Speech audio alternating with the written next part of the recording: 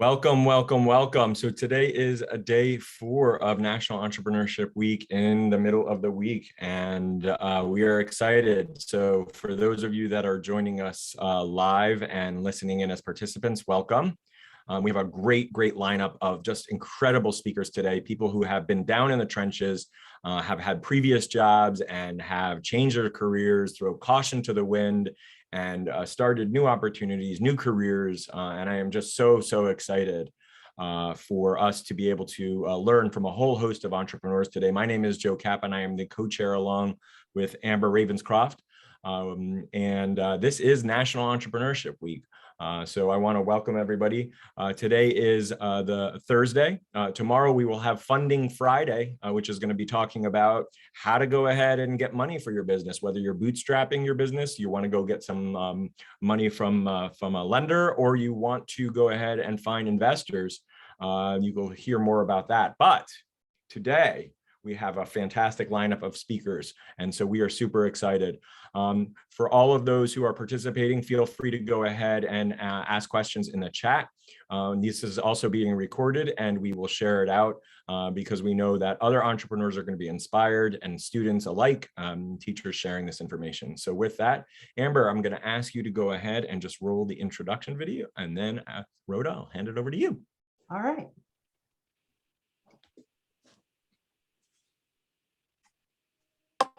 National Entrepreneurship Week. My name is Joe Kapp. And I'm Amber Ravenscroft. 5 years ago, we relaunched National Entrepreneurship Week, a congressionally chartered annual event to support and uplift America's new business startups. Originally founded in 2006, National Entrepreneurship Week takes place every year during the 3rd week of February. All across the United States, from Maui to Miami to Maine and everywhere in between, America's entrepreneurial ecosystem is vibrant and thriving. National Entrepreneurship Week celebrates the unmatched, innovative American spirit that has brought to life amazing products and services and includes a beautiful tapestry of diverse entrepreneurs. During the week, you'll hear from a host of United States federal agencies as they share information on their entrepreneurship and small business programs. You'll also hear from a nationwide network of partners, including entrepreneurial educators, ecosystem builders, and most importantly, entrepreneurs from all walks of life as they participate in the excitement of National Entrepreneurship Week. Join in celebrating National Entrepreneurship Week by organizing an event in your local community, listening in on one of our national webinars, or participating in our annual social media campaign. There has never been a better time to start a new business, and we challenge you to unleash your ideas into action during National Entrepreneurship Week. National Entrepreneurship Week is made possible by contributions from an array of generous partners. The views and opinions expressed in National Entrepreneurship Week programs are those of the speaker and do not necessarily reflect the official policy or position of National Entrepreneurship Week, its agents, or any U.S. government agency. Any agency's participation or support is not an endorsement of any product, service, or entity. All liability with respect to any recommendations are hereby expressly disclaimed. Great. Well, Rhoda, take it away.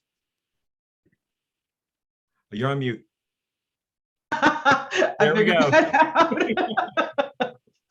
Thanks, Joe. I am Dr. Rhoda Dion. I am a sacred space architect. I help successful female professionals and entrepreneurs guide the flow of energy where they live, work, and play. And my mission is to normalize the struggle of being human. And today I'm going to be doing that through interviews with entrepreneurs. So Kyira is with us today. Kyira Harris. You want to tell us a little bit about yourself, please? Sure. My name is Kyira Harris. I'm the CEO of Keys to Abundant Life, Inc. We are a health and wellness company, a consulting company that basically teaches healthy culinary classes and practical lifestyle skills to individuals in schools, in corporate, just to really get them happier and healthier. Fantastic. Thank you for joining us today. You're welcome. I'm here to be, I'm excited to be here. So thanks for inviting me. Yes, you're very welcome. So you started your career as a speech language pathologist. Correct. And now you're an entrepreneur and you're helping people live better lives. through their connections to food, nutrition, and its effects on the body, mind, and spirit. So tell us, how did you get from point A to point B? What happened? As you stated, I have my master's in speech-language pathology. I came out, I was working at a preschool for children with special needs. Then I went in, and I've always been very passionate about health and nutrition, just for my own body, and just for myself, as well as I had my own digestive issues. And so I went and saw and who I still see, a naturopathic doctor since 2003. Loved what she did, but didn't quite want to be a naturopathic doctor, but wanted to do something in that field. When I was doing speech pathology, loved working with the kids, but speech, it wasn't feeding my soul. And so I was like, let me do something different. And what really sparked it for me was when I started doing home-based services with 0 to 3. I apologize, that is my office line. It'll stop. It'll just have to stop on its own. But the children would come to the door with soda, lollipops, juice, and of course the parents are, concerned about the fact that children are not communicating. So I just knew that there was some type of a connection between what it is that you put in your body and the output. And so that's when I went back for a certification at the Institute for Integrative Nutrition and came out with certification in nutrition, and then jumped into the schools. Perfect. So you decided you were going to switch. So like, what did that look like to go from, okay, I know I want to do this thing as an entrepreneur, I'm moving away from speech pathology. Can you tell us about that journey as you went towards entrepreneurship? Absolutely. So let me be very transparent, because a lot of people say, oh, I just jumped in there and it just, clicked and everything went well. For me, I was doing speech pathology. I support myself. Of course, I have my family, but I'm the one who pays my own mortgage and maintenance and all my bills. And so I still needed to do that, whether I wanted to be an entrepreneur or work for someone else.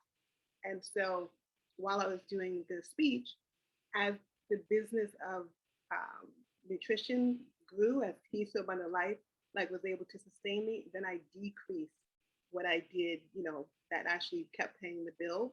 And then once Peace to Abundant Life was able to sustain me fully and support me fully, that's when, I did away with speech pathology. Right on. Which I think is really interesting. It's relationships. So it wasn't like, because I didn't do speech pathology in the New York City public school, it was the relationships that I had and the support that I had. I mean, obviously it's also, the work that you do, the work should hopefully speak for itself, but it's also the relationship. The only way you're gonna really, the best way, I should say, not the only way, but the best way that you're gonna get your foot in the door, it's just by speaking to people. So really, I know I have a nephew who's he's in college, but he really just wants to go out there and make money, which I get. And I'm all for making money, but I'm also big on go to college so you can network to not work, which really means to really just work more smart. So you don't know who you're going to become friends with. You might be the friend of the next, metaverse founder of someone. So you just don't know the connections that you're going to make. So it's really about relationships, and of course about what your product or your service is.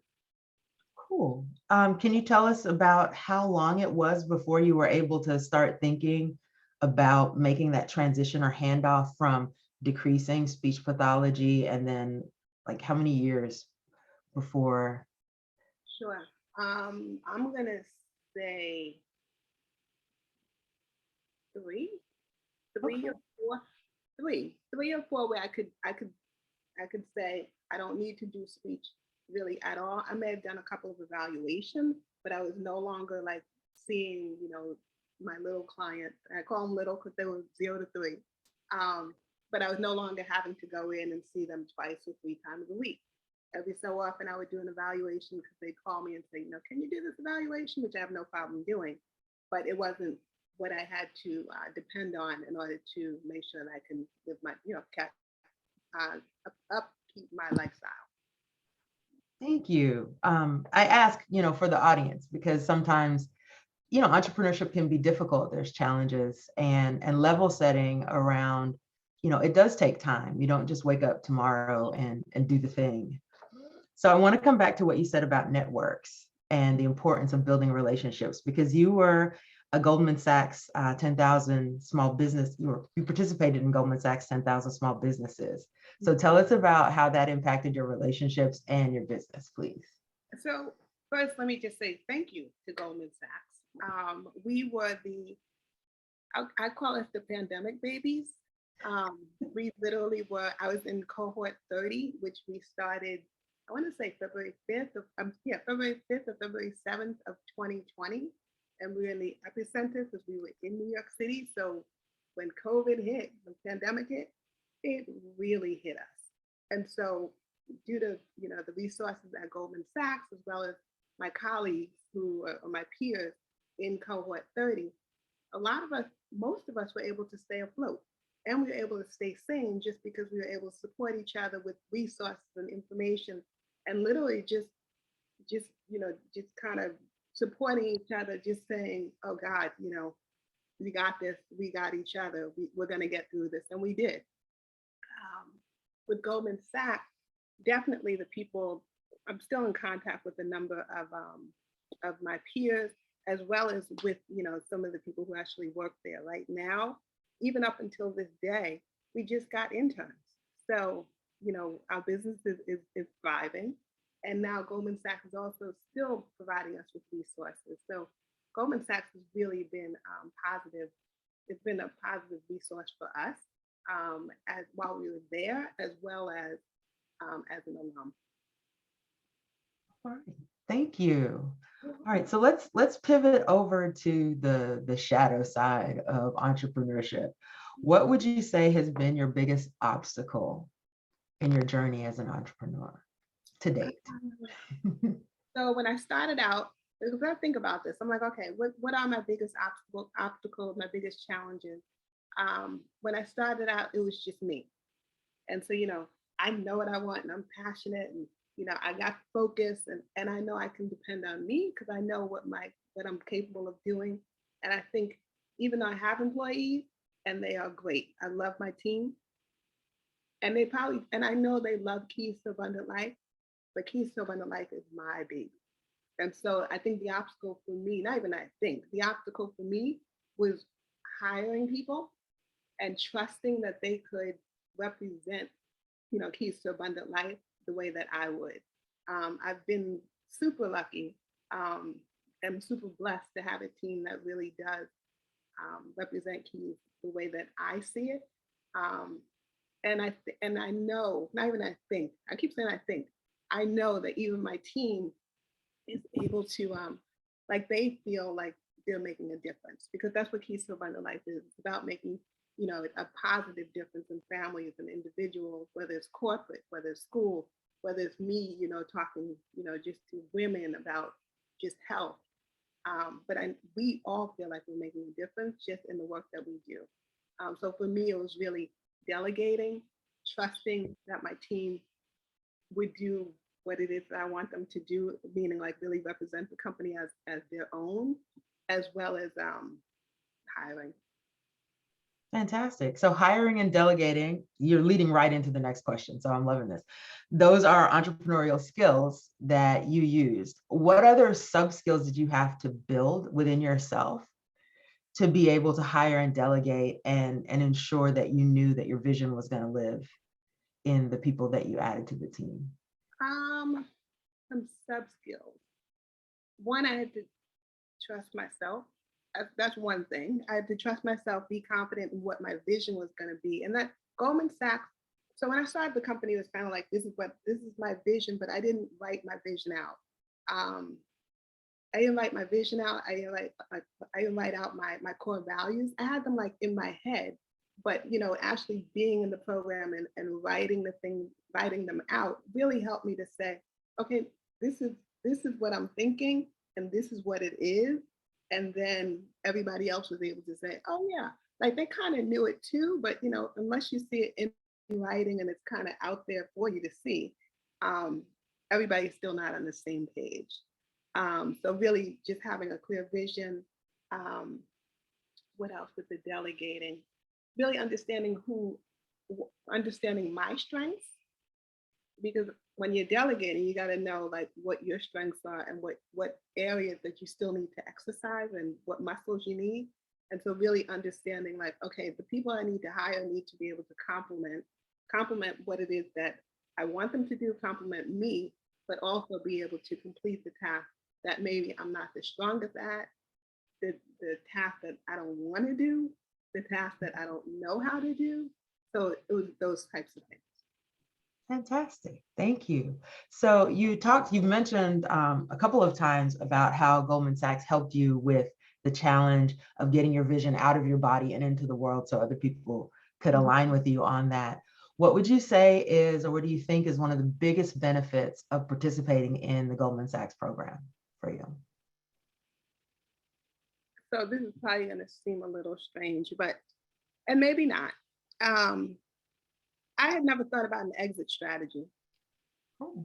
So, I thought about being in business and I love doing what I do, but never really thought about, okay, at some point, I'm not going to be doing, at some point, I'm not going to be doing Keys to Abundant Life. I might still be a part of it, but it's like, what's my exit strategy? So they actually put that idea in my head of, there is an exit strategy. You have to actually make a plan to exit your company. And in order to exit your company and make it appealing to someone else to want to take over, to purchase, whatever it is, the different things that you need to put in place, which means that it's really going to strengthen your company. So all of the exit strategy actually helped to strengthen the company, because it helps us to say, okay, this is what the company needs to look like in order for another company to say, oh, you know what? They're doing great work. They already have everything in place. This is not going to be, another job for us, because it's already a well-oiled machine. So I would say for me, that's the biggest takeaway that I took, but there's so many others to name. Thank you. Okay, one, that does not sound strange at all. Okay. That sounds immensely helpful. I'm gonna go. And I'm like, no, not yet. But I'm like, I got to keep the future in mind, because I'm in the business. That's the other thing with Goldman Sachs. And I've done other programs, but with Goldman Sachs specifically, it was really teaching you how to work on your business and not work in your business. Because if you're in the business, you can't grow it to where you want it to be. And that's another challenge that I still work on. So when you're saying challenges, I'm like, that's a challenge I'm still struggling with. But you definitely want to make sure that you're working on the business, so then you can actually build the business and grow it, and not just stay. Of course, you want to be in the present moment, but you also want to think about future, 3 years from now, 5 years from now, 10 years from now. And so that's been helpful with Goldman Sachs. Thank you so much. Thank you for revealing that and for your authenticity. So we've got one more question, and then we'll see if there's some in the chat as well. So my last question for you is, what entrepreneurial advice would you give to students or those who might want to follow in your footsteps? So specifically to students, definitely, again, network to not work. And not work doesn't mean that you're not working, but you're working more smart. Also, let age, work the age to your advantage. Get mentors. If you want to do something in any field, everybody wants to help someone who's younger. You want to help, you want to feel like you're making a difference. I don't care what industry you're in. So if you're 16, if you're in college, and if you can call a CEO, you can call a company and say, hey, I've been following you, I really want to do what you do. Can you have a meeting with me? So I'm like, reach out to those who you admire. And then with social media, it's so funny. People are distant as a result, but then they're also so much more connected. So take advantage, DM someone and say, hey, I have a couple of questions, or can we meet for, whether it's via Zoom or, virtual or in person, can we meet for tea? I can just, speak to you about whatever it is that you're interested in, but definitely take advantage of gaining I have mentors. Everyone needs a mentor. So I'm like, definitely use your age to your advantage. Everybody wants to work with someone and feel like they're making a difference in someone else's life.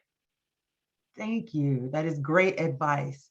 So Joe, I'm gonna pitch the ball over to you and see if we had any questions in the chat or anything you want to ask. Great. No, I mean, if there's any questions in the chat or in the Q&A, feel free to go ahead or let us know.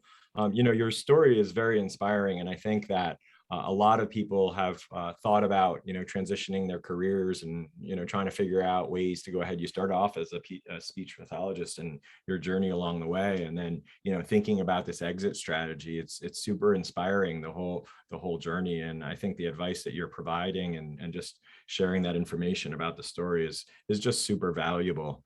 We're just, I guess we have another minute or two. Just where do you see yourself, like, from here? Where are things going to go? What's next on the plate for you, your superstar status? Hilarious. So thank you very much. We're mainly based in New York City. We're definitely looking at New York City school system. So public school, let me be clear. But we're looking to explore and expand into other states.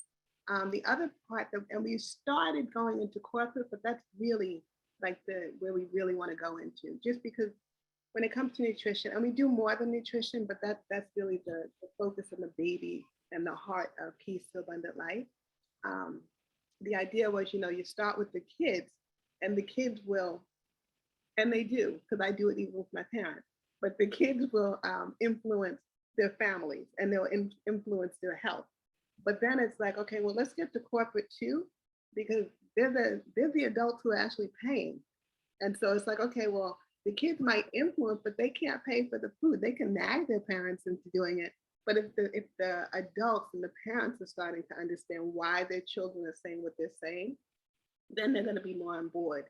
And so that's the way that we're really going to impact generationally, just the health of different families by targeting the children as well as targeting the adults. So that's why we're in schools, but we're really looking to go into corporate as well. Well, so all those corporate folks who are listening, here's a great opportunity to help your employees, right? Because this is in large part helping their employees become better employees, more fit, more healthy employees, a less costly employee. So all of you employers out there, listen to what's going on. Here's an opportunity. Call up Keys to Abundant Life. We are here to help for sure, just to make great. Well, thank you so much for sharing your story with us. We really appreciate it, and good luck on your journey, and keep us posted about how things are going. Absolutely. All right. Thank you so much for joining us for National Entrepreneurship Week. Thank you. Have a great week. Great. So we're going to transition now to our next speaker, who I think may have popped up a little bit earlier. So while we're waiting, so for those of you who are listening, we're going to go ahead and load our next speaker, which is not Tina. Tina, say hi. You're on mute. Hello, everyone. Yep. We're going to transition to Denise here. Hold on one second. We're going to, Denise, you should be able to turn on your camera, I think. Denise, if you want to turn on your camera.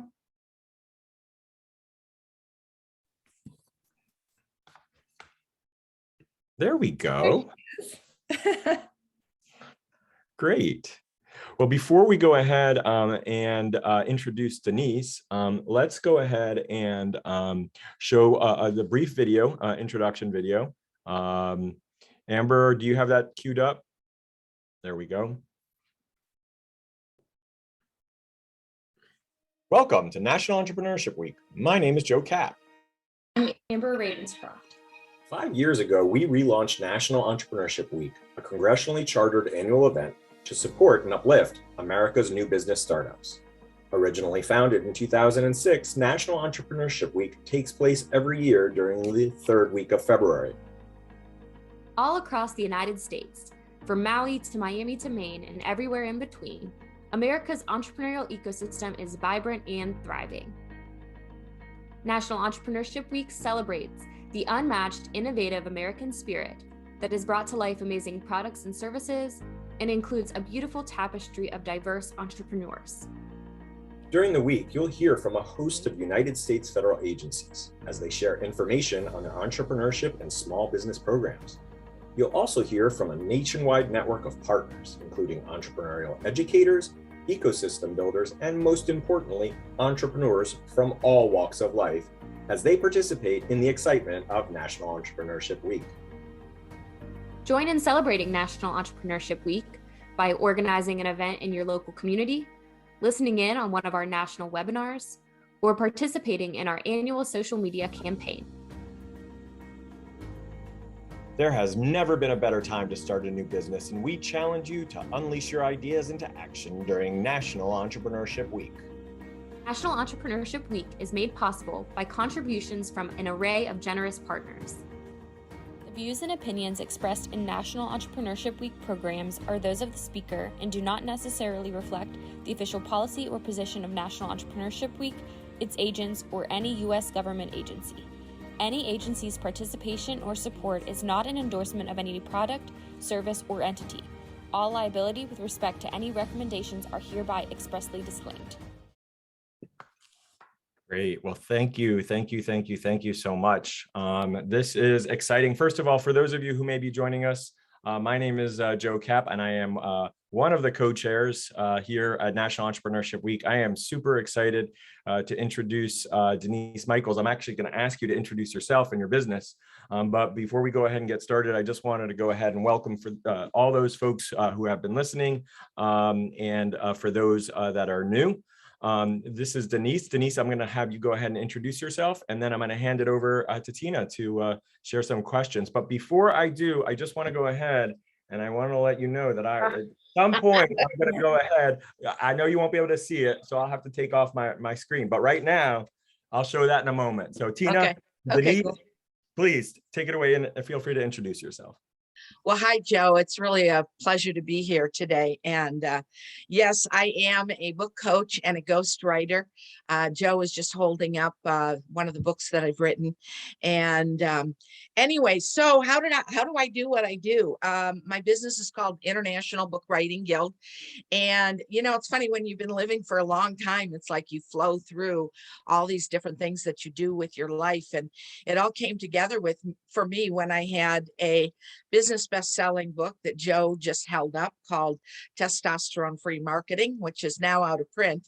And anyway, people started asking for help with their books, you know, and I thought, why is this happening? You know, but it was fun. You know, I enjoyed doing it. I had worked with mega best-selling New York Times best-selling authors, and that book that Joe's holding up became a business bestseller. It sold in 16 countries, and I had foreign rights deals in Korea and Portugal and everything. So it was pretty successful. And anyway, so now what I do is I help people become book authors, and I work with people that I call wisdom professionals. So they are business and management consultants. They are therapists. I've had psychiatrists. I've had business coaches, life coaches, people of that nature, and they make their income selling their wisdom and their experience. And they recognize that having a book about their expertise, or, you know, some people are uncomfortable with that word. We could also say authority, kind of brings them up to a higher level. They become more recognized, more influential. They get more clients. They can increase their fees and all those good things. But it all happens when you have a book. More speaking engagements as well. That definitely happened for me. My book brought business to me for like 8 years with that one book that Joe was holding up. So pretty exciting. But anyway, I love what I do. Writing has always been a passion for me since I was a little kid. And that's where we start. Well, great. Well, one of my passions, Denise, I'm Tina Metzer. I am a co-founder of National Center for Resource Development, also co-founder of Rural Rise. And in a previous life, I worked with entrepreneurs, and I was an entrepreneur, and I worked with books. So that is my passion, working with authors. So I was thrilled to see that one of our entrepreneurs that we're spotlighting today has a title, book coach, ghostwriter. Tell us a little bit about all the different opportunities that you have in that field as an entrepreneur? Well, I'm kind of a solopreneur. At my age, I become really kind of picky about what I accept and what I don't accept in terms of clients. I only work with nonfiction books, so I'm not working with mysteries or romances or detective stories or things like that. And I'll only work with positive books. I met a man on a cruise one time, and he wanted to write a very vengeful book towards somebody. And he said, call me after the cruise. Well, I never called him. It's kind of negative. But at any rate, I don't know. I love my clients. They're always great people. They're always kind and gracious and appreciate my help and everything. And, that's what I do. So, yeah, there are lots of opportunities when you become a book author.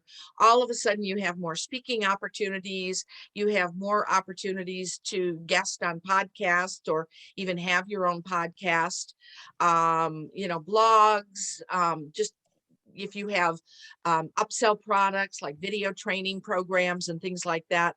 It's like all roads lead to Rome, and they all kind of come through a book, and Right. there are people out there who think that books are dead, but that some categories of books during the last 2 years during the pandemic increased 30%. And even before that, Investors Business Daily said that book sales have been increasing over the last 10 years at a rate of about 3% a year. So, when you think about it, for a 600-year-old product category, that's not too bad. Absolutely. And tell me a little bit about your journey because the book world has changed significantly in the last, since the invention of like Kindle and all the ebooks, and now authors, you can write your book and you can self-publishing. That's a huge market.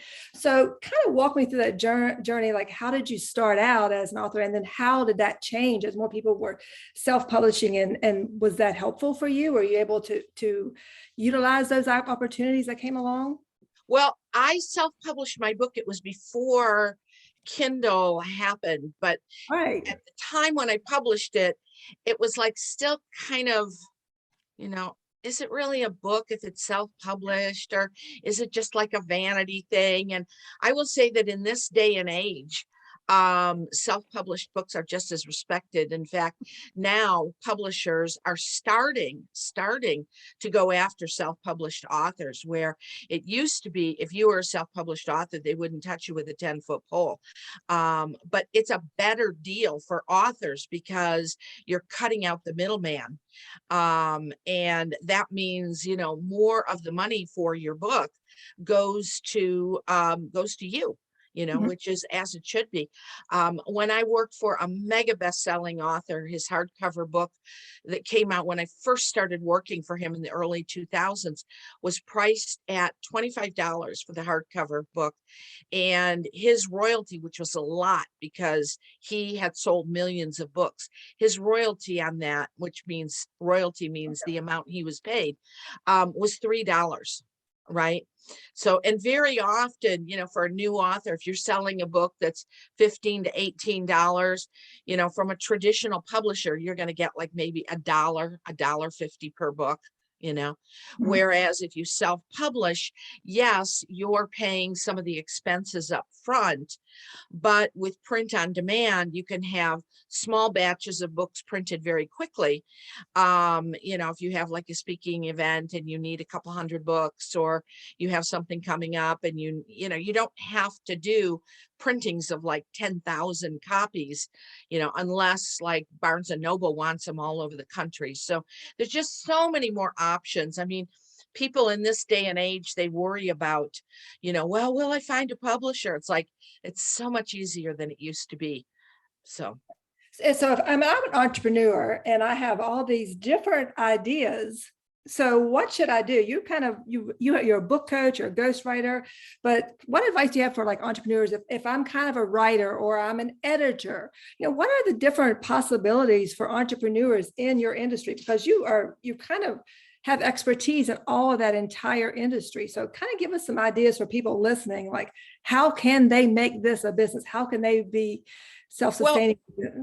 most of my clients, they don't want to be a writer per se, Right. but they enjoy writing and they see the value in having a book that's about their expertise. One of the things that I've learned along the way is write a book that's on a subject that you would talk about the rest of your life, because you will be talking about it the rest of your life, you know? So is that the advice you give to people writing the book, to the entrepreneurs, that they need to write about something that they love, that they know? Well, yeah, I mean, it's kind of like there's like a Venn diagram, you know, where you have the little ovals and they kind of overlap each other and you get the little sweet spot in the middle. So part of it is write what you know, write what you're passionate about, but also write what there seems to be a market and a demand for, you know? So it's like those things need to kind of overlap, and write to a target market that can afford you. You know, I mean, a lot of people can afford a $20 book, but then, you know, you want a few of those people to then go to your website, check out your blog, maybe contact you about utilizing your services. And then that's where it gets into more money, you know. So you want a target audience that needs it, wants it, crying out for it, and willing to pay for it. So that's important as well.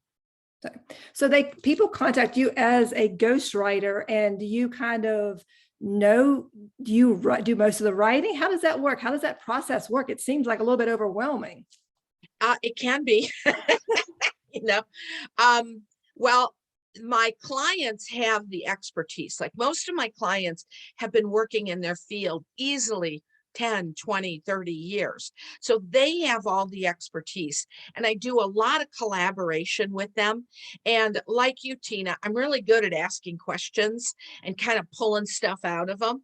And so that's what I do. I mean, once we put the foundation of the book into place and they have a book outline, then I interview them and ask a lot of questions, and their answers to those questions get reworked a lot and turn into a book chapter. And I'll do that, and then I'll do another one and another one and another one until we have a finished book.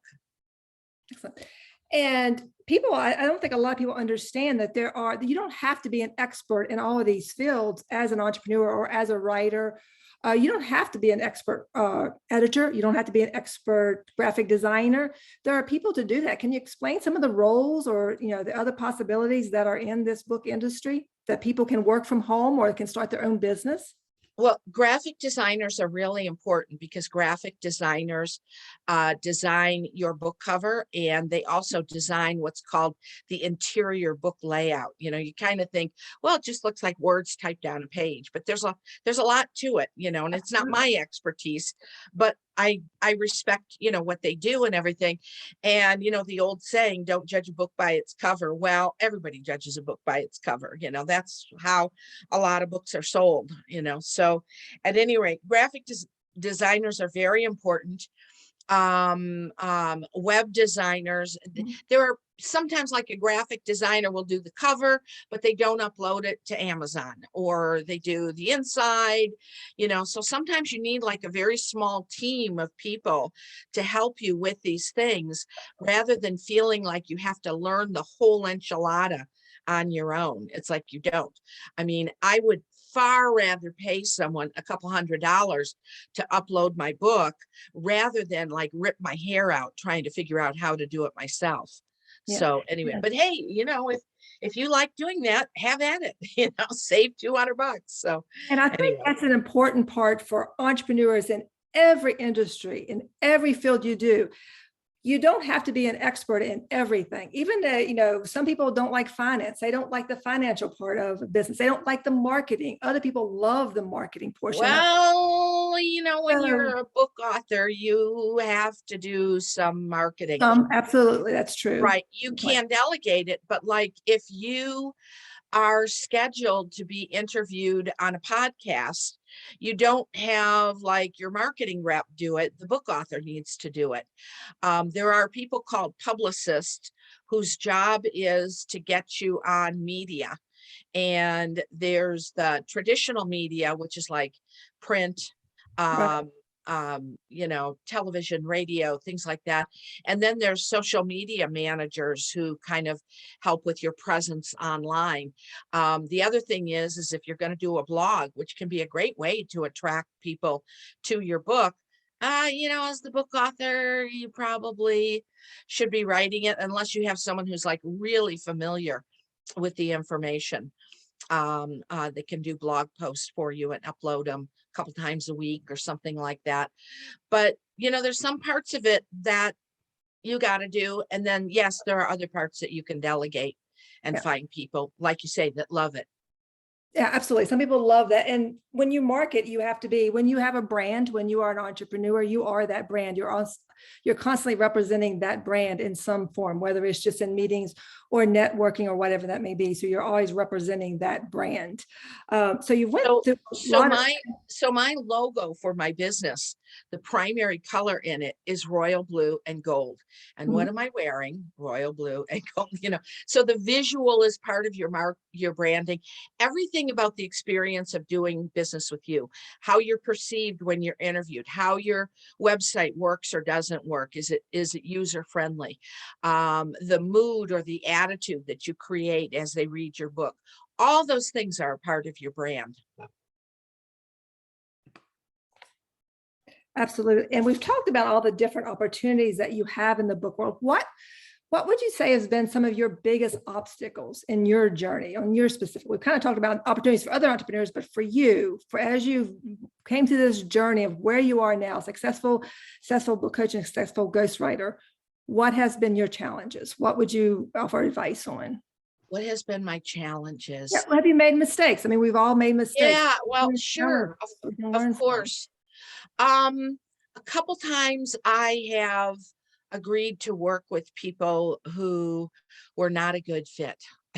and I had to fire them, you know, fire a client, give them back the money, you know. So anyway, I would say that's the biggest one. I really love what I do, you know. Deadlines for any writer can sometimes be an issue. You know, if you have a really tight deadline. I mean, I was working with an entrepreneur who had to have his book done by the end of the year. And I was flying from where I live in Las Vegas to Michigan to see my 89-year-old mom for Christmas. So I said, I'll have it done by December the 23rd. And that meant, you know, some late hours to get it done, you know, working a number of days till like almost midnight. So anyway, and I don't pull all-nighters anymore, you know. So anyway, so deadlines, I would say, and every once in a while hiring someone who is a pain, but most of my clients are really nice people.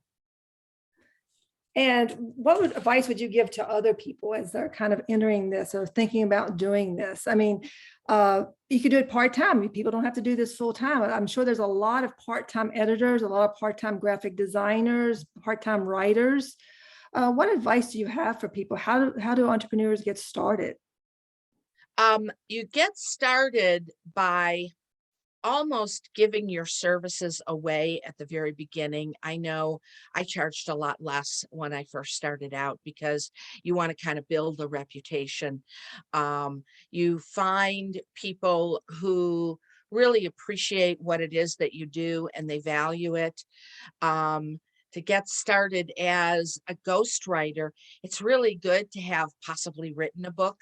But if you're that business person who goes, you know what, that might be kind of a cool idea. If you're a CEO, to write about your success story or something of that nature, you know, and some people think, oh, that sounds like too much self-aggrandizement. Not necessarily. You could give advice that could be incredibly helpful to other people, but having someone to kind of chat with, to kick around ideas with, that's done it before, you know, I'm open, is a really, really good idea to kind of help you sort things out, because this isn't something that they teach in college, you know, how to have the book and then promote it and then get more speaking up, you know, all these things. This isn't taught. And so connecting with people who've done it and being able to ask questions and kind of, I don't like this terminology, but I'll just say pick their brain, for a while, or even pay for, like one consult to like really pick their brain, is a good idea to help you make a decision if this is something that you want to get into. Great. And then what would you advise people to do if they don't want to write a book? They don't have a complete book they have in mind. They just want to do something. They only want to get some of their knowledge out. Maybe is that writing blogs? What could that be? What's some other alternatives besides writing a book? A book is a daunting task. Like it is. A book is a big deal. A book is a big deal. Yeah. Now, my husband, he kind of watches me with all these clients and everything, and he started doing a blog, and was doing blog posts for a couple of years, maybe once a week or something.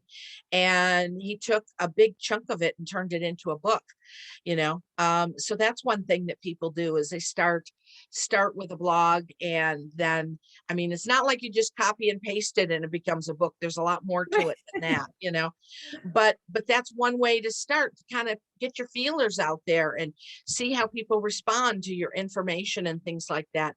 If you truly, absolutely don't like writing, and you never read a book, and books are just not your world, then maybe you're the kind of person that would do better to start a podcast or have a video training program or something like that. There are opportunities in that area as well. And people think that's like the big thing that's growing, and it is growing, but it hasn't lessened the sale of books at all. So, and keep in mind that 40% of book sales today are digital books, where people are downloading it to like an iPad or something of that nature. So, that's a less expensive way for people to buy books. Absolutely. And that is a totally different world, and offering, it's right there. You can go at any time and get those books on a computer, on Amazon, on other book platforms. So it is a different world. And the blogging is extremely important if people want to start. You can do, do social posts as well. That's another way to get started and get your knowledge out there.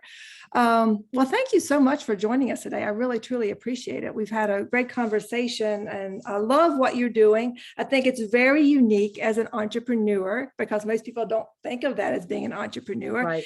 And they don't think of all the possibilities that are kind of behind the scenes for finished products. But people are working. There's lots of people working as entrepreneurs, getting those books out or getting podcasts out. They're behind the scenes or in the forefront doing that. So it's a huge growing industry.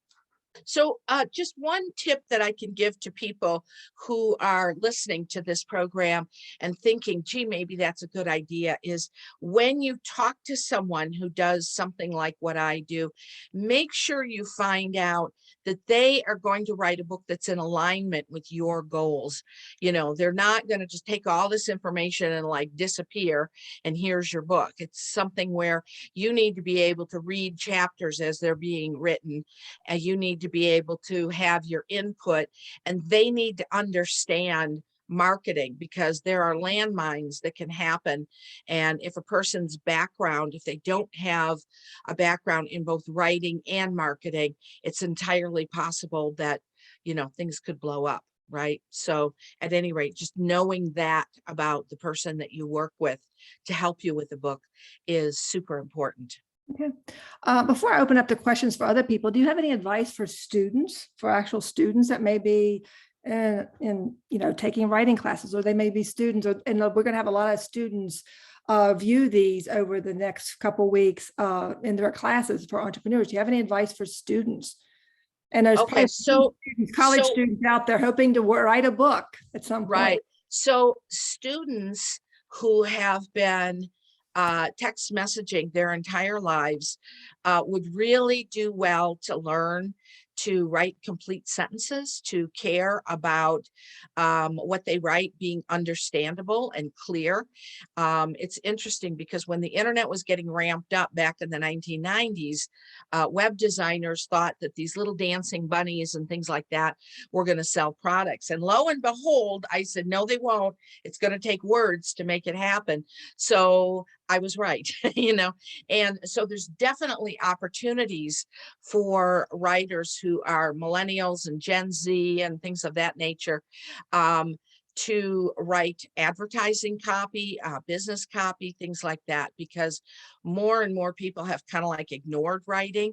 And if you're a person who hasn't and you really enjoy writing, writing is really super important. And how many times have you read a text and you're like, I have no idea what this person has just said, not even because of the abbreviations, but because what they thought was a sentence is just a garbled, mess. So, keep in mind that what you're doing has value. In fact, probably more value today than even, when I finished school and things of that nature. So, you're rare, and if you're going to write, it also is incredibly helpful to learn something about marketing, even if you take 1 or 2 classes, because every single client that I get, it's a marketing and selling thing to get a new client. So So I have a question. Looking back on your career now, yes. what would you have done differently? Like, is there anything that you would have done differently? Started sooner. So what does that mean? What, like, started sooner? What does that mean? Well, I think like a lot of people will have kind of self-doubts, like, can I really do this? Can I really make it happen? And my book was out for a long time before I started doing it. And it wasn't until people started requesting this of me that I thought, oh, I can do it. It was like the universe slapped me upside the head and said, Denise, of course you can do this, So I would not have minded if I had started maybe 5 years earlier or something like that. So believe in yourself. That's the overall lesson, is believe in yourself. You can do this if you know your stuff and you're willing to learn and grow. You can do it. Well, and one of the things that I remember you saying to me at some point in one of our conversations was that this is a business that almost people kept on asking you about it and kept on asking you about it, and it was almost like somebody had to hit you in the side of the head and say, hey, this is a business, right? Like, come on, get on with it, right? And actually, I think it's an important lesson for those people who are listening, because if you're listening to the people who are talking to you, you found out that, hey, I can actually make a career and a living out of this, right? Exactly. Just talk about that for a second.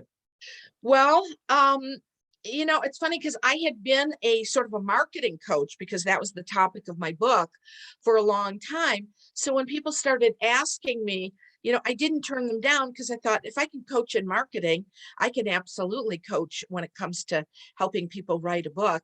And one of the things that I've learned to do over time is create kind of like a system, but I customize the system to each client a little bit, So I love what I do, and I love the freedom of being an entrepreneur. I've been a work at home person, or sometimes before the pandemic, a work at Starbucks person for 20 years now, and I love it, Yeah, well, that freedom piece is really, really the previous speaker. What was the phrase, Rhoda?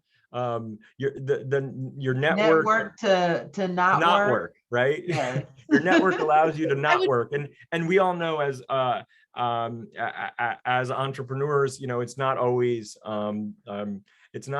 that as a possibility to not work at all. But what you've just talked about was the ability to be able to work in a way that's flexible and is comfortable to you. And that allows you the opportunity to be able to, do other things as well. And that's what our previous speaker, and I think you're echoing that sentiment. They say, do what you love and the money will follow. Well, the money will follow if you only if you find a way to market it and sell it, right? But there are ways to market and sell just so many skills and abilities. I mean, you look at like everything, I'm looking at everything in the room around me, the pictures, the paint, the furniture, the everything, and all of it was made and then sold by somebody. Absolutely. Well, that is a great tip, and I think that you know we're going to have you back at some point in the not too distant future, because when whether it's talking about sales or marketing and how all that comes together. I mean, the book that you wrote really shares a lot of insights about how to go ahead and run a business and start a business, but market it.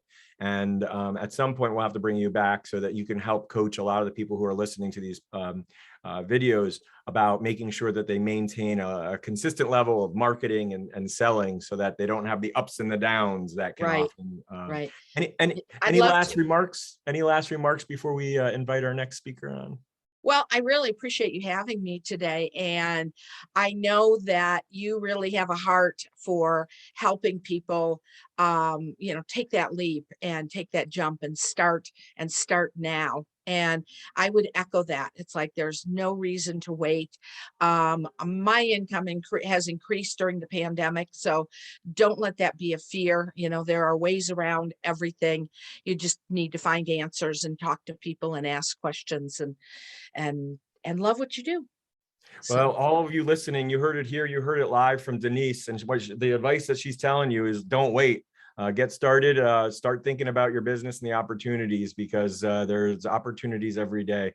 Denise, thank you so much for joining us. We really appreciate the insights that you shared and the importance of writing to go ahead and sell a business. So thank you for joining us. And thanks, Joe. Thanks, Tina. Absolutely. And for those of you that are interested, your book is not yet in print again, right? It's out of print. It's out of print right now. I have about like a dozen more copies at home. Okay. All right. Well, we'll wait for the version 2.0. We'll wait for version 2.0. So. Yes. Okay. Denise, thank you so much. We appreciate you joining us today. I'm gonna hand it back over to Rhoda. Bye. Bye. Thanks for having me. Yeah, thank you for joining us. Thank you so much. For those of you that are just joining us, welcome to National Entrepreneurship Week. We are speaking with a whole host of entrepreneurs today, ins and outs. It's a little bit messy, people popping in, popping off, but what's not messy is the advice that you're getting. You're hearing from real entrepreneurs about their experiences. I think our next entrepreneur is in the waiting room. I think it's Joni Alexander is going to be joining us here in just a second. I think I saw her pop on. Yeah. But while we're waiting, Rhoda, what are your thoughts on what we just heard? Inspiring and interesting, right? It is super interesting. The thought that I had at the end was that building a business is an investment. Because whenever I talk to financial planners, they always say when people show up to do their investments, the first thing they always say is, I wish I started sooner. And it doesn't matter what age they are, they all wish they started sooner so their money has time to grow. And hearing her say, I wish I started sooner, made me think of that. And that when you build a business, it does take time. It takes time for the income to come in. And you might always wish you started sooner once you realize. Yeah, absolutely. And one of the things that we advocate here for National Entrepreneurship Week is, to go ahead and start, to take some, simple steps and really begin, getting started. There's always opportunities, even within the pandemic. You heard from Denise and some of the other folks that I've spoken to, their businesses have increased significantly over the course of time. So it's really an exciting time to be an entrepreneur. There's an old saying that where there's challenges, there's opportunities. And so it is just an exciting time right now. So with that, we have our go ahead. So the other thing that stood out to me, since I know this is going to go to students, was hearing Denise talk about the demand for her services. And I was like, wow, the business opportunity canvas came to her door and was like, I need you, come here. And so, for students, if you're thinking about being in a business, like listening for people's problems and hearing when there's a need for a problem to be solved so that you could create a solution. Well, speaking of creative entrepreneurs, we are super excited to have Joni Alexander here talking. Yeah. I read Joni's background and I was just blown away. I'm going to hand it over to you, Rhoda, in just a second, but I got to say, I was blown away from being a teacher to a banker to an elected official. You are like me. You have done it all. You have seen it all. You have those wounds to show and to prove it, and you're looking fine as well. So Rhoda, I'm going to hand it over to you. Joni, we're going to go ahead and let you introduce yourself. And Rhoda, I'm going to pop off here and hand it over to you. All right. Hi, Joni. I am Dr. Rhoda Dion. I'm a sacred space architect, and I help successful female entrepreneurs and professionals guide the flow of energy where they live, work, and play. And my mission is to normalize the struggle of being human, and I'm hoping to help do that through talking to you about your journey as an entrepreneur. I love that you're a global citizen. Absolutely love it. So go ahead and tell us a little bit about you and your business, please. Introduce yourself. All right. So my name is Joni Alexander, born and raised in Pine Bluff, Arkansas. And after college, I moved abroad to Seoul, South Korea, which is the skincare capital of the world. Like anyone into skincare, K-beauty is the golden standard. And it's just a part of the culture. And they focus so much on educating you on your skin and the ingredients. And it's kind of different than how we handle skincare in the Western hemisphere, because we're just kind of like, by any means necessary, get rid of the pimple, even if it damages our skin 10 years later. So not knowing the connection that I had from there, fast forward, I moved back to Arkansas in 2015, and I have always wanted to be an entrepreneur. And long story short, me having that drive, doing research, trying to figure out what'll work for me, and also having acne-prone skin and that experience in Korea, I have a K-beauty inspired skincare line, which is my name backwards, Inoj, which is Inoj. That's wonderful. And you are your own vetting of your brand, because your skin is flawless. So looks great. I'm also in Arkansas, so you're also getting mad love from me down here in the southwest corner. We have to link up. Yes, we do for sure. So let's talk about this journey. So you came back and you're like, okay, I've done these things. I've been a teacher, I've been a banker, I've been an elected official. I really want to be an entrepreneur. Tell us more about that journey and how you got from the moment you decided you wanted to be an entrepreneur to kind of here. It is so funny because I am still currently a banker and an elected official. And my capacity at the bank is I do microloans for startups, and I do workshops for startups. And so I'm sitting here with all these people who have a vision and they're going after it. And I'm the same type of person, but I'm helping them manifest, their vision. And so one day I was like, enough is enough. Let me start, working on becoming an entrepreneur. So it's a funny story. Inoj started out as a coffee shop. But guess what? I don't like coffee. And so I was like, I don't want to do a coffee shop. So I said, I'll do a tea shop. I love tea. And then I was like, I'll do a tea shop with spa equipment in there. So this is prior to COVID. And I was like, yeah, I do a tea shop with spa equipment that sells Korean skincare. So I'm researching the top K-beauty brands. And in that, I'm learning about the ingredients, like which products I want to have in my store.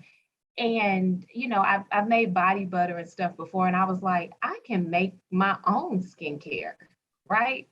So I started making skincare in the house, and I was going to have this concept where you come into the store, we assess your skin, and we make it right there on the spot. Okay.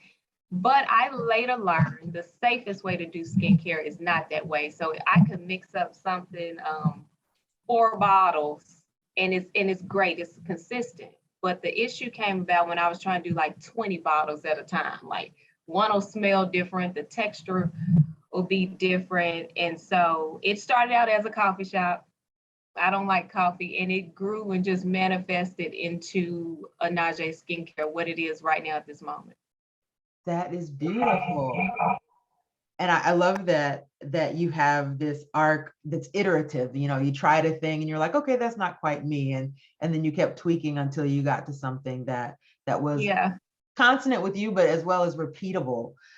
So you've mentioned the K-beauty piece a little bit. Can you talk to us about how your experience as a teacher in South Korea like led to the idea of entrepreneurship and just kind of how you're showing up right now? Oh my goodness. So I taught on base. So I taught in the American schools, but I lived off base. Korea for me, it aligns so much with entrepreneurship, and I hope I can connect this. Was the first time I ever truly felt like an American. And when I say that, because in America, I'm African American, you know, it's always going to have this word in front of it. But in Korea, I was an American. It was nothing else but that. So if something happened, that's how I identified. I never had to say African American. People treated us all the same over there. And it gave me this kind of concept of freedom. You know, I felt free. I felt more comfortable being myself. I felt more comfortable with my Southern accent and, you know, the different things that I like to do outside of what someone would see as the norm. And to me, that's the connection to entrepreneurship, because as a Black woman, I feel like ultimately that will be freedom for me if I can get the success with my business. Thank you. That's beautiful. That is absolutely beautiful. So I have a question on here, which I feel like you kind of answered a little bit about working as a banker. Can you talk about some of the experiences that you learned as a banker that helped you become an entrepreneur? Like, what are some of the things that fold in? Yeah, and it's a blessing to have that vantage point, because I think it gave me an advantage. You know, you have to have your own credit in order. You have to, because if you're a startup business, banks are not venture capitalists. You know, a lot of people think that we'll just fund you because you have a good idea, but that's really not how we work. We like for you to have a history. And if not, you know, you're going to take credit out. And even if you get it in your business name, you're going to be the guarantor. So work on that. Also, your business plan. And I always tell my workshop participants, the business plan is more for you than it is for me. It's a working document. It keeps you focused, and it kind of puts your thoughts and your vision in writing where you can elaborate it, because it's hard to really explain to people all these ideas in your head. But if you can work on that business plan, it helps. So from the banking perspective, I always try to focus on get your vision, get your steps, and also work on yourself financially, because you're all you have in the beginning stages of starting a business. It's really just you. This is your baby that you created yourself. You didn't even need someone else to help you with it. So that's how the banking played into my journey. Thank you. That is great advice and great insight. What are some of the biggest mistakes you see when people come in as a banker, when companies or entrepreneurs come in to ask for help? A lot of them come in with just an idea, you know, and so on one end of the spectrum, a lot of their ideas are more so nonprofit, and they just want funding to do more so community initiatives because they care about their community, but it's not a business. And it's hard to kind of break that down to them, like, how are you going to make a profit doing this for free, you know? And so with profit loss statements and things of that nature. And also, like I said, a lot of people just have an idea. And when we sit down and we actually go through the numbers of how much it'll cost to do this, that it's an issue. They appreciate my honesty for not letting them just take a loan out, but kind of looking at their financial situation as well, which is why skincare, all the other things I mentioned previously, I align very well with skincare. But the great thing about investing in it is your profit margin is 75% and upward. And your cost to start a skincare line can be from $5,000 to $25,000. So it's affordable. If it's not successful, it's not a huge loss on your finances and your day-to-day. Thank you. I did not know any of that. Yeah. But that's really valuable information. So you've had one other role as an elected official. Like, how has that helped you as an entrepreneur and shaped your journey? Can you talk to us about that? It has helped me own who I am completely. I am the youngest person in the history of Pine Bluff, Arkansas ever elected to office in any position. And right now I am currently the only female on the city council.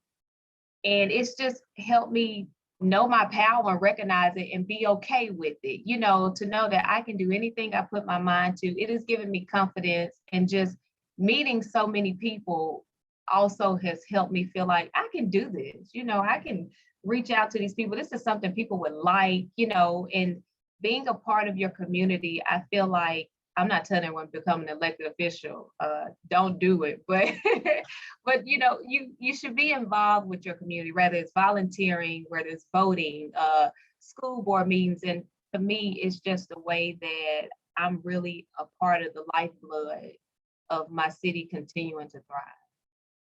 Nice. All right, so let's transition into the dark side. So you've already talked a little bit about like how you can lose your shirt in the game of entrepreneurship if you're not careful on the front end. What would you say have been your biggest obstacle, or was your biggest obstacle to date? Understanding that I couldn't do it all, because I am that person that will try to do, and being an entrepreneur, you are everything. You're the secretary, you're the treasurer, you're the janitor if need be, but it literally took me burning skin on my face to understand that I was not a chemist. Like it took something that extreme. And I like to tell this story. So as I was telling you, I was mixing things up, but I'm not a chemist. I do not have a background in chemistry at all. I think I only took biology in college because we had to, our freshman year. And so I was mixing up product to do a glycolic acid product, right? And glycolic acid legally on the market can be up to 10%. Well, and if you go to a esthetician, when they give you a glycolic pill, your skin actually peels because it's upward 10%. I don't know what percentage I conjured up in that bottle, but my whole chin started peeling like that next day. And it literally took that for me to kind of reroute and say, I'm either going to go to school and major in chemistry, or I'm going to find a cosmetic chemist. And even that moment before I burnt my skin, my husband, I would test out all my new formulations on him. When that moment happened, I had no more test subjects. I was the only one who would test out projects. But you know, it was such a blessing, because when I met the cosmetic chemist, first of all, that was a journey, because you have private label skincare lines, and that's just when you just put your brand on someone else's product. So you have that, that's not what I wanted. And then you have private label that you can manipulate formulas they already have, but they own your formulation. So I finally met a cosmetic chemist, and I sent them what I put in my product, how I wanted to feel and look. And they're like, no, we need to add this so it can mix better. You need this, so the shelf life and all that. And we went back and forth for over a year until I got my line, and I test all my products on me first only. And I mean, and this is where I am now. So that was the obstacle, but it's always beauty in it, because that's really a part of the journey, right? And so, and my skin healed. So, hey, it was really a blessing. I'll label it that in this moment. Right on. So that's great. I love that your husband was your guinea pig. And I always, when I see cosmetic products, I always see the whole not tested on animals, and I'm always like, what poor soul is suffering through this, so that I know that when I put it on my face, it won't fall off. And you've shown a light into some of that. So like lots of trial and error, reaching out to a chemist, someone who is skilled in an area where you didn't have the expertise. Like, how did you do all of this without breaking the bank? So how did I do this without breaking the bank? I literally, no, I did not really. The only money that I spent a large amount on was my inventory. Outside of that, I paced myself. I stopped eating out, because, you know, I do budgets, so I already know where I spend too much money at. I stopped shopping. I started doing my own hair. I started doing my own nails. And so all that extra money that I had, if I wanted to get samples and stuff, I was paying for it out of that, because I refused to take out any money unless it was for my finished product. And so it took discipline, and that could be why it took me 2 years to get to where I am today because I paced it, you know, and I could have rushed. And in the beginning, I guess this could be an obstacle, March of 2020. And we all know what happened in March of 2020, but the beginning of that month, I signed a lease. And in January 2020, I was leasing equipment because I was going to do like this little, you come into the spa and you get the little oxygen treatment and stuff like that. And so I was stuck with that for the lease I got out in 6 months, but that equipment I was stuck with for 2 years. I just finished paying that out. So I refuse to obligate myself to any more debt. Yep. Thank you. Thank you for your transparency. This is great info. So one of the things that's going to happen with these videos later is that students will see these recordings and teachers will be using them. So what entrepreneurial advice would you give to students or those who may want to follow in your entrepreneurial footsteps? What are your words of wisdom?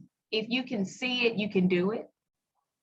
And don't just limit yourself to your experiences. Sometimes you have to expose yourself to new things, because honestly, if I had never moved to Korea, I would have never been exposed to K-beauty to know anything about it. But I didn't move to Korea to become an entrepreneur, you know? So if anything, in everything that you do, look for the silver line and try to learn from the environment and the people, and you never know how that stuff is going to connect with you in the future, because it all comes back full circle. So just, you know, be in the moment, be aware of your environment and take everything in and try to learn from everything and everyone that you give your time to. Yes, I want to dig in just a little bit. You mentioned exposing yourself to new things. So I grew up in Southwest Arkansas. I'm familiar with the conversations and some of the phobias that live around these parts as far as mindset goes. Like, how did you decide I'm going to Korea? And what advice would you give to students about, you know, the listening around them and just stepping off and taking that chance anyway, so that you can have a new experience? Well, okay, I'll give you a little foreground. So prior to Korea, I went to college at Hampton University in Virginia, Hampton, Virginia. So Pine Bluff, Arkansas is a predominantly African-American community. Hampton University is a HBCU, historically Black college university. But Hampton taught me diversity amongst our race, you know, because in the Delta, we have a deep culture, you know, we speak the same language all around the board, right? But Hampton showed me that being Black is not a monolith. You know, this is before skinny jeans were cool. I saw a guy from California with a perm on a skateboard, like skateboarding the class. I never saw that type of diversity. And what it did is it made me just okay with taking chances and going in new environments, because I saw the growth in myself and how much I was evolving and transforming as a person. So I wasn't there yet, you know, and I graduated from college. My sister is a world traveler, and her family was moving to South Korea. And she was like, why don't you come and move there? I'm like, no, I'm good. And she was like, you're not married, you don't have any children. What, you know, if you don't like it, you can always come back. And she didn't tell me how much my ticket would be to come back. So I was technically stranded when I went over there, but I took the chance. I got over there and I absolutely loved it. I built some of the strongest friendships that I have. I'm still in contact with a lot of beautiful people I met over there who are living in other countries now. And so I always tell people, step outside of your box into God's will. Like God created this huge, wonderful world for us to explore. And it's good to have a place that you love, but it's so many wonderful things you can do, and you can come back to your safe place. Okay, I hate to ask you this, but it sounds like a phone was vibrating as you said that last piece. So if you could back up ever so slightly. So the last part we heard clearly was that your sister didn't tell you how much it was going to take for you to get back. And that you were stranded. And that you were stranded when you got there, even though you didn't know. Kidnapped, basically, because I would not have been able to afford to get back, you know, to the United States. So, let me rewind. Prior to me going over there, I had a degree, but what am I going to do in Korea? And so I had about 2 months to get certified as an elementary educator, and did that. and went overseas. And so after that, I was saying that God created this huge big world, and we must take advantage of it if we can. And I always tell people, step outside of your box into God's will. You know, we don't have limits. You know, you're free to do everything within the law, with you know, whatever the law allows. But you know, take chances, get to know new environments, get to know people. And I when I mentor the students, I always tell them, get to know someone that you don't know that you do not like. Because oftentimes somebody can write a narrative for people. And I have gained an understanding that a lot of people that I don't like for no reason, when I get to know them, they are some of my favorite people, you know. And so I just give people a chance and give yourself a chance to get to know new things. Thank you. That is so great. And I love your sister's comment about you can always go back. And I think we don't always think about that, especially when we're younger, about trying something new. Like, you can go back to your old life. It is right there with all the things. And you can just go back to what you were doing before. Yeah. But pushing out, that's great. Joe, did you have any thing that you wanted to pop in and ask? No, I just, you know, as we've been listening to the entrepreneurs, first of all, thank you for sharing that story. It's super inspiring. And, you know, I'm one of those entrepreneurs kind of like you. I end up doing a lot, and I'm like, how did I get into all of this? And what am I doing? And what was I thinking? Right. Mm-hmm. And I gotta say, I'm super inspired by, you know, in January of 2020 and March of 2022, you know, you started talking about the fact that you were, you know, really starting to go down this pathway of this new business, and you had to make some changes and pivot. And I think we've all learned from the pandemic that, you know, there's nothing set in stone, right? And that we have to go ahead. And I think you've seen 5.4 million new businesses started last year. And I think people want that flexibility. They want kind of the life that you've created. You know, listen, it's not easy. I know, as an entrepreneur, you know, we get up every day and, you know, go out there. And I think your story is super, super fascinating. And I just want to thank you. And I also want to thank our partner, Mildred Franco, who introduced us to you. What a phenomenal person and an inspiration for all of us.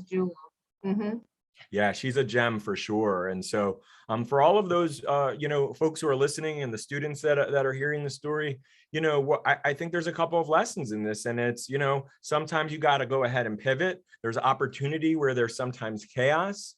And, you know, you got to go out there and meet people and make yourself a little bit uncomfortable, because if you do it right and you try a bunch of things, you can put yourself in a position where you can be comfortable for a very, very long time. What a super inspirational journey that you've been on. Well, we would love to have you back and join us to continue to hear about how things are going with the business and whatever the next. There's no doubt there's something else that you're working on that you haven't told us about. See, she's laughing, right? Am I right about that?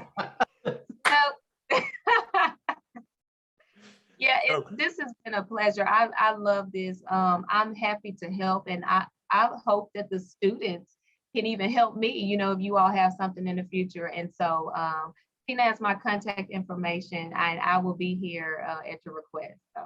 Well, great. Thank you so much. Yeah, thank you so much, Joni, for joining us, and we appreciate it.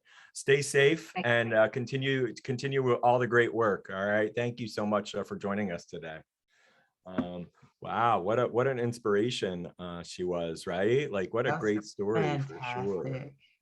So fantastic. So just you know, one after the other. It's really great to hear you know, just the different aspects of these entrepreneurs, but we hear the same themes, right? Like, you got to go out and try it, start small, takes baby steps, but also just get started, right? What else did you take away from that, Rhoda? What do you think?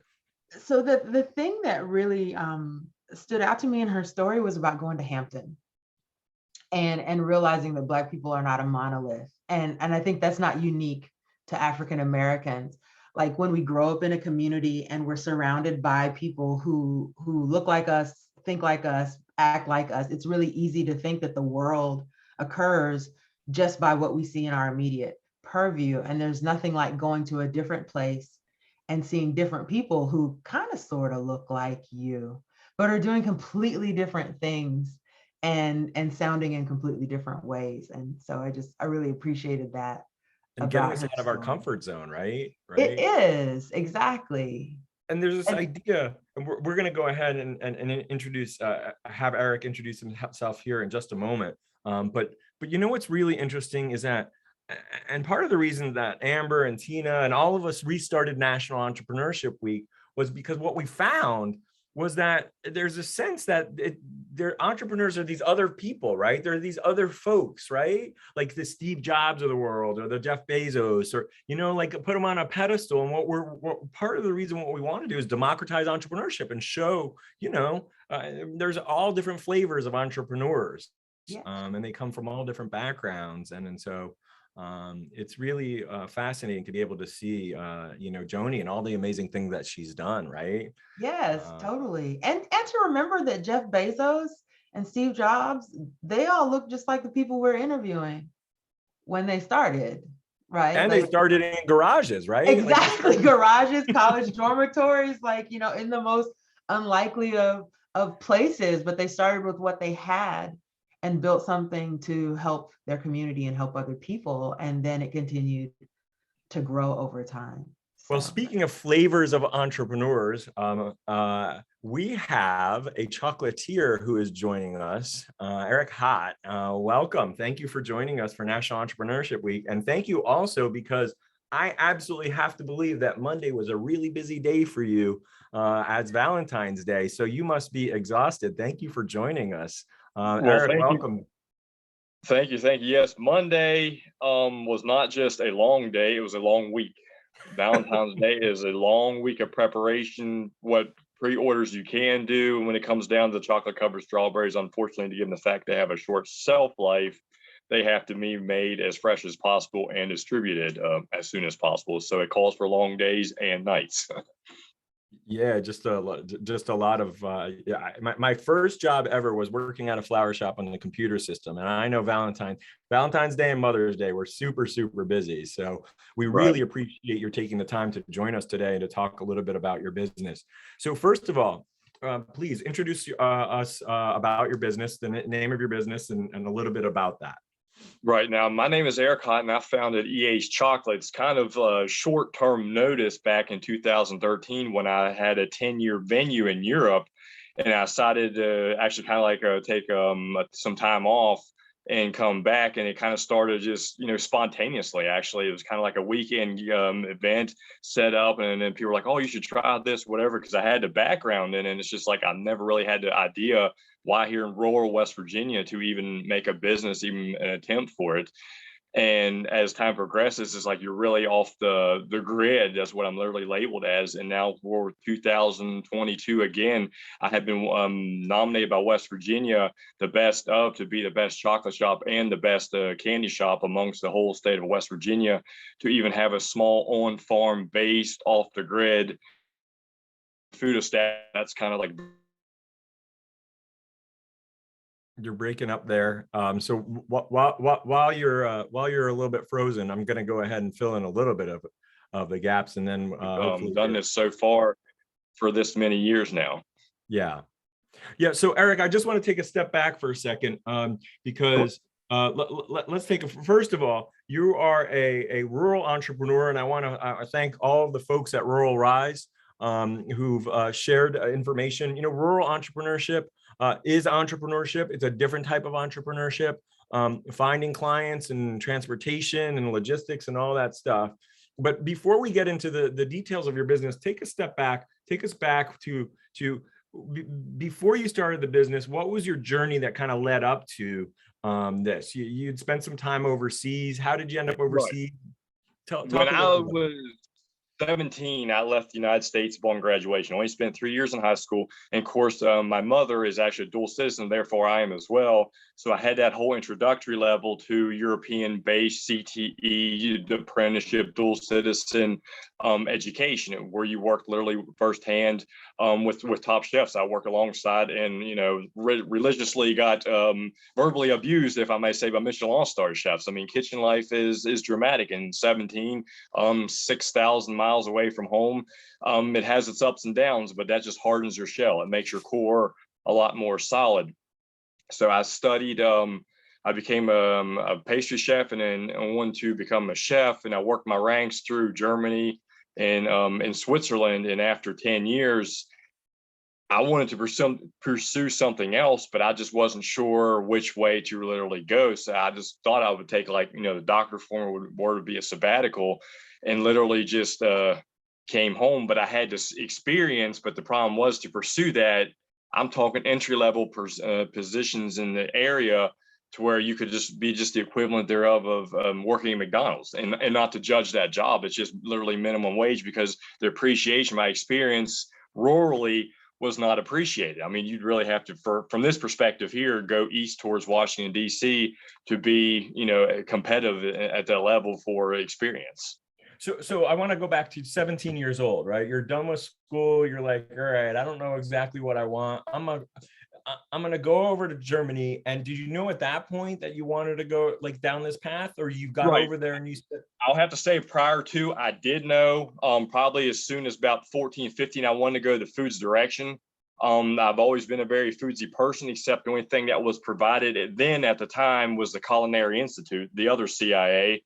And the tuition basis, for the lack of experience hands-on, which was all school setting, classroom based, was to me very difficult to pursue careers, because I had friends that had pursued that, and they got kicked out or knocked out literally out of every resort by Europeans. Europeans just had the know-how, the fundamentals, the experience, hands-on training. We're here, it's just like, we don't have 45 minutes to classroom changes to clean up and leave. It's like, this should have been done 20 minutes ago to pursue, to get to the food service. So 17 years old, you're going there by yourself? Yeah, I was living by myself. Now, I did have grandparents within about 2 hours away, but I lived by myself. I was managing my own household, well as a studio, I'll be honest. So that's pretty inspirational right there, especially for students that may be listening, or even other entrepreneurs. I mean, at 17 years old, you're like, you know what, I'm throwing caution to the wind. I want to follow my passion of food and really see where this takes. You're in Germany for a little while. You're doing some apprenticing going on there. What was that like? Because now all of a sudden you're in a kitchen, you're a young guy, right? You're probably one of the youngest people, and you're learning, you're thrown into things, right? You're just it was literally a cultural shock. I'll have to admit, I do know the German language. Writing was chaotic. So when you're sitting in a classroom, and it's just like, you're in a classroom literally full of foreigners. There was Russians, it was Turkish, Albanians, you name it, they were there, which was good, because it was my curiousness to be better than them. They were lacking the German language as well, because we weren't native speakers, just had known it, but it's just like, I can do better. I can study. And I was, amongst the top of the class of literally German native speakers and of natives. So it became, a challenge, but it's just all have to be, I wanted to do this, because when you're 17 by yourself, it's like, you're cultural shocked, you're maybe homesick, you experience a lot of things, or things that are going on here at home in the country that you couldn't control. When somebody like my best friend, that was probably when I was 19, had passed away here, it was a shock to me. I mean, it's like, you couldn't sleep, you didn't have anybody to reach out to. So you really had to be like your own mentor, your own peer to, your own counselor. So that was a little bit of the difficult part, but there are numerous people that had that experience, but you learn how to cope and how to handle things. And sometimes we all take on things too much and don't, react, and that can get us in a stressful situation. But then we all kind of have a small breakdown, if I may formally say it, but then try to catch ourselves. And that's just what gives us the experience in life to pursue work, family and recreational time, to pursue still a career, even though if we're not fully focused on all things at one time, because it is difficult when you have a whole new friend circle that you have to make friends, For sure. And I don't want to date you, but when you were there at 17, 18 years old, how often were you using FaceTime and internet and all that kind of stuff? To be honest, I don't think FaceTime even existed. This is talking back in the early thousands. There weren't even smartphones at the time. Emailing, the internet that I had, maybe it was once every 2 weeks. So I actually had very limited connection here, even though I did have a German cell phone, but it wasn't, you could just message back and forth. It cost money. So you had to use sparingly. Actually, I had to text my mother when I wanted to contact my parents through an email app where I could email her, it receives her, and it came to me as a text message because I didn't have data. Data wasn't even really heard of back It wasn't then. it wasn't even a thing, right? Like There was just, now it's just like you can pop up FaceTime. Even Skype was kind of around, but nobody had it on their phones. And internet in Europe was just crazy expensive. I mean, you just didn't have it. Then you had to pay by the minute still, just like the phone service. It was crazy. T-Mobile, they've come a long ways. Yeah, for sure. So you're in Germany and you're getting this experience. And in addition to learning German, you also have to learn French because in the food industry, there's a lot of French terms, right? So you're learning a whole bunch of different stuff. So it's not just that you're learning, you know, this German and reading German, right? There's a bunch of French that you got to learn. There's a lot of French, there's a lot of Italian, and our team, our kitchen team was always multilingual. So we always had some Italian going on. We had some French, a lot of French, because French was even close to that area of where I was, even in Switzerland, was closer to the French Alp region. And the school provided a lot of the French, so like a lot of kitchen basing stuff. And alongside the chefs, you probably learned a lot of French that you probably shouldn't repeat in public. But those things actually stuck, because once you get called numerous times and wasn't quite aware of what was going on, you start to wonder, it's probably not a good thing, but if it's okay, it's terminology amongst the kitchen staff. So listen, one of my early jobs was working in the kitchen at a restaurant, and they had this machine and you were supposed to go, nobody taught me how to use it. And I put the carrots in there, but they didn't tell me to put the catcher, the thing that catches it. And so I put all the carrots in there, and then I turned it on and the carrots went flying everywhere. And that was my first day on the job. And then I realized, wow, this is just crazy. So I learned a lot of things in addition to some of the language that you're talking about what to do and what not to do. But I'm curious about how this led from your role in Germany to then you ended up in Switzerland, and where did the chocolate come into play in this? So when I first started in Germany, the apprenticeship, it was predominantly pastry / on one of the biggest chocolate companies in Germany. So we did do a lot of that, but it was literally like a 9-to-5 job. So it wasn't as much as the dining cuisine where you actually plated desserts other than the biggest banquets. And that was actually in Baden-Baden, Germany. So we actually had large events like the German Athlete of the Year, and NATO events and GA summits. But the chocolate, that was all secondary at the time. But even though we did over 8 metric tons a year at that facility in Germany. And then when I went on to become the chef and worked in the hotel, it was like really third, fourth, it was way in the background. It was just supplementary, because actually the higher end restaurants in hotels, a lot of times they do not have the capability or their capacity to actually do all these fine chocolates. They actually outsource it. It is actually done by a third party. I didn't even know that it was actually frozen. And then it was brought into the kitchen upon need. It was actually 24 hours chilled. And then it was presented to the customers, because you just can't do it all. I mean, if you see these Michelin star chefs in these restaurants, they're so tiny. And it's always hot. It is hot, and it's just not a chocolate environment.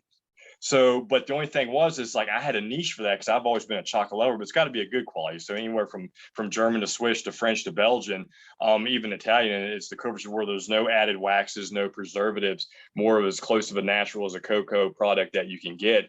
I started to pursue that. It's just like, that is something you can do a lot of, but don't need a whole lot to do. I mean, literally one person can't run a restaurant. It's been attempted. It's difficult. So actually pursuing that, when I came here for vacations, I would take 2 or 3 weeks vacation, because you literally had a lot of days in Europe that were presented. So I could come home twice a year, and there were always events going on. So there were always fundraisers going. So I'm actually starting a market, now that I think of it, indirectly as soon as 2004, 2005, with doing fundraising with Swiss chocolates. There was numerous groups that wanted to do fundraising event. I'm like, for Easter, let's just make Swiss chocolates and sell them. The kids, they get whatever proceeds they need, and here's this market. And then Easter was over, and that kind of dissipated. So actually, now that I think about it, I've already influenced the area with this market since as far back as 2004, 2005. Yes, but then after that, when I went to Switzerland, I just wanted to broaden the fundamentals, the base foundation to, I mean, you can't, when you think chocolate, you literally think Switzerland. And that was just like hands-on, I mean, rigorous chocolate tempering processing 101, where you literally stunk like a chocolate, bar. And it's not actually very good. It becomes not appealing. It is not. You get headaches. I mean, it's, it'll, if you get direct skin contact, it will dry out your skin over numerous times. You're constantly washing your hands. But I just had to love that, the things you can do. I mean, you can literally do so much. And it's just like, I can make literally a box of chocolates and literally sell it at the same price point as a 3-course meal. And I have like a quarter of the work in it. I don't have to necessarily worry about, is it going to be served right? Is it going to be the right temperature? It's not too raw. It's not overdone. And that was just my awe. I mean, that you can do so much there with literally so little.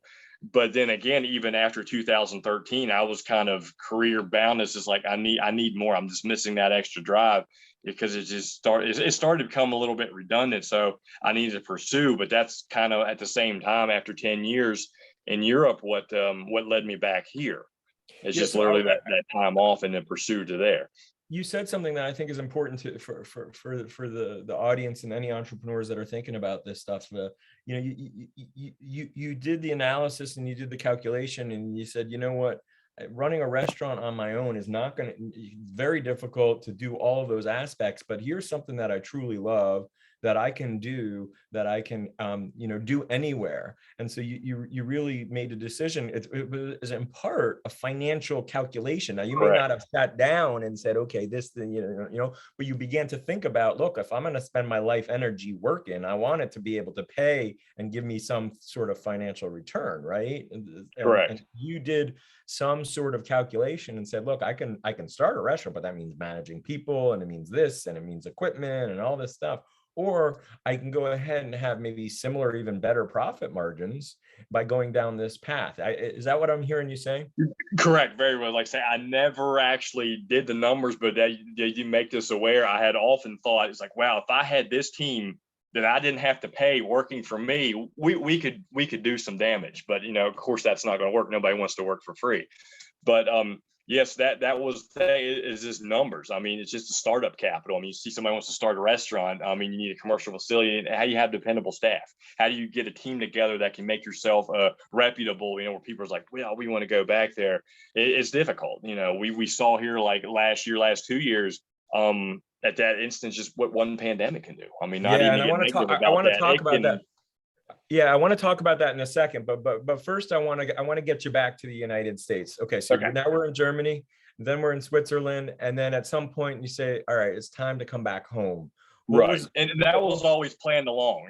My German grandma, she's like, no, you're going to stay here. You become a German citizen, blah, blah, blah, get married, whatever. But it was always my plan. It's just, 5-10 years. It was never like a time. It was just, I think it was still my grandma here in the United States calling. It was just, she was getting elder, and I think there was a little bit of influential activity there, but I don't want to get in that kind of talk. So, what would you say are the biggest takeaways from your experience before we talk about your starting here? What were some of the biggest takeaways that you learned while you over in Europe, and that experience that you think other entrepreneurs and students might be interested in knowing? Like, what'd you learn from that experience? Definitely skill, experience, management. I mean, I manage stuff now that it's just like my father, because we actually farm together, and it's just like, him and all, he's always like accusing me like my stupid management, this and that. And, I'm always making notes, taking order, even if it's just for a well drilling company like that. It's just like always things have to be down to detail. I can run a tight ship. I can run a tight schedule. And that's kind of like the European way. I mean, in Germany, if a train's 3 minutes late, there's something going on. I mean, it's just, punctuality. And any chef I worked with, the first one, he says, he came in, we were capping strawberries, and it was just like, we were just, kind of lollygagging maybe a little bit, just kind of taking it easy, and everything. Time is money, for them. They come in there and they're like, do you hear that? And we're like, no, what's going on? And it was the clock. You could barely hear it. And he's like, that is the clock ticking. It is working against you. Now you're costing me money. And it's just like, holy Jesus, So after that, it's just like, rock on. And then from now, it's just like work in a fast-paced environment, and not a classroom setting. It's just like literally like your boss is on your heels at all times. Even if sometimes you're just wiping a table, look like you're busy. Those are kind of things you pick up, which you should be. But bosses walk in at the weirdest time, and they're always wanting to be on your heels in a kitchen. But when you live that, it's like, how fast can I get this done? Those flats became competitions. And I tell this example so many times. It's like, okay, the first flat took me literally 10 minutes. It's like, all right, guys, we have to perform this, perform duty perfectly. but let's see if we can do it under 10 or 8 or 7, make it a competition, but not to where, knives start flying and strawberries flying. But it's like, you want to become better. You want to become, the fastest and the best you will, because the sooner you get things done, the more inventory, the more product you can produce, as long as it's all, sustainable. And the quicker you can either get finished, or the more product you can sell, which increases sales, which increases orders, which increases feedback. And your work scale is a lot more productive. And the quality as well, right? Because you have consistency, you have to right? quality. You have And consistency, the faster you do things, you pick up on that consistency, because you do it blindly. My boss always said you do it like the back of your left hand. You want to get to that. You want to be able to come in here, temper this bowl of chocolate, pour these molds, whichever task you were achieving, and do it, literally religiously, so you know what you have to do, and you'll remember that from ever on. There should be no, how did I do this, or how did I do this? It's like do it in a style and a fashion that you remember, like a common task, like riding a bike or brushing your teeth. We just know how to do that because we've done it literally so many times. Yeah. So I want to switch gears now. And so you've been doing this now in Europe, and then you come back to the United States. You've spoken a number of times at Rural Rise and some of the events, and being a rural entrepreneur. Talk to us a little bit about what it's been like to set up a business in a rural community, and just as importantly, how you getting customers. Like, how does that work for you? How do you market? Right. You've got a chocolate company, right? You set up, you've now have all these skills. Now you got to go, and you're in a rural community. How do you find customers? How do you make money at it? Right. That was a very difficult challenge. Like I say, this all kind of started spontaneously. And this was just when, Facebook had been around, but I live so rural, actually, there are literally more cows than residents in this area. So internet was a huge challenge here. It was and that was like a business without internet just today does not fly. And this was, 2013, 2014 era. So I had to fight very hard to get sustainable internet, to make that breakthrough to how do you market, how do you PR. So when I was starting out, I was just doing basic Facebook. I've never actually done any videos, any tutorials, doing events. You literally picked up on any small event you could find just to get your name out there. And then it's just like, you have to sell yourself. It's so difficult because you were now comparing yourself with a high-end product to every organization, from a church, from FFA to 4-H to the Ruritan. That's what you get compared to. It's like, oh, we make this at my church. And it's just like, this is what you're probably using, not to accuse, but this is what this is. Try it. So that was one of the hardest parts. And actually, I'm so proud now in the last couple of years, I haven't even had to fall back on that. But then you had to reach out to customer base. A lot of you have your repeat sales, your repetitions is what really makes a business. And, they pass the word on, word of mouth. Advertising, newspapers, you have your local newspapers. A lot of them, people don't read them. A lot of people don't see them. So it still takes you back to digital media, as far as social media platforms, web pages. Somebody shares it to 500 other people that you don't see. It just takes that one. Then you start getting in with a couple companies. You start flirting with a couple companies and saying, hey, we were thinking Christmas coming up. We'd like to offer, this, and here. What do you think? And it's just like, when you're new, it's just like, how do we trust you? What product is? So it comes back to the sales pitch. You have to present this product. What is it? How is it made? The packaging, shelf life, and so forth. Fundraising, I've done, which I started on years ago. Every school that I could reach out to, we have raised thousands of dollars for kids to go play ball, to go to Europe, to go to tournaments, to go to FFA groups, play basketball, get uniforms, whatever it is.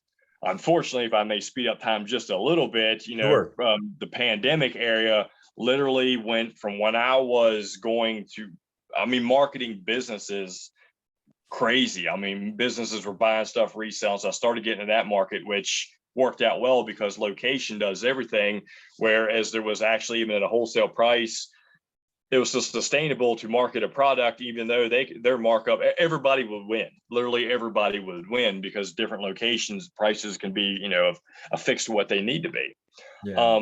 But then the businesses all literally dwindled overnight come to pandemic. Everything literally closed up, and it was just like everybody's cooped up. That's it. So transition, we went right back to consumer to direct. stores, markets were closed, were limited.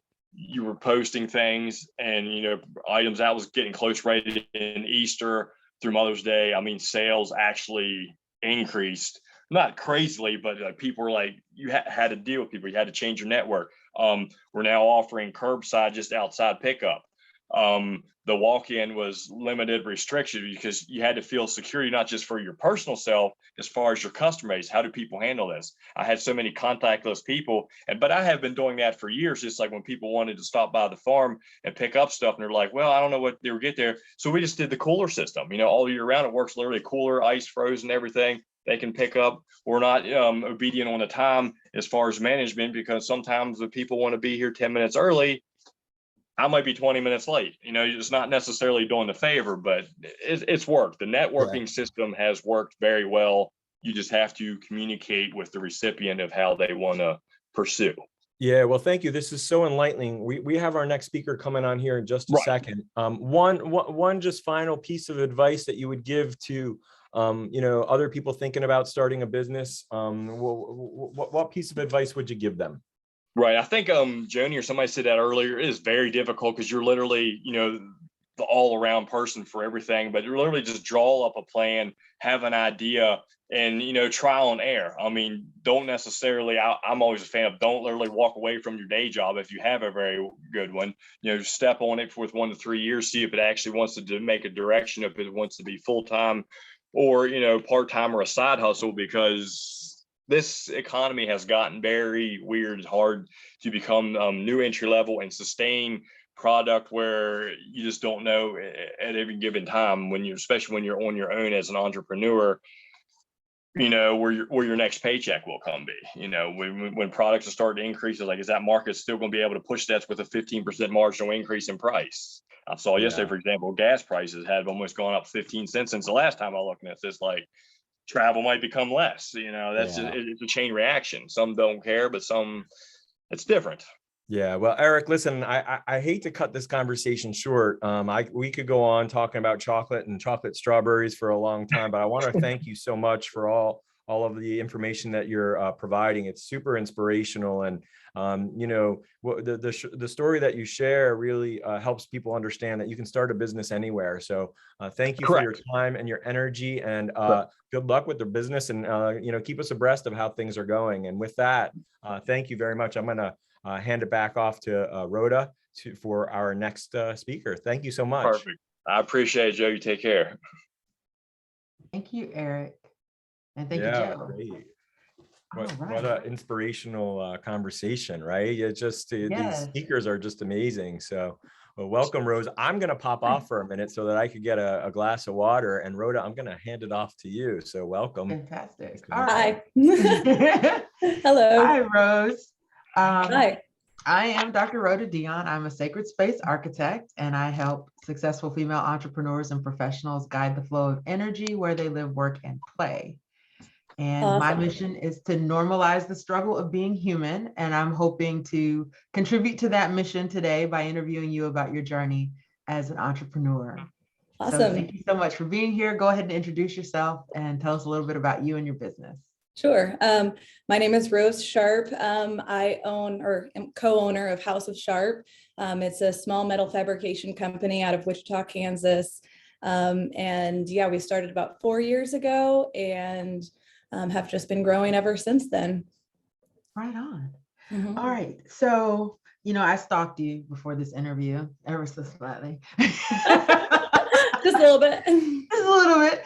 So, I know that you started out as a freelance artist and then kind of developed this passion for graphic design, branding, marketing, and then ultimately nudged your way into metal fabrication solutions. So can you tell us, what are metal fabrication solutions? Like, what is it that you do? And then tell us a little bit about your journey, how you got from freelance artist to being co-owner of House of Sharp. Sure. So metal fabrication is basically any metal product that you might need that can suit a variety of applications. And there's a lot of different kinds of metal fabrication, and we fill a specific niche that is a little bit more artistic. So we do maybe even similar to what you work on is some architectural work, but all the way into think sculptures and pergolas and home decor, you name it, and it's metal and it's pretty. That's somewhere where we fit, which that's how it ties into starting out as an artist. I've always been the artsy fartsy type, and yeah, so I started in high school, I think, actually, with people just liking my drawings and buying them, selling them on the school bus for $20 a pop, so that's really how I got started. And the next thing you know, I'm like drawing people's tattoos for them, and people would request like portraits after I started getting into like acrylic painting. People wanted interesting portraits, and then I started doing murals, and it just kind of, how it goes, like people see it and then the next person likes it, and it expanded from there. However, it wasn't enough to sustain myself. And you always hear the term starving artist, and so I figured I would have to get, a big girl job with my big girl pants if I wanted to actually be successful. So that's where graphic design came into play. And so, yeah, I took a couple courses on a community college, and tried to learn Illustrator and some other things to kind of get myself more into a professional market. And then I became like marketing coordinator of a company. And it was a small business where I worked with the owner and took on a lot of more entrepreneurial aspects of it. He hosted CEO roundtables that I was responsible for coordinating. And I got to do very similar to what we're doing here, is hear from other entrepreneurs and hear about their struggles. And I thought, oh, wait a second, I can actually maybe help. And it seemed a lot more of a viable option for me to be fully employed and own and operate a business. And then at the time, my husband, Ernest Sharp, he had built a CNC plasma table in our basement of our rental house. And he was selling pre-made files that he downloaded off the internet and selling them at craft shows. And that's where my graphic design experience came into play, because everyone seemed to be selling the same stuff. Everyone had access to the same cut files. Very few people with graphic design experience had taken that and pushed it into the metal fabrication world. And between hosting those CEO roundtables and hearing about their day-to-day lives, and just one more opportunity for me to be creative, I just became immediately obsessed. Awesome, thank you. So I'm going to ask a few deeper digging questions, because these videos are going to be viewed by students, and you've used a lot of terms that I'm going to hazard a guess that many students might not be familiar with. So you've talked about cut files, this plasma table.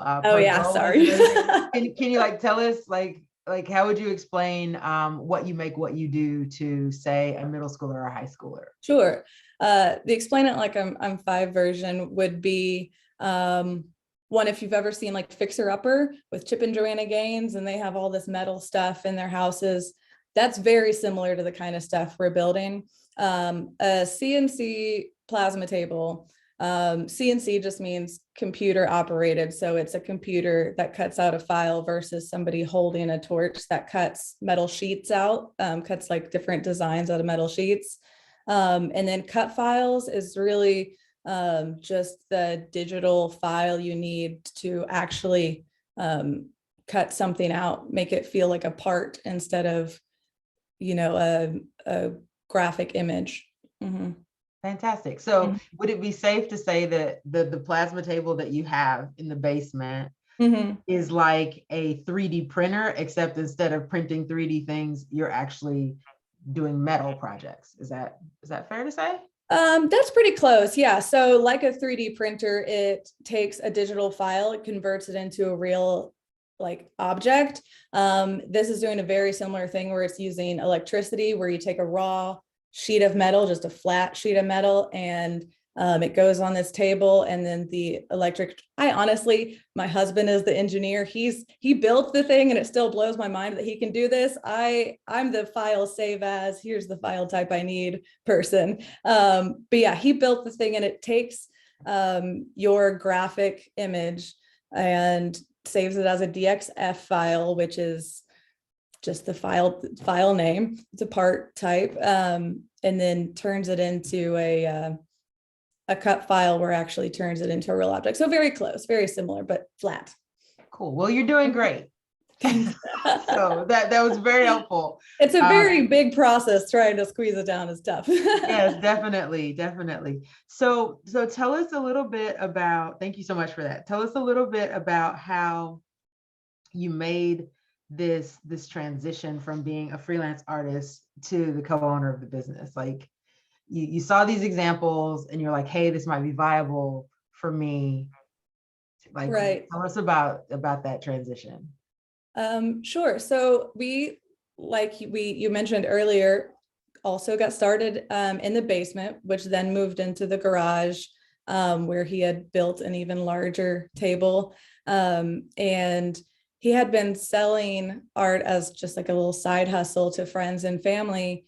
And if you've ever met my husband, you know that he's not a bragging type at all. He's very, very humble and can't pitch himself to save his life. He's super talented, but you'll never know it. I, on the other hand, been very loud and outspoken and more than willing to brag on anybody I see deserves it. And I had been doing a similar thing for the company I was working at before as a marketing coordinator, between coordinating these events, handling their marketing, working with their customers, and just had my hands in a lot of different aspects. It was for real estate is what it was for, but I just wasn't passionate about real estate. And I saw some of the items that were coming off the table, and I'm like, oh, that's so pretty. That's so cool. I want to hang that in my house and I want to tell all my friends.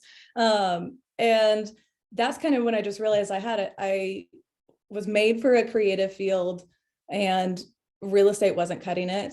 As much as a marketing role I was handling there with doing their ad campaigns and like trying to get the name out there and making pretty logos and branding packages, it wasn't allowing me to be creative, excuse me, to the degree that I was hoping. And yeah, that was whenever I just decided, had a sit down conversation for several hours and was like, if you believe in me, you know that I can get this thing going. I can let this be your job. You can quit your engineering job and this can be your job, which is a really tough conversation to have. And you have to, I would say, be stubbornly brave. But we just worked really, really hard and grew from there. Awesome. That is wonderful.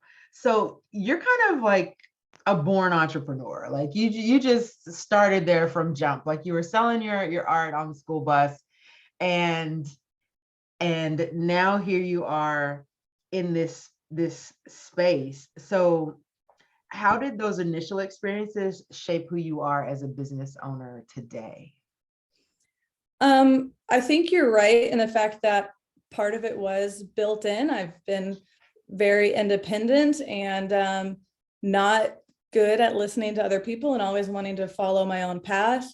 But I think I also was not exposed to an environment of entrepreneurs. I didn't know very many business owners. I hadn't had experience in what their day-to-day life was. And so I think the first thing that had to happen was one, exposure, which I think that's the case for everybody. You need once you see somebody else do it, it becomes a whole lot less intimidating, and putting yourself in the right environment there. And then I would just say, once you put your foot in the door, like a path kind of starts to clear. Does that make sense? And you just put out fires as they come along and see where you end up, kind of a thing. And I think that part of that is built in, and then part of that is learning from other people's struggles and trying to take advice where you can get it. not being afraid of constructive criticism, not being afraid of criticism in general. And yeah, just be willing to put in the hours and follow good direction. Awesome. No, that is all great stuff. I love the thing about the path opening. It reminds me of, there's a book in the world of equity work called We Make the Road by Walking. Yeah. And I think it's by Freer and a few others. But no, that's amazing. And just having the faith to step out and do that. So let's talk about that path that continued to open up as you've walked this path to becoming a business owner. What would you say have been your biggest obstacles thus far? I think going along, they say your greatest strength is your greatest weakness. And I think it's obviously, like I said before, that I was just willing to go all at it and be stubbornly brave. But I think with that independence and stubbornness comes the need to want to do it all yourself. And that's probably where I've struggled the most, and still honestly struggle with that, is I felt like I needed to be an expert in every field along the way, which I'm starting a metal fabrication company with no experience in metal fabrication. I learned how to run the plasma as on my first day, as an entrepreneur. And then I had to turn around and sell it. So I was trying to be accountant. I was trying to market it, plus become a metal fabricator, learning to weld, learning all of these different things that aren't related to each other at all. And I think it's a really easy way to let yourself burn out. And you have to eventually at some point cut yourself some slack and realize that you're not capable of all of it, and you need to reach out to the people around you. And I think that was probably my biggest hurdle that I had to jump, is learning that I'm not invincible. Yes, that's super important. Yeah. And then what entrepreneurial advice would you give to students? So these videos will likely be seen by students and teachers. So what advice would you give to students who may want to follow in your entrepreneurial footsteps, or anyone else for that matter?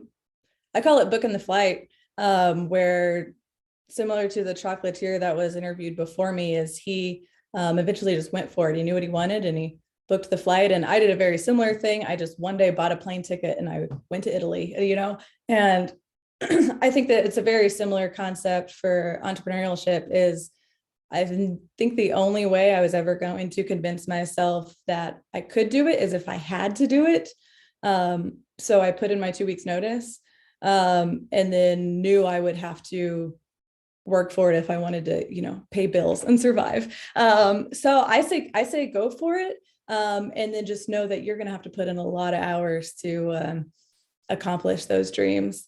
And then at the same time, don't be afraid to ask for help. There's a lot of people out there willing to help. I was involved in several different organizations, as well as had a mentor, and still I had issues come up all the time where I was constantly feeling like I needed to do it on my own, even with all these solutions around me saying, if you ever need anything, come help.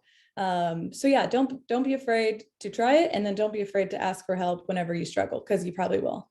Yeah. Thank you so much. All right, with that, I'm going to turn it back over to Joe. Yeah, thank you for such an inspirational story. And, it's always fascinating to learn what folks, where they've come from, and then how that's transitioned into, what they're doing today, and who knows what'll happen tomorrow. So thank you, Rose, so much for sharing your inspirational journey, and good luck, and keep us abreast. Let us know how things continue to go. So thank you very much. Awesome. Thank you so much for having me. I appreciate it. Yeah, you're welcome. You're welcome. Tina, I think you're going to be chatting with our next speaker. Hi. Yes. So, yeah. With that, I'll turn it over to you.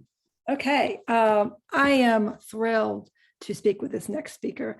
Shayai is going to tell you a little bit about what she does, but as a woman and as an entrepreneur, she is so inspirational. And she said, when I spoke to her earlier, she said, I'm taking that machete and I'm making the path. And it's not always easy for me, but I'm making the path for other women and other Native American women beside me. And it's just so very, very inspirational. And I think we're going to learn a lot from her today. And she's also is surviving from Valentine's Day.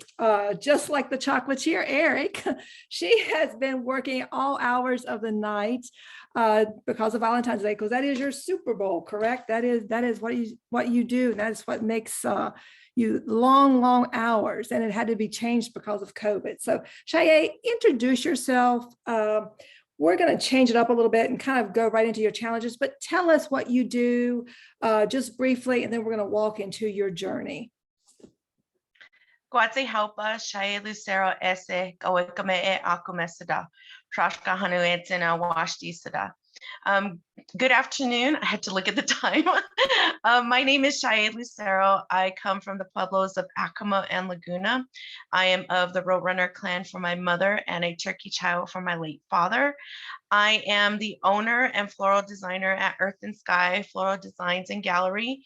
We are located on the Pueblo of Laguna Reservation in New Mexico, USA. I have to put in that little bit of USA because sometimes we're one of the 50 states that are lost in geography.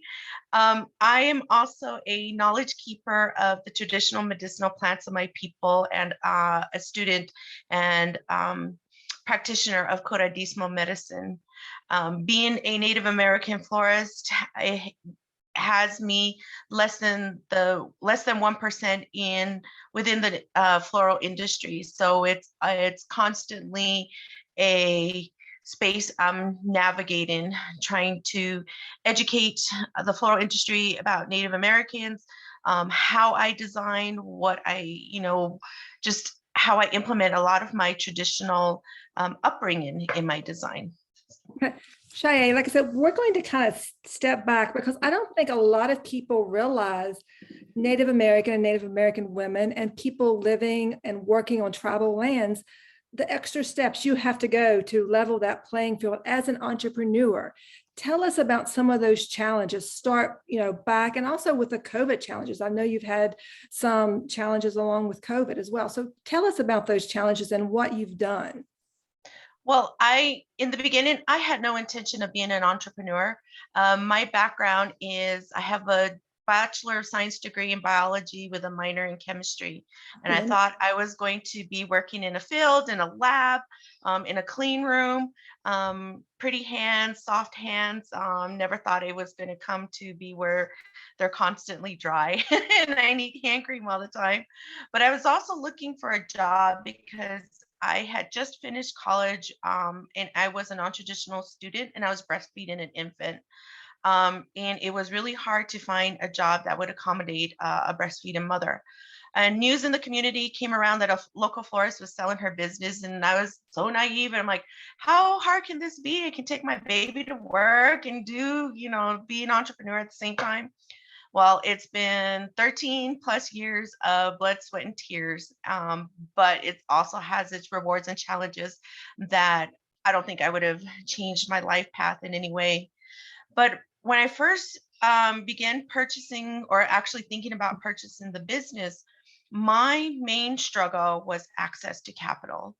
And it was very difficult facing rejection from traditional loan companies, from banks, from organizations who wouldn't give me a loan because I didn't have the collateral.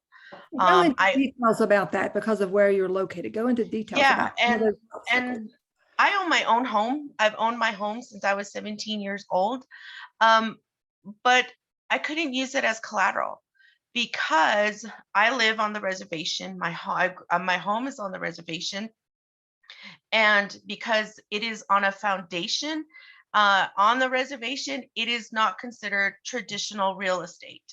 And I was told that I could use my home if it was a modular type or even a mobile home, because if I went into default, the loan company could actually take the building and remove it. And it's due to the federal trust issues. We have sovereignty issues, we have federal trust issues, and 13 plus years ago, even the federal government, groups like the SBA, other traditional loan companies had no idea on how to navigate Native American reservation-based entrepreneurs in providing them access to capital. Finally, one organization, the New Mexico Community Development Loan Fund, took a risk on me, and they gave me my first loan. And that was for me to put a down payment on the business, to start my marketing and to purchase a little bit of supplies. But it wasn't a whole lot of money, and they allowed me to use furniture, heirloom jewelry, and a car that I owned as my collateral, because like I said, even though my home is in good condition, I couldn't use it as collateral. Right. And talk to us about, like, I know you were actually really, especially during COVID, really going after some grant funding and some things like that. Tell us about that struggle. How were those challenges along the way for you?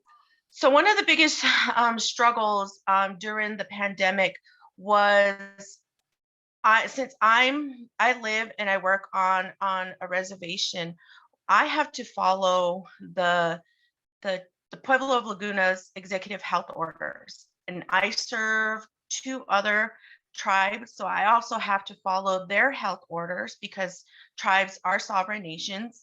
And then I have to follow New Mexico, the state of New Mexico's health orders. So there's like 4 health orders you have to follow, but the one that has the most precedence is the Pueblo of Laguna. And the tribes in New Mexico have been some of the strictest in the United States in terms of closing our borders, limited access to our communities. And that's just to help stop the mitigation of the spread of COVID. We've had lockdowns, we've had curfews since March 2020. There was a point where we couldn't even leave the perimeter of our yard without permission because the spread had become really, really high. And as a matter of fact, we're still on a weekend curfew here in Laguna. But because of those compliances that just in working with Emergency Operations Center, my shop was closed completely for 3 months. No business. And it was at the height of when it would be prom, Mother's Day, graduation, these 3 other big events in floral industry. I couldn't do anything. And so what I started to do was looking for various grants. I have applied for a total of 62 grants, and I have received 8. Out of the 8, 7 of them were geared specifically for Native American entrepreneurs. That 8th one was for any entrepreneur. It didn't matter if you were BIPOC or if you didn't fall into one of those categories. But out of those 62, the rest of the ones where I got rejected, a lot of those that were receiving the grant monies were BIPOC, but not Native American. And it was, a lot of it had to do with our terms of success, and being a successful Native American entrepreneur is not necessarily measured in financial success. And so our numbers weren't competing with some of these other communities or those of our city counterparts or our urban or other urban individuals or businesses. That brings up a very good point. That's what we spoke about earlier. Rural entrepreneurs have another set of challenges. Eric Hott, we heard from earlier, is really, it's not a small town. It's a very remote area. You have to do things differently in rural areas. So there are struggles, I know, with your deliveries. There are struggles with internet and broadband. Like that is a huge, so not, you have that extra layer of, you're a rural entrepreneur. Not only are you doing all these other things, but you are in a rural setting. Exactly. And we had talked about earlier how even when I do deliveries, my delivery radius is about 100, 150 miles. I have to think about where I am delivering to, where the home or even office is located. Am I going to take my Jeep or am I going to take my van? my Jeep may not hold as many floral designs, but it can sure navigate through, mud, snow, dirt roads, potholes. America. Exactly. And then if I take the van, while it can hold a lot, it's not good on anything but, an asphalt or paved road. So there's things like that, constantly thinking about, and the time it takes to deliver. Right. It's not unheard of where I do 100-mile round trip deliveries. It's just, as a rural business owner, it's what you do. Yes. It's what you do. Yeah. And we spoke earlier about, the lack of broadband and internet is also a struggle for many tribal lands. It is a struggle. So you want to share with that? Yeah. One of the really interesting things about the fiber optics data line that comes through the reservation is that many years ago, our tribe had negotiated with CenturyLink in creating a right-of-way that what comes along the I-40 corridor, which also cuts through our tribal lands, to lay fiber optics cable along that corridor so that the data can go to places like Albuquerque, Flagstaff, other different, big cities. And part of the negotiations was that they would create these branches to come off that data line, but the branches only went to the tribal offices and the schools. The windows behind me, just maybe 10 feet beyond the wall here, is a fiber optics line. I can't access it because they did not negotiate with CenturyLink in creating the infrastructure needed to bring that kind of data to the homes. So even though I have, an high, internet line, like right outside my house, I can't even access it. And so in the height of the pandemic, when my children I have 2 children, when they were being taught virtually, and then my husband, who is a professor at the University of New Mexico, when he was teaching classes, our poor little modem was blinking so fast because it was like so strained at trying to get internet access to the 3 of them, that I had to shut down anything related to my business. So I couldn't do Zoom calls, I couldn't do email, I had to do everything from my phone as much as I could. And although this was a good tool, our cell phone towers are also strained. Right. And so here in rural, especially the I-40 corridor, whenever there's an accident that happens, what we have been noticing, especially during the pandemic, is that the traffic would build up. And so when the traffic would build up, all these people are sitting on I-40 trying to get data off our one tower just right here. And so everybody is fighting over internet services, and it's just been a struggle. Yeah, and that internet and the lack of broadband, affordable broadband for rural entrepreneurs is a real issue. It's something that entrepreneurs deal with every day in rural communities. They couldn't go online in many instances because that wasn't an option.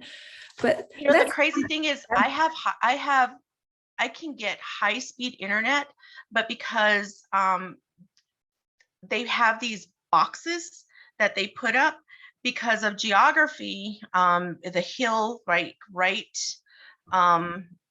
near my home, and because of the distance from these boxes, I'm not getting what I should be getting in terms of high speed. So, and I'm sure you probably understand. Yeah, that happens. So let's kind of switch gears as our time is winding down. I want you to tell people about like your trips to Capitol Hill. What have you been doing as an entrepreneur and as a Native American woman? Share with us some of those amazing things you're doing, that you're leading to help others. I have been, I'm obviously very vocal.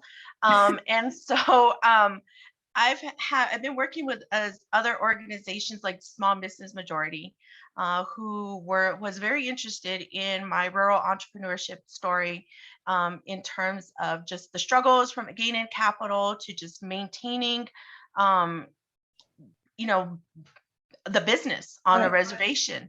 And I was asked 2 years ago to go to provide testimony on Capitol Hill 2 days before Valentine's Day. I mean, who's crazy Oh, enough to do no. that? Yeah. So I did an actually overnight trip. I testified. I left on the 11th. I got to my testimony was the morning of the 12th. I got on a flight, got home the evening of the 12th, and then Valentine's was pretty much the next 2 days. So Wow. yeah, it was just crazy to do. But in that time, I was there representing rural businesses Mhm. and giving testimony to a crowd of about 50, which if you've ever been on Capitol Hill in the session rooms, it's a pretty big crowd. And Amazing. they marked it as successful. There were about 8 congressional leaders who heard my story, in terms of, again, access to capital, lack of broadband services, the infrastructure needed for rural entrepreneurs to maintain their businesses, but also I also touched on healthcare, access to healthcare, adequate healthcare. And so during that testimony, these congressional leaders were really surprised that even though they were doing enough, it wasn't enough. And so that's kind of given me a voice in terms of representing rural businesses and Native American entrepreneurs on a national level. Most recently was last year on Secretary Janet Yellen's second day of office. I was invited with other BIPOC entrepreneurs to have a conversation with her. And in that conversation, I told her, I said, I didn't apply for a PPP loan. I told her about all the struggles, the access to capital, and she was very surprised. She said, and she even told me, she goes, the US government has not done enough for Native Americans and Native American entrepreneurship. And that turned into a shout out by Secretary Yellen at the National Congress of American Indians session, where she was one of the guest speakers, and spoke to all the tribal leaders and admitted to the 575 plus tribal leaders that were in attendance in this virtual event that the US government hasn't done enough, and we're going to try to work on that for Native American entrepreneurs. So again, it's just kind of putting the bug in people's ears about my story. And like I said, like I had told you, I said, sometimes it doesn't win me many fans, but I have to be the one. If it seems like I'm the one that's taking that machete and trying to, cut through all the stuff so that the people behind me will have an easier path. And that's just part of our Pueblo teachings, is that you work for your community. Excellent. That's the whole thing. It's you Part of work who you for are. your community. Part of who you are, and that helping others is essential. As a person, as an entrepreneur, you're doing so much for Native American women and for entrepreneurs. We truly appreciate it. Is there any advice you would give? I know you have tons of advice. Is there any advice you'd like to give to students or to other entrepreneurs that are up against these obstacles? One big thing is learn about financial literacy, learn how to write a business plan, and learn business math. Because even though I learned all that on the job training, I think my path may have been a little bit easier if I had learned those 3 things. But also, if you're going to be a micro business owner or an entrepreneur, you have to remember you're going to be wearing many hats. You're going to be the HR, the manager, the customer service, the janitor, the marketing, maybe even the web designer. And you're going to be devoting so much of your time and your energy to your business that it's often we will neglect taking care of ourselves. Absolutely. I did. I had a heart attack 4 years ago, or in 2018. I survived the widowmaker. And after my surgery, I learned the power of saying no and not to feel guilty about it, because I had to take care of myself. If I'm going to be there to help my community, I need to take care of myself so that I can be there for them. And that is one big thing that I think entrepreneurs really need to learn is please, please, please take care of yourself. You're absolutely correct. That happens so often that there's so much to do. There's always something. As an entrepreneur, there's always something to do. There's never a time where we're like, oh, we can sit back. There's nothing to do. Everything is great. There are very few entrepreneurs that can say that, but that taking care of yourself and your family is essential. It's essential for your life, but also for your business. Like you can't run if you're exhausted all the time. So exactly. Yep. Well, thank you so so much. Join the heart attack club. I don't want you to join the heart attack No, club. no, no. What an amazing story. Thank you so much for sharing that. You're just a thrill and an inspiration, and all the various aspects of everything that you're doing. So from one serial entrepreneur to another serial entrepreneur. I think I'd mentioned to Eric that I'd started, my first job was in a flower shop doing the bookkeeping on a computer. And so except during Valentine's Day where I was doing roses, and they would only let me do roses because I didn't have a really good eye for any of that stuff. But I know how tired you must be. And the fact that you made that cross-country trip right before Valentine's Day, I don't know that everybody necessarily understands or appreciates that, but I got to tell you, I'm gonna give you a little heart here. I'm not the best at that. Thank you so much. And thank you for allowing me to share my story. I really do appreciate it, because it's not very often Native American entrepreneurs get the chance to share to the world about our journeys. Yeah, well, come back soon, early and often, and share with us. Yeah, it's great. And listen, self-care for everybody, right? We've all been through a lot, right? Yes, we all got to take care of ourselves and take care of each other. So thank you so much. No rest after Valentine's Day. We have several entrepreneurs that are recovering from Valentine's Day, and they were nice enough to drag themselves here after being exhausted for a few days. So thank you so much. You're welcome, and have a good event. And I've been watching on Facebook. So yeah, and I've been promoting. So thank you so much. Thank and you again, so much. Thank you. Good luck to all the entrepreneurs. Drew shots. Thank you so much. So next, I think we have Brandon, who's going to be joining us in a second. Well, but Rhoda, wow, how powerful was that, huh? Oh my gosh, yes. I'm always humbled by these stories. It's just so inspirational, and just to hear the range. I mean, from challenges with regards to internet access, and it's just really incredible. Well, moving on to another fantastic entrepreneur who actually also participated in the Goldman Sachs 10,000 Small Business.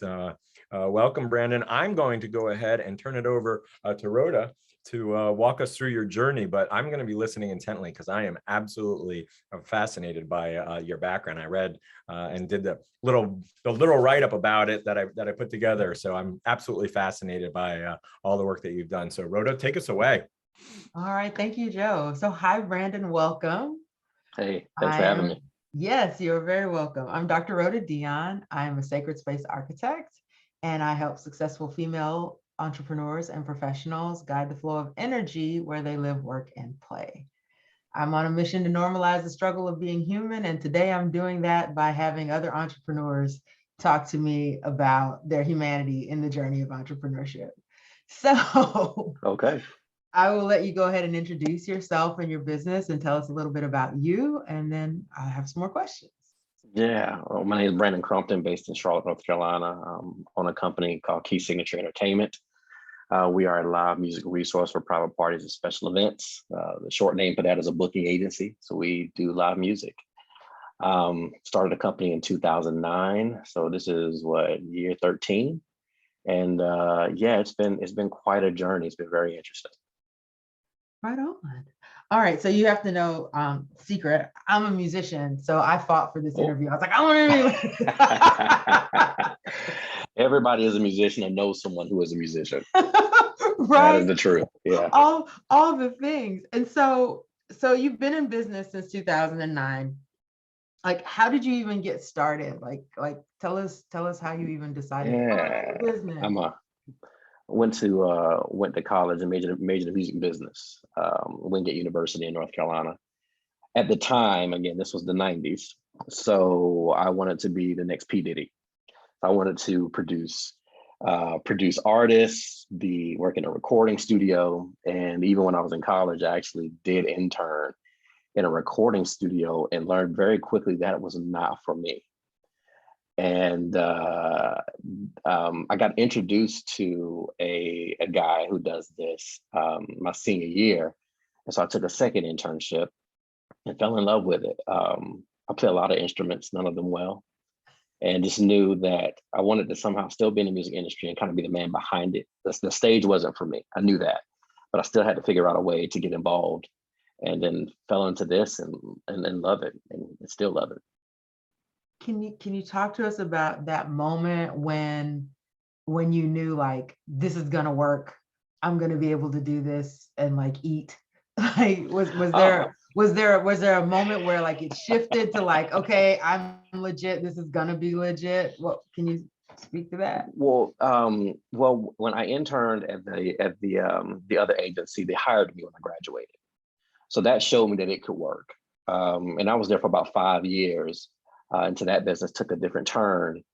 And I don't know if you remember 2009, but I actually started a business during a recession.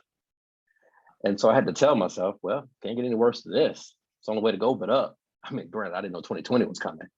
But at the time, it's like, hey, it can't get any worse than this. So it's gotta go up. The moment, man, I don't know if I can pinpoint the moment, but I can tell you that the best thing about what we do, even then, that I still feel the same way now, is just watching the idea come to life. A lot of what we do is logistics and planning on the front end. There's some things that we put together that don't happen until a year later. And when I'm standing on that, backstage, and I'm watching an artist perform for thousands of people, and just seeing the joy that it brings to people watching, then that just validates that why I do what I do. Fantastic. Thank you much. So you recently participated in Goldman Sachs 10,000 Small Businesses. Yeah. What was that like? Tell us about that. That was intense. I swear the first 4 weeks was like somebody firing a fire hose of information to my face. And then you kind of acclimate to it. And then it starts to really start to gel and make sense. For me, what it did was, and I see this with other business owners and entrepreneurs, it's like you get to this point in your business and you're doing well. But if for some strange reason you can't kind of break through that ceiling that's right above you, you're doing okay, but you're just like, how do I get to this next level? The program helped me see that. Helped me see all the things, like you don't know what you don't know, right? And so it just kind of helped put all that together. And now I have this 5-year plan that I'm so excited about implementing. And our employees are excited about doing it, and again, taking this idea that's on paper and bringing it to life. How is this 5-year plan that you've crafted kind of different from, say, the last 5 years of your business? I was focused on this one type of client. They tell you to, target client. Who is your ideal client? Make them a real person. Direct all your marketing to that person. What it helped me realize is that I was at a point that we could have multiple. It didn't have to be just the one. And we don't have to change our operations that much. All we have to do is be able to think in different ways. And once I was able to wrap my head around that and get the office to wrap their head around that, then I just really opened the door and opened our eyes a little wider than they have been. So again, it just goes back to, you don't know what you don't know. Sometimes you get tunnel vision when you're an entrepreneur, and you kind of just stick with what works. But being a business owner and entrepreneur is all about risk. So you got to kind of step out your comfort zone and take the leap. So here we are. Nice. So, I stalked you a little bit before the interview. And I'm glad you did. I appreciate it. And I noticed there were some things about you realizing that event professionals and musicians speak different languages, and bridging the gap. How are you thinking about that now as you think about expanding new clients? Well, COVID, really changed the landscape of, concerts and live music, and having to go back to the drawing board and figure out what the new needs are for event professionals. And at the top of that list is safety, but safety in a different way. And so having to go back and look at kind of our policies and procedures and the things that we expect from musicians and the things that they expect from us, and coming up with a new plan. I mean, we genuinely went and created a survival plan in 2020. Had to, put the business plan to the side for a little bit because, that wasn't going to work with the environment that we were in. So we had to create a new one. And the crazy thing is we actually did it. We set a goal for the end of 2021 and actually hit it. But it was based on changing, figuring out that, corporate was a little different. Nobody was traveling, but virtual was, the new normal. But, being on a virtual call for 6 hours is tough. So you need something to be entertaining. So what does that look like? National concerts and things look different. And making sure that, we didn't fall behind. Other people were thinking the same way. So we had to make sure we did the same thing. Right on. So let's go back to the Goldman Sachs participation, because you said you had a fire hose to your face. Yeah. What would you say were your biggest takeaways? Like what did you learn from that experience? Like maybe if you feel comfortable sharing some of the things that you didn't know, or I'm pretty sure people that have probably already spoken today will talk about the finances and understanding that you can't live by the P&L. There's more to it. Understanding your cash flow statement, understanding your bank statement, your balance sheet, and how the three work together. Instead of trying to look at your P&L going, oh, I'm doing okay, but you might be falling short somewhere else and not see that. That was really important. And the relationships of other people in the program. It's funny, our group met last night. We were done with the program in December, but our section still gets together just to hold each other accountable and say, hey, where are you at in what you told us in December? And, do you need any help? Do you need, a sounding board to bounce some things off of? I think that's probably the most important thing that came out of it. Being around like-minded individuals. I'm pretty sure you, as an entrepreneur, people would tell you sometimes that can be a very lonely place. And people understanding what it is to, to run your own business, try to grow your own business. And being in a room with, 100 people who can feel that pain. Oh man, that's good stuff. Fantastic. So you got community out of your experience. Oh, yeah. It sounds like. Yeah.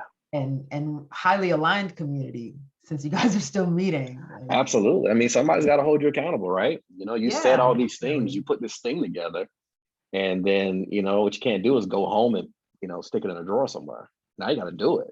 Right. Because people know about it. Yeah. So let's pivot to that shadow side. So you mentioned, being an entrepreneur can be a lonely journey, and that you don't always have that type of community. Can you talk about some of your biggest obstacles as an entrepreneur? Yeah, there was nothing bigger than 2020. Imagine being in the live music industry and losing a year's worth of business in a week. Literally every phone call, email that you got was a cancellation, and there was nothing you could do about it. That was the most challenging. Before the government help and that kind of thing, I had to dip back into what I knew how to do, and that was plan. I'm a planner. That's what I'm good at. And so different. I know the rest of the world tackled it differently, but July 2020 we were back in the office. The one thing that I felt for our clients is we had to take the good and the bad.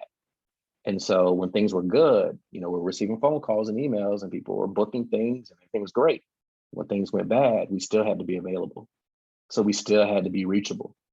And so that would have been tough doing it from home. God, we would all have been depressed. So we came together and we dealt with it together. So yeah, phone would ring and the emails would come and we were just dealing with bad news, constantly.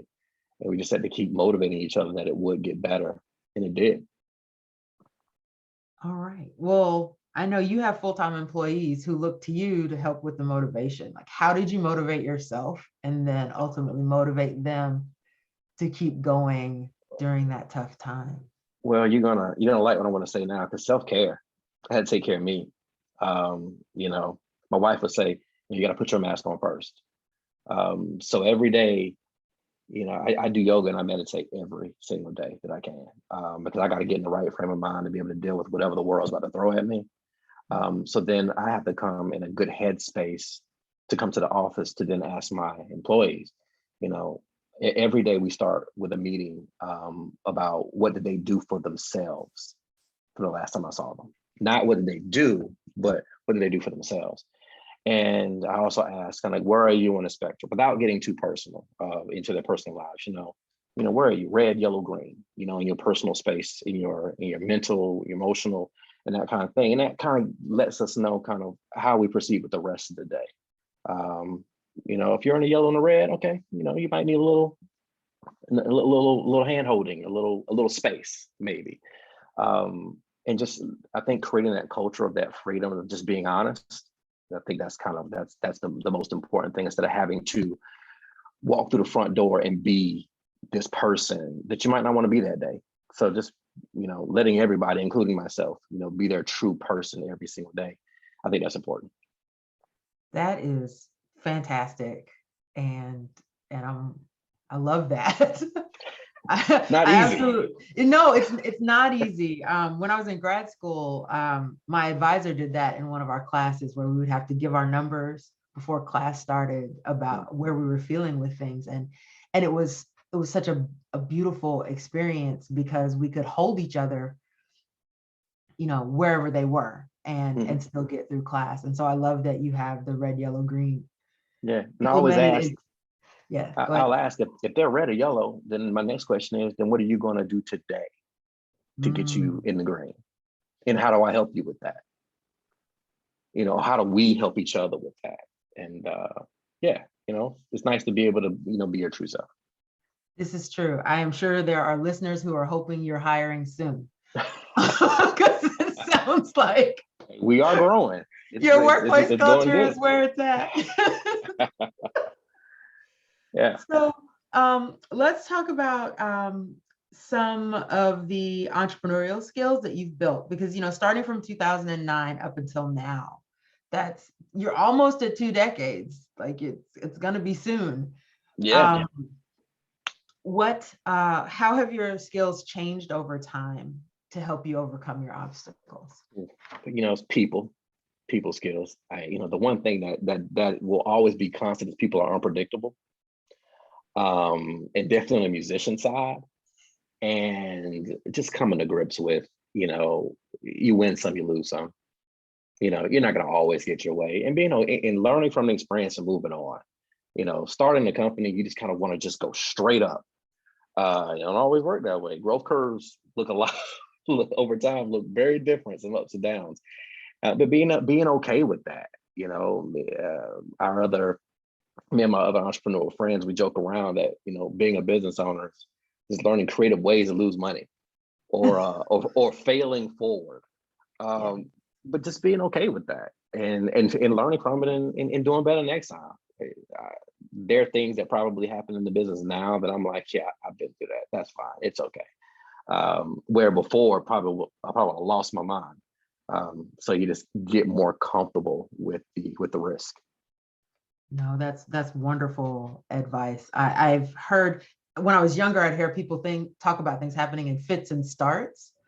And I never really quite grasped that concept until I took on the journey of entrepreneurship. I was like, oh, these are fits and starts. I get it now. Yeah.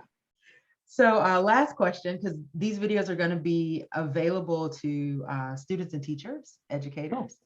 Oh, okay. What entrepreneurial advice would you give to students and those who may want to follow in your entrepreneurial footsteps? Ooh, do it the right way. I will say the one thing that a couple of years taught a lot of business owners is that, just do all your financing and your taxes and all the stuff the right way. Because that way, when you do need that help, or, you're trying to buy property or get a loan or some form of capital, your taxes and your forms are right. Instead of having to go back and redo it because you were trying to pay the least amount of taxes as possible, just do it the right way. And then also, just figure out what the end game is. You know, a lot of us end up owning our own business or whatnot. It's because we're good at this one thing or this a couple of things that we feel like we can do it for ourselves and we probably shouldn't do it for other people. But figure out what the end game is, because you can't do it forever. You know, do you want to build something that you're going to sell and somebody else going to take it over? Or you're just going to work it until it just dies on its own? Like, just already know what that is and then work towards that. That's what I got. Beautiful. And what would you say to the artists out there in terms of thinking about that? The musicians or the artists like that? Same. Learn the business aspect of it. You know, we work with so many talented people, but the marketing just can't do it. Honestly, a lot of the times it's just normal conversation, you know, just not a thing. And figure out what your strengths and weaknesses are, and be okay getting other people to do it for you. You know, you don't have to tackle it all. You got to spend money to make money, and that's across the board. Doesn't matter what you're doing. You got to spend money to make money. Be okay with that.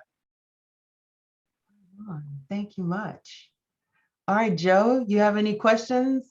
Yeah, well, so I'm curious. First of all, thank you for sharing that story and keeping it real.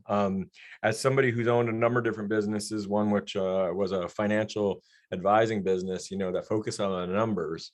Oftentimes, we don't necessarily hear that from as many entrepreneurs as I would prefer. You know, and especially getting your house in order and getting things ready. I had the fortunate opportunity to be able to work with a lot of different businesses over the years. And so when the pandemic hit, you know, I think Warren Buffett says, you know, when the tide goes out, you know who's skinny dipping, right? You know what's real, right? Yeah. And so, you know, you're able to really get a sense of things. And, you know, the tide went out during the pandemic for a lot of different folks, right? I am curious now. So tell us a little bit more about the positive side, because it sounds like things are starting to move again. And I want to hear about the upswing now. What's going on? Yeah. I mean, we really just positioned ourselves to be ready for whatever was next. So when virtual entertainment just really became a thing, we positioned ourselves to be available for that. We do business in multiple states. So different states were handling COVID differently. And so us being right next to South Carolina opened up pretty quick. I don't know if it was a good or bad thing, but outdoor events started to happen there before North Carolina. So, you know, we went where the money was. So we you know, our clients there did their shows, and we did them differently, because again, safety was the number one ask in all inquiries. We did a virtual concert series. Honestly, we just made sure we were on the top of anyone's mind when it was time to book entertainment again. And so we built a new website during the downtime. Why not? Yep. Phone wasn't ringing. So built a new website, got new artists, got them to update their promos. So we looked like a new company when things turned around. Yeah.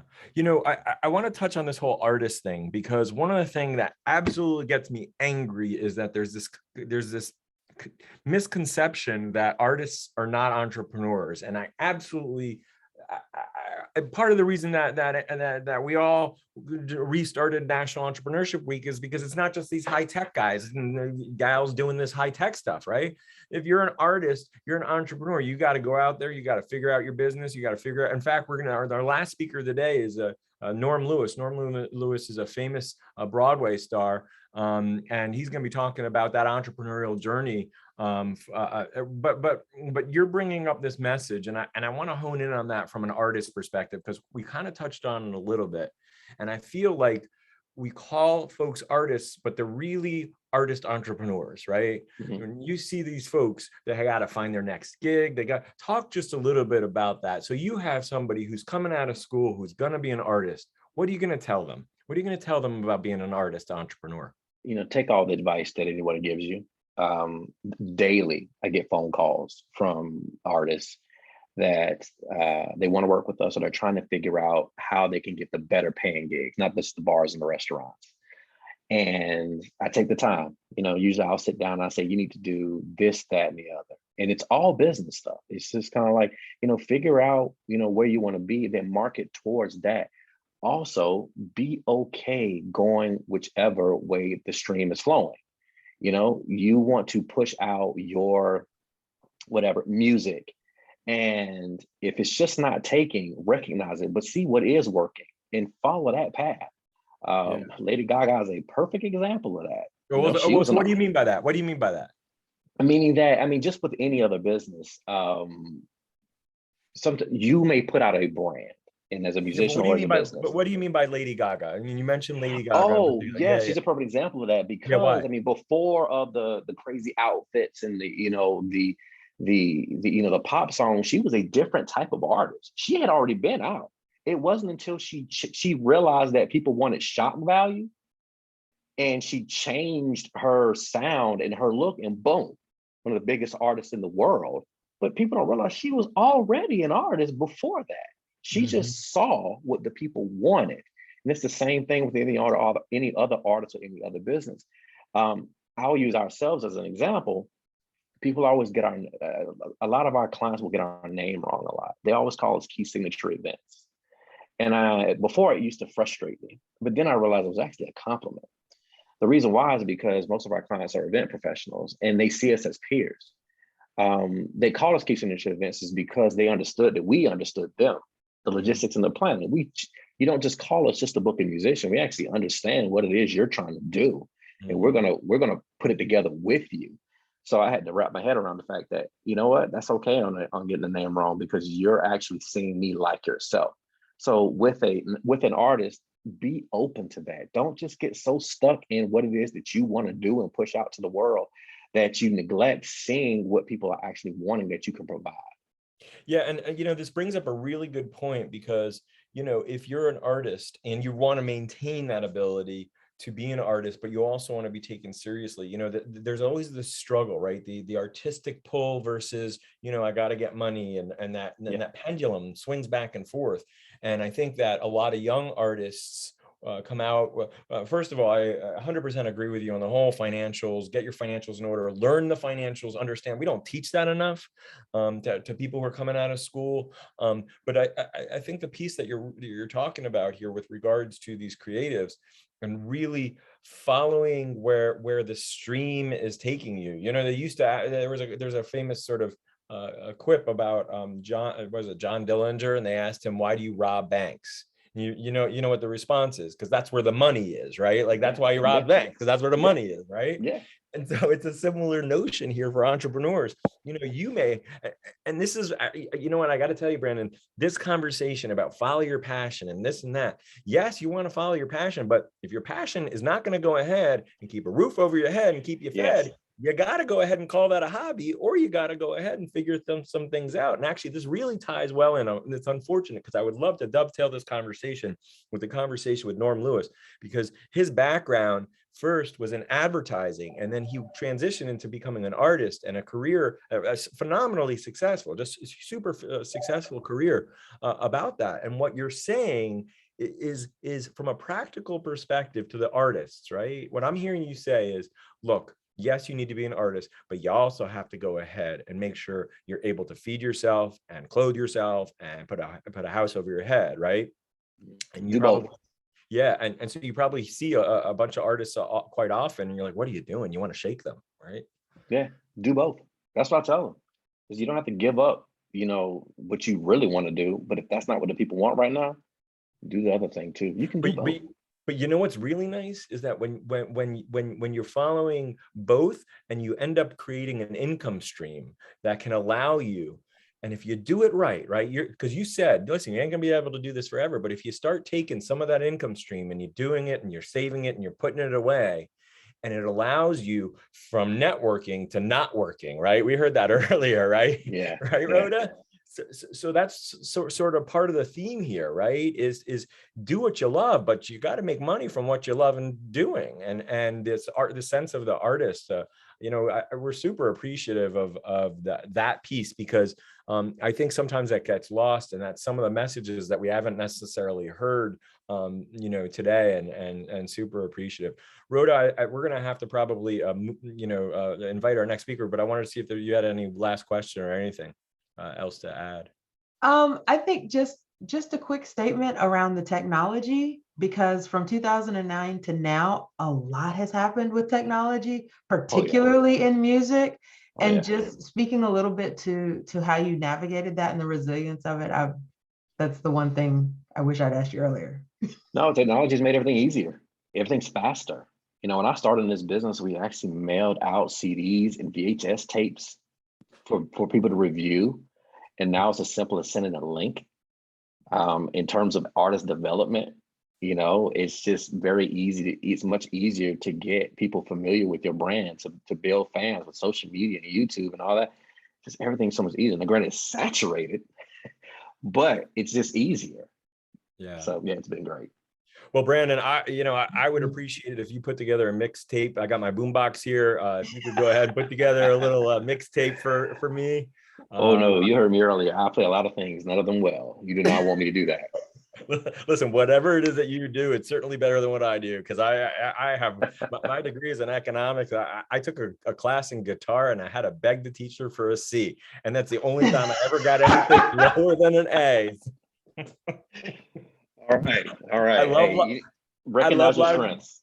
I love live music. I would listen to it all the time, and because there's an aspirational thing, I could follow that passion. Ain't nobody gonna want to listen to it. I can clear a bar out in karaoke night. That's how good it is. Fair enough. Well, thank you so much for joining us and sharing your wisdom and your experience also with the Goldman Sachs program. From everybody that we've spoken to, is just how phenomenal that program is and really taking their business to the next level. And we really appreciate you imparting your wisdom and sharing that with us. So thank you and good luck on the rest of your journey. And please continue to keep us abreast of how things are going. And it's nice, hopefully, things with the pandemic will continue to go ahead and decrease this way, and your business will continue to rise. So thank you for sharing your journey today, and good luck. We appreciate it. Thanks, Joe. Thanks for having me. Thank you. Absolutely. Rhoda. Absolutely. Take care. Bye. Wow, Rhoda, that was a strong story. Just fantastic, huh? It's amazing. Yeah. It's really amazing. And I love his emphasis on, as an artist, you can have your vision, and you also want to have space to have your vision expand, shape up differently so that it can meet people where they are and they can meet you where you are as an artist. So. Yeah, absolutely. And I would say that each story keeps on getting better, but actually it does a disservice to everybody who's been, like, every story is so strong. Nick, you got a lot to live up to here. Okay. You got to make it happen. You got to bring your A game here, because you can't leave. I don't want you to leave it anywhere. You got to go ahead and bring it out today. Okay. Because everybody else before, no pressure. All right. I'm going to go ahead and get some water. So I'm going to leave it to Tina. So welcome, Nick. We're excited to hear your story. Make sure you take yourself off of mute. Tina, back to you. All right. Thank you. It has been an outstanding day. It's such a pleasure to hear from all the different entrepreneurs, all the different industries that everyone is doing, the different locations, the different journeys to get where they're at, and also the different stages. So I think it's been such a great inspirational day. But we welcome Nick Koger to our virtual stage now. So welcome, Nick. Yeah, thanks for having me. Oh, absolutely. So we found out today that we actually went to the same college, I think a few years apart, most likely, but we're both alumni of Bridgewater College. So welcome. Tell us about your company and a little bit about your journey, and then we'll get into some more details. So tell us about BeCardless. Yeah, sure thing. So, hey, everyone, I'm Nick Koger. I'm the co-founder and CEO of BeCardless. BeCardless is a mobile application that enables professionals to create, store, and share digital business cards. You create your card once, and you can use the same card in any networking environment, so completely virtual, completely in person, or in even hybrid environments. You can design your card with your name, your job title, and then the company you work for, and update the information seamlessly when your details change, so saving you money. And then when you receive business cards, you can store them all in one digital wallet, making the information accessible whenever you need it. So is this an application? Is it an app? Yeah, so it's a mobile application. It's available on iOS and Android devices. Okay. So how did you come up with this idea? What was the journey? How did you get there? Yeah. So when networking was in person prior to COVID, right. The good old days, right? I bought business cards, and I actually had a assignment in my master's program at Bridgewater College to go to a networking event. So that's what I did. I got my business cards, and I was at the event, and I was constantly getting frustrated of I had 100 business cards in my pocket. So I'm like steady handing them out. I was forgetting who I was handing out the business cards to. The business cards that I received, I just shoved them in my pocket, and I knew I was going to lose them. It was just so messy and so frustrating. And I was thinking to myself, why isn't networking more efficient and easier than what it should be? So after the event, I did my research. I looked at the available platforms, and there was not a good solution. A lot of the platforms only did half of what I needed, right? So maybe you can create your card, but you couldn't customize it. Or you can create your card, but it only works in virtual environments. So I was thinking to myself, well, this is not rocket science. I just need an app that I can use anywhere, and I can create my business cards in an easy and seamless way. So that's what I did. Wow. So what kind of, you brought up a very important point. A lot of entrepreneurs start because they recognize, well, this is what I need. No one else is doing it. Why can't I do it? Yes. So what gave you that extra drive? What do you think made that extra, like, well, it's not there, and you didn't say, oh, well, who cares? I'll just take my business cards and I'll put them on my desk and go through them. What made you decide, like, I'm going to make this a business? I can do this. Yeah, the event was honestly so painful. It might have been a good 5 or 6 times where it was almost like I was being pricked in my side of, why is this so stressful? So it was an ongoing process. So the next step for me was thinking about, okay, how can I create something that solves all these problems? So I made a few prototypes in a design platform, and I shared them with people. I think that was kind of the biggest step. Was I actually scribbled down paper prototypes and handed it to people and said, hey, like, act like you're using this as an application. And they did. So using that feedback, I finally dove in, took the step and said, okay, I have to find someone to develop the application. And then I was able to do so. So that big step was just being reminded of this pain point that not only I experience it, but a lot of people experience it as well. Right. You brought up another great thing that we teach in entrepreneurship. Joe Cap and I do this a lot.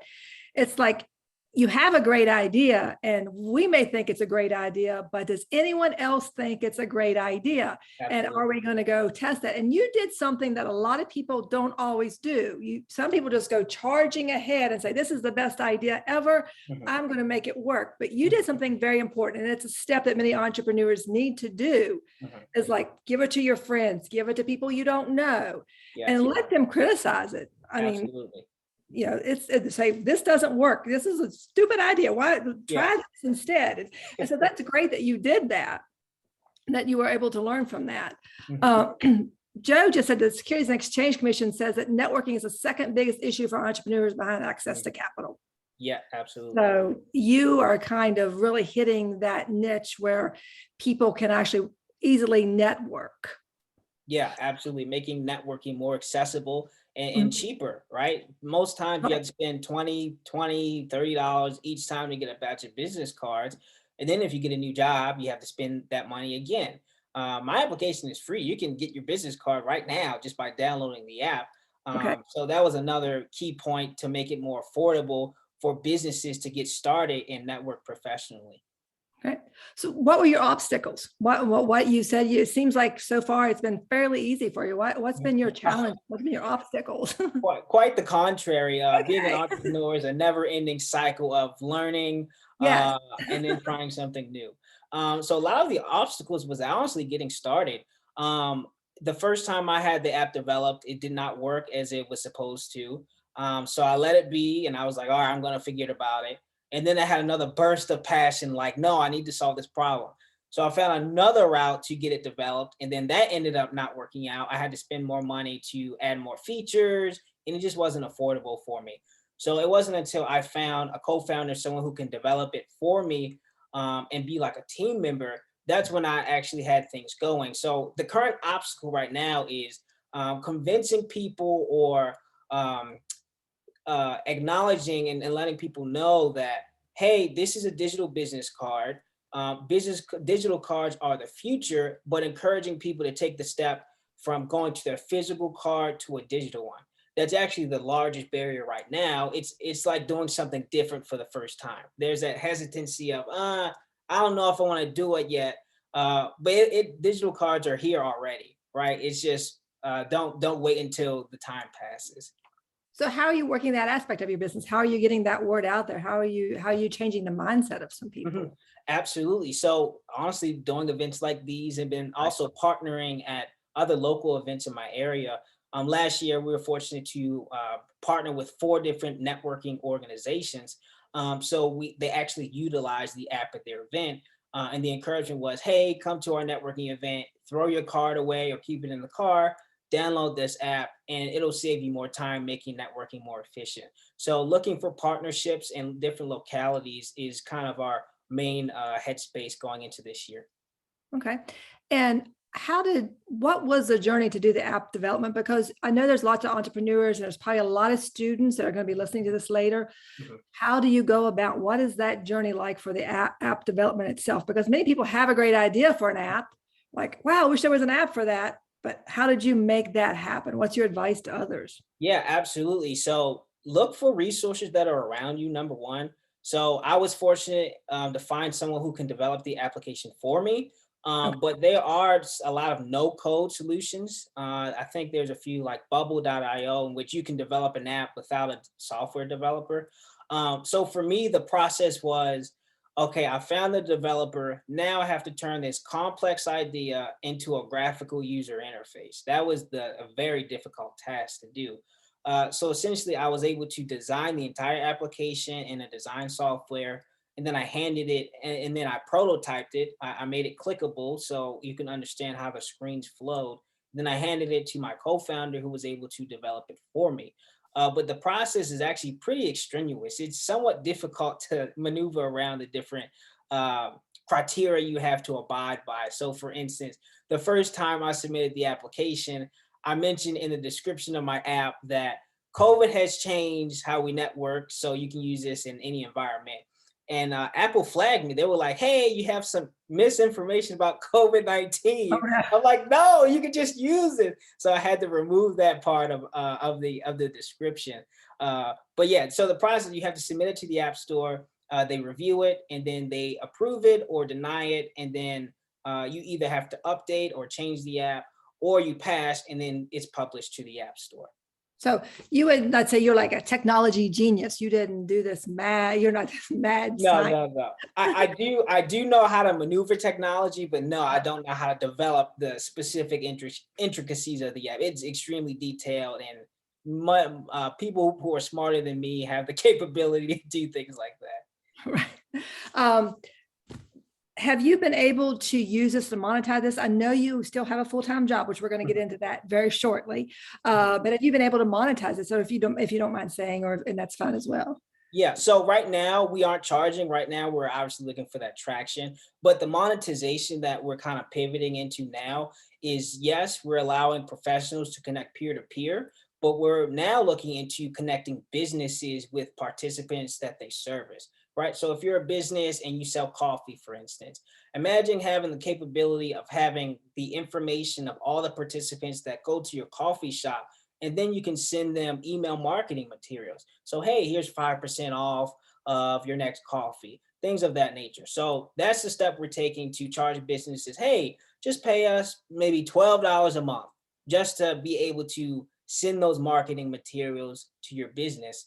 So that's what we're looking forward to developing right now. But yeah, up until this point, we have not charged. We want to make this as accessible as possible. Right. And one of the things we wanted to talk about, Nick and I discussed, is like he is in one stage where an entrepreneur is still full-time job. We're gonna talk about him with his job, and working on this on the side, working on developing this business, so you can't quit your job right now. You can't just hire 10 employees. You're not at that stage, and that's okay. Mm-hmm. Everyone is at a different stage, and we've heard from entrepreneurs today that's been in business for several years. They're just getting started out, or they may have an idea. Mm-hmm. They are at different stages, and they need different assistance, and they have different journeys. Mm-hmm. So, Nick, tell us about your day job, because you actually have a very, very good role in entrepreneurship with your day job. So tell us about that. Yeah, so my day job, I am the Director of Outreach at Shenandoah Community Capital Fund, SCCF for short. Essentially, my organization supports business owners and entrepreneurs in terms of we provide event programs. So if you're an entrepreneur and you want to learn more about it, we can put you through our business bootcamp event. They also have a business accelerator program, as well as provide microloans and then also connectors. We can connect you with pretty much any resource you can think of, or finding ways to support you and your business by any means necessary. So yeah, it's really awesome to work as an entrepreneur, but also supporting entrepreneurs. It's just really cool dynamic. Yeah, and I think that really helps that when you have that, you're not just working that, but you're an entrepreneur. So you're also in the journey. So you understand when someone comes in to speak to you, you understand what they're going through. And I think that makes a huge difference. Yeah, absolutely. And the cool thing about SCCF is that I'm not the only entrepreneur. SCCF is everyone is pretty much an entrepreneur or has some kind of side hustle, side business going on as well. So we can, like you said, truly understand what that individual is going through because we went through it ourselves. Right. And this organization has grown considerably. You help a tremendous amount of people. Do you have any statistics to share? So SCCF landed about $3 million in grant funding. So we were able to carry out these two programs, Build to Scale, essentially forming a regional coalition in the Shenandoah Valley. So if you're an entrepreneur in Waynesboro, we can connect you with people in Winchester, for instance. And then our second one is Community Navigator. That's essentially reducing the barriers for entrepreneurs to get resources. So we are creating this technology hub in which entrepreneurs can find any and every resource they need in one digital location and no longer have to rely on us human beings for that information. Yeah. And I ask you that because that is an essential thing. This whole week, National Entrepreneurship Week, we focused on entrepreneurship, entrepreneurs, and resources, those resources and programming that is available. Because many times as an entrepreneur, there are resources, there are programs out there. Absolutely. There could be funding, but where am I if I am in, in the middle of West Virginia? Where do I go? Like I have a great idea. Where do I go? So it's organizations. And we've heard from a lot of different entrepreneurs today that had assistance from organizations to let them know where it's at. And what you were talking about with the ecosystem, that saves out a tremendous amount of money because it develops, not only does the entrepreneur know where to go, but nonprofits like you know where to go. Absolutely. So that's one of the things we've really focused on, especially Tuesday was one of our big days for that ecosystem development. Is the Community Navigator an SBA program? Is that, or is that yeah, don't quote me on that. I believe it is part of SBA, yes, in partnership of SBA. Okay, I thought that probably was. Or at least the federal government. Go ahead, sorry. No, that's fine. That's fine. So getting back to BeCardless, kind of what's your next step? You kind of change about how you're going to monetize it, but in the immediate future, kind of what's your next step? What are you going to do? Yeah, so next steps is getting more customer discovery and doing more partnerships with these different localities. The biggest initiative this year is realizing like, hey, we did 4 events last year, which is great, but maybe let's think outside the box. Maybe BeCardless can use in places outside of networking events. So we're focusing a lot more this year on community events in which people gather together. Maybe it could be a walk downtown or a wine tasting downtown, partnering with these different businesses as well as participants to say, hey, you are a participant going to a coffee shop that you enjoy. Why don't you have their information in your phone so you know where to return next time? So yeah, the initiative this year is community events as well as those networking events as well. Great. So we are going to give, this is going to be played over and over again. So what advice would you give to others? You can wear whatever hat you'd like to wear. You can wear both hats. What, as an entrepreneur, as a professional, what advice would you give to others and including students in that as well? Yeah, absolutely. So entrepreneurship is a marathon. It's not a sprint. True, Do true. not burn yourself out. It's a marathon. So for me, I've always been interested in business and entrepreneurship.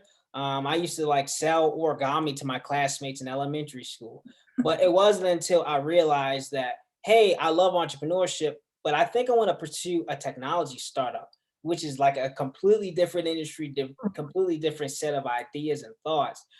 So I'm relatively new in the startup world. As of like a year and a half ago, I had to learn all these new terms like CAC and long-term value and all those fun things. So entrepreneurship is definitely a marathon. Definitely take your time, but also be proactive.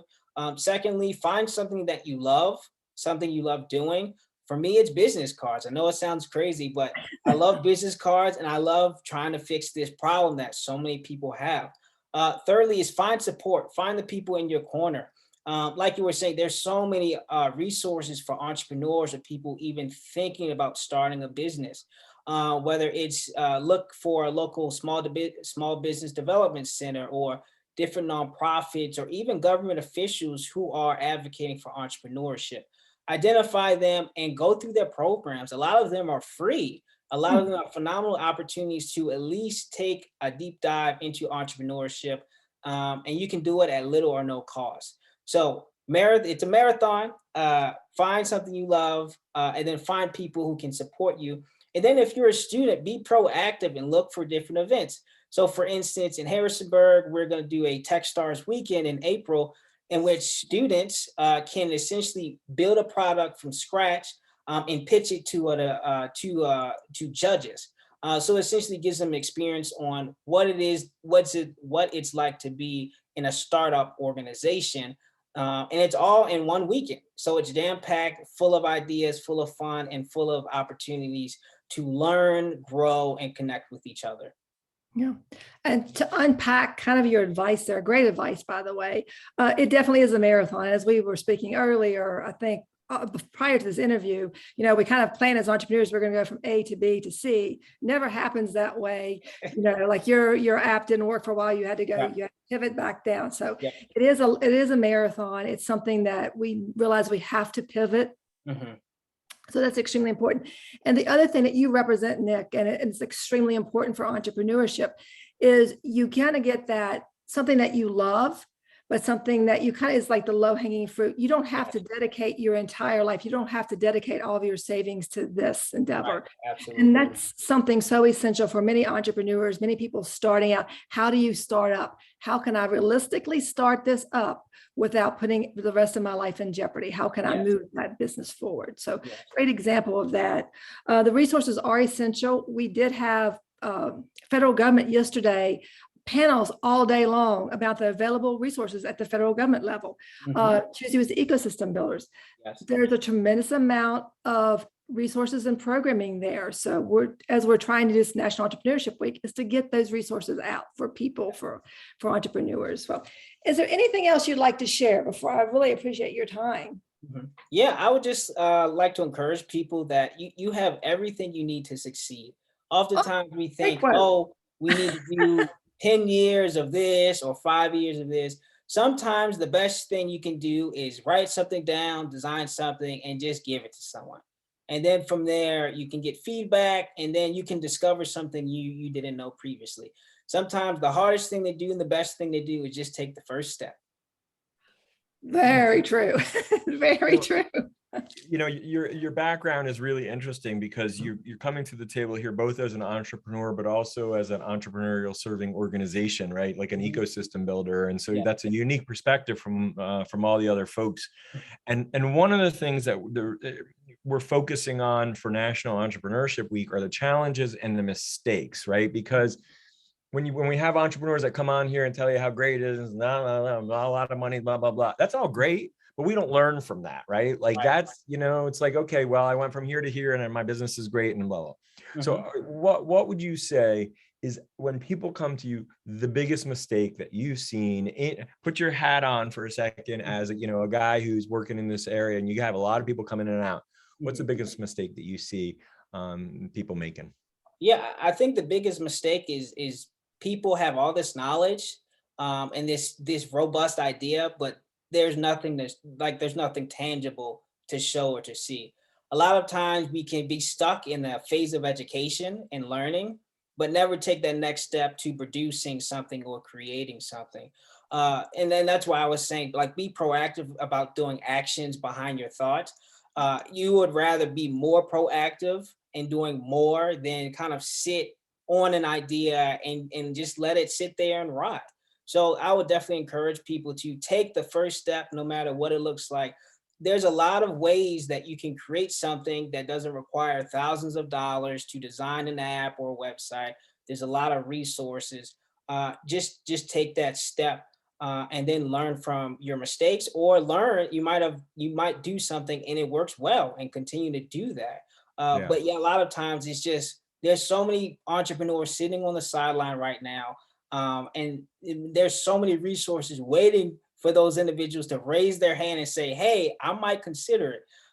So we're just sitting here waiting for you all to say, hey, I might want to be an entrepreneur, or I at least might think that I could be an entrepreneur. That's I want to say one thing though. If you're an entrepreneur sitting on the sidelines, you're not an entrepreneur. You're just sitting on the sidelines. You're sitting there listening. So Tina and I, when we teach entrepreneurship, we say, you know what? Small action create traction. And what do you get? A reaction, right? So take those small actions. Start small. Don't take on a lot of risk. And start to build and take those small steps so that you can grow into, because you don't know where we've heard a bunch of other people talking about their businesses. And one of the things, you have this idea, you probably are familiar with the lean startup, right? And this whole concept of that you can put together the most robust business plan, but once you go ahead and you start talking to customers, what happens? They haven't read the business plan, and they don't know what they're supposed to be doing, right?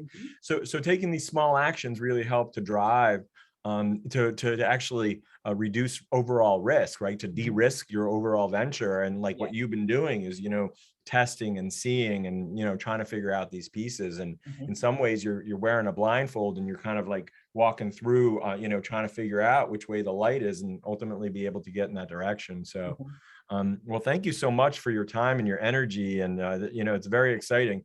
You're in the Shenandoah Valley, and we have some good friends over there who own a business called Redwood in downtown Stanton. So I'm gonna have to have them reach out to you. They started their business out in rural West Virginia and moved it to downtown Stanton. And now I think they've got close to a half a dozen employees. So it's growing pretty well. Maybe they could go ahead and use your services, or you can benefit from knowing them as well. Who knows? It's all about networking. It's all about networking. Your network is your net worth. There you go. Absolutely. And a shout out to Nick before you go. Nick was recommended by Center for Rural Innovation, Corey. So they introduced us to Nick. So thank you to Corey for doing that. And Nick, it's been an absolute pleasure. Yeah, likewise. Thank you all for having me. All right. And good luck with everything. Thank you so much. Did you have a question? Rhoda, I'm sorry. Did you? Yeah, I did. I popped my hand up. So I wanted to know, Nick, if your whole entrepreneurial journey has been parallel to you working in entrepreneurial ecosystems, because to me, that sounds like, there's not a lot of cognitive dissonance between what you do every day and then your passion. Have you had an experience of doing entrepreneurship and then having like a job that just like sucked? Can you speak to that if you have? How'd you navigate it? So this is actually my first time working in entrepreneurship and being an entrepreneur. Most of my life, I've been an entrepreneur and had some kind of day job. Mostly it was working in technology, building websites, running someone's marketing. But now I've had that phenomenal opportunity of doing both. And it's just really interesting to be this close to the industry and work in the industry. Entrepreneurship is a fun thing to do. And it's so robust and dynamic. Things change all the time. And that's what's really exciting to me and what's really attracted me to the industry, and also encourages me to work in the industry. Well, listen, I'm probably a year or two your senior, but the journey that you're on is not all that different than mine. So stay on that journey and do amazing things, and then come back and help other people and continue to go ahead and inspire people. We need more and more people like you who are building their own ideas, following their own path, but also helping people stay out of trouble and build their businesses along the way. So Nick, thank you so much for sharing your journey with us. We really appreciate it. Yeah, thank you all as well. I appreciate it. Yeah. Thank Thank you. you. Wow, what a great conversation. Really, really inspiring. And it's just, it's hard to encapsulate it, right? The superlatives just keep going, time and time again. What a great conversation. Yeah, and I love the fact that we have people from all different walks of life, all different stages and industries and locations. I think that really is giving a really good representation of diverse entrepreneurship in America. Yeah, for I sure. definitely agree, Tina. And I also love that we've seen such a broad cross section, and yet the advice has been so similar across all of the across all of the cross sections. Like there's some things about entrepreneurship, you got to master it regardless of where you jump into the game.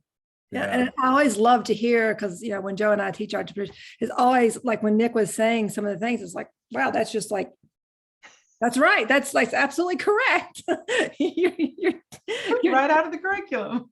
Well, I'm going to jump off here in a second, but I just wanted to go ahead and personally say hello to Randall, because I looked at his background, and as somebody who owns property, I appreciate uniquely the business that he operates, and somebody who grew up in Florida, running out of, having power go out on a regular basis, and the work that he does. So I just I'm going to bug out here, but I just wanted to say hello, because I appreciate the journey that you, and I'm excited to hear more about it. But as I was reading your background and stuff like that, so welcome. And I'm excited to hear it. So with that, I don't know, I think it's you have one of these fantastic ladies who's going to go ahead, or both of them maybe, I don't know. Anyway, welcome. Rhoda can stay on as well. We can tag team that. That's fine. All right. Welcome, Randall. Great to see you. Yeah, how are you? just fine. How's everyone doing? Good. Great. Thank you for joining us. I know I spoke to you earlier and you were on a job site, and I was like, that's fine. You can be on the job site. We would love to see you on the job site. But I think you made it back into the office. Yeah, I made it back in. That's kind of, some of the highs and the lows of owning your small business. Unfortunately, starting out, sometimes you are the business. So when you don't show up to the job site, nothing's getting done, and that could be very detrimental. But yeah, that's just how it is sometimes. Well, tell us, Randall, tell us about your business. Tell us what you do. Okay, so I am a licensed general contractor. Started out building single family homes, kind of as a hobby, hope to turn into a small business. I was doing it part-time.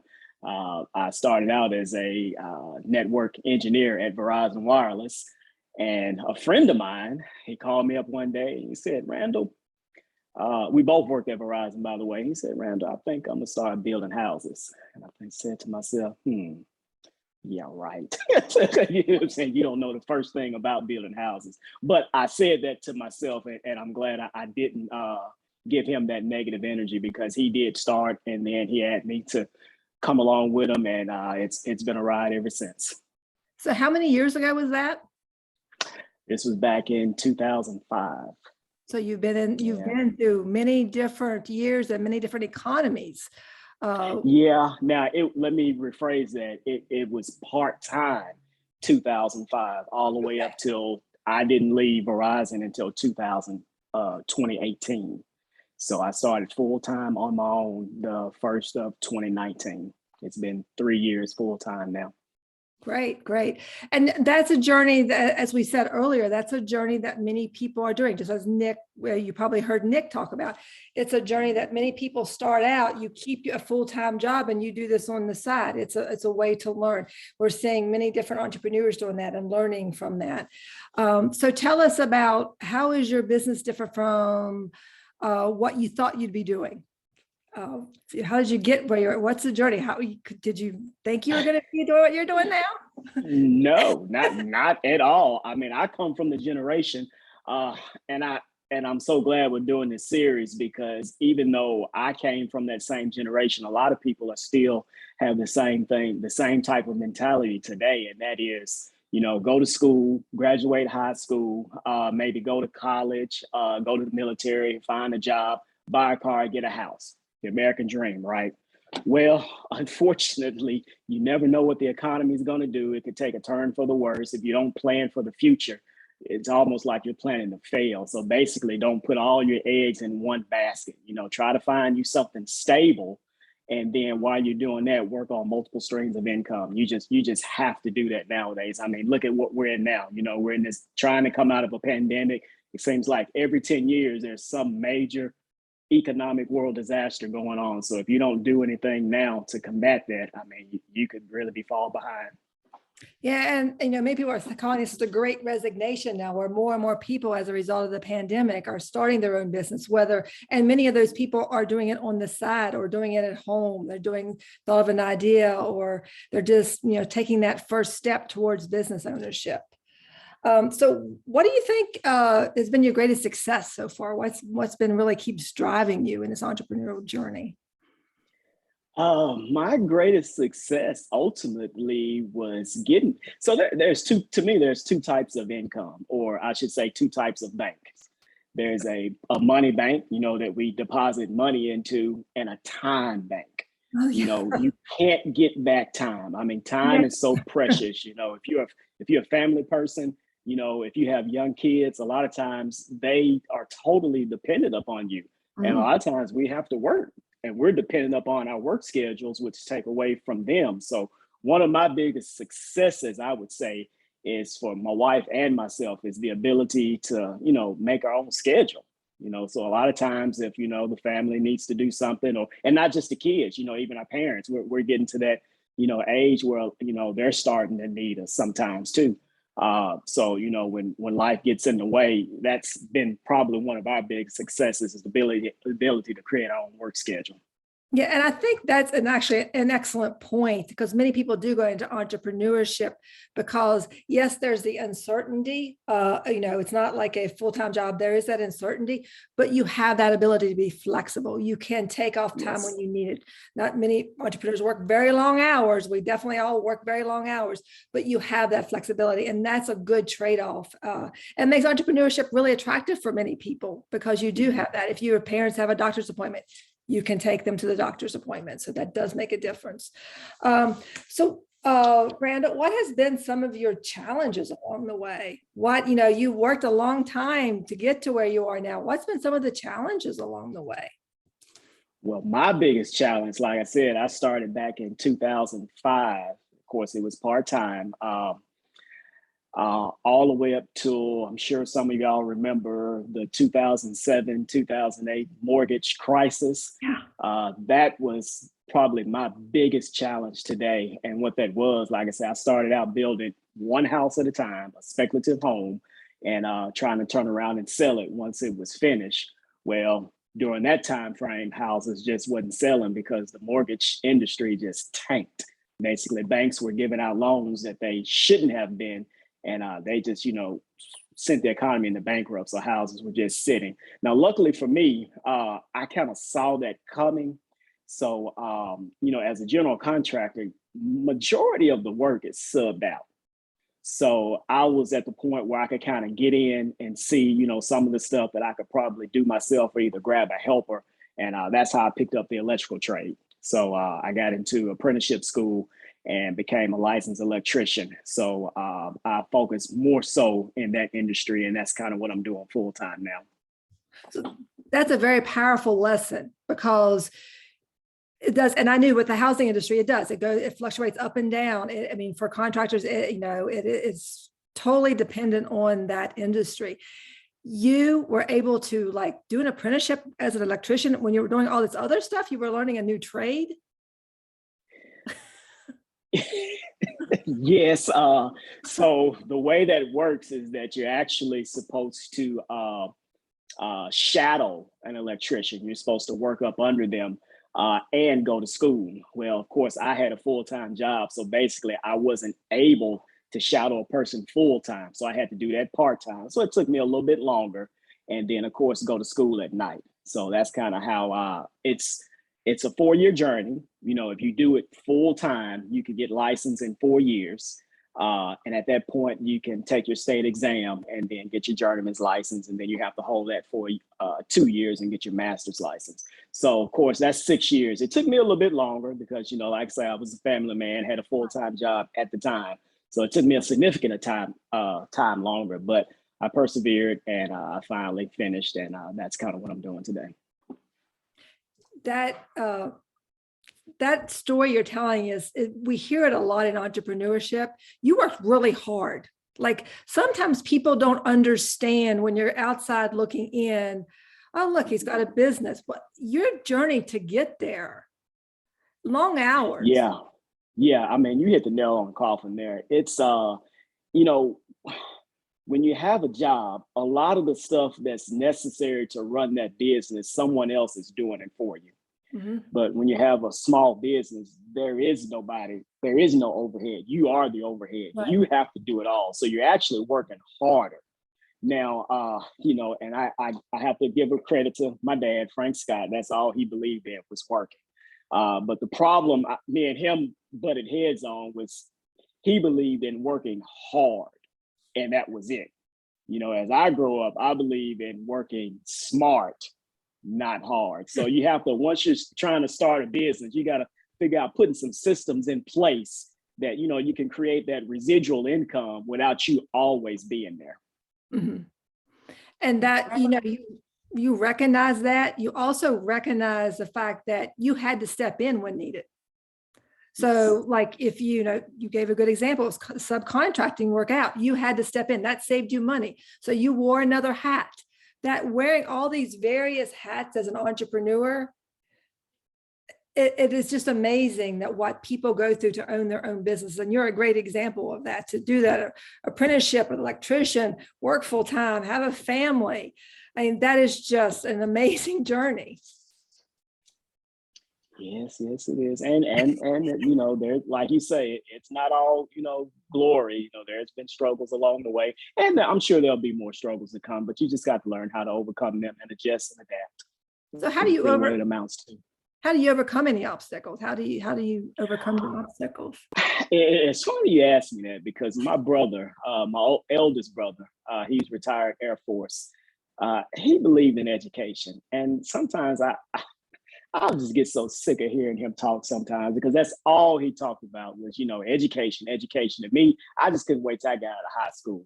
But I mean, honestly, he was right. You know, you have to educate yourself. And when I say that, I don't necessarily mean, you know, the school system. You know, that's one avenue. Of course, we're all required to, you know, go to high school, and then there's higher education. But nowadays, we're exposed to so many different things. I mean, you just have to apply yourself and have the willingness to learn, because the information is out there. You know, I mean, just ask Mr. Google or ask Mr. YouTube. There's all these DIY, you know, trial and error. You know, try what works out for you. If it doesn't work, scratch it, go back to the drawing board and find something that works for you. Yeah. And that education piece is extremely important for entrepreneurship, because it comes in many forms. For instance, it can be as a nonprofit that helps you, that offer classes. They're going to teach you how to do something, write a business plan, or learn the finances or the marketing. So that's a type of education. Your apprenticeship program, not everyone needs a college degree to succeed as being an entrepreneur, of course. I mean, but you can also learn a trade. You can, like, as an electrician, many people overlook the community college system and CTE training programs. That's a great idea for training, for creating a career. And many times, go ahead. Many times in rural America, those entrepreneurs are people out of necessity that's had the training. They're the electricians, the contractors, the plumbers, all of those people. They're the entrepreneurs, and they got that training through a vocational school or just working on the job to do that. So, go ahead. Exactly. No, I was just going to say you everything you said, and then I just want to throw out this, and not because I'm in that industry, but if you really think about it, a lot of people shy away from construction because they think it's dirty. They don't want to get their hands dirty. But if you really think about it, this world, I mean, the whole wide world revolves around construction. Nobody can do anything without construction. Just like us, we're all on this technology, Zoom, but think about it. Somebody had to build the computers in some sort of facility that had to be constructed. And once that's up, it has to be maintained. So, you know, a lot of people, if you can catch them early and just drive that home, the field is wide open. If you're, you know what I'm saying, able-bodied, able mind, you can get out there and make something work for yourself. Yeah, you know, I just wanted to pop on here for just 1 second because I want to underscore 2 things. Randall, you are 100% right. And any entrepreneur or any student that's listening right now, there are so many opportunities to build businesses, whether it's around HVAC, it's plumbing, all of I had the opportunity to go to a community college and they had linesmen, you know, the folks that climb up the poles. Yes. Huge opportunities. Oh, yes. They're making money, hand over fist, yes. hand over yes. fist. Right? Like it's crazy money. And they're Yes. entrepreneurs. They're able to go ahead and have these really incredible jobs. And, you know, the other thing that I wanted to just touch upon, because the thing that the reason, because we've heard a lot of the challenges, but one of the things that you said early on, and then I'm going to drop off, but I think it's really an important point, is the level of flexibility that it affords you as an entrepreneur to be able to take care of your family and be there when it counts most. And you cannot put a price tag on that. And you mentioned that about taking care of your family with your wife and your kids and your parents and all that kind of stuff. And that's one of the things, if you're watching these videos, the ability to be able to have dominion and flexibility over your time. Tina, I didn't want to go ahead and take away, but I just had to go ahead No, great jump point. in. When you were saying this, I told you, I read your background. And I'm like, I know I'm going to end up jumping in here. I can't control myself. So I'm going to pop off and I'll throw it back over to Tina. Now, as Joe said, we do a lot of work with rural entrepreneurs and people in rural areas. And it's the same way with urban areas, but especially in rural areas, that those trades are essential and it gives people the ability to stay in your location because it's a needed service. And many times now, it's a needed service and there's very few people that are doing that service right now. So. Yeah, and you mentioned me. It's ironic that you mentioned that because if you think back when the pandemic first hit, you know, a lot of people around the country were shutting down businesses except for what they call essential workers. And I never, you know, I've been in business since 2005 and I never considered myself an essential worker. But then when I got to thinking, you know, these hospitals, you know, police departments, what do they need? They need power.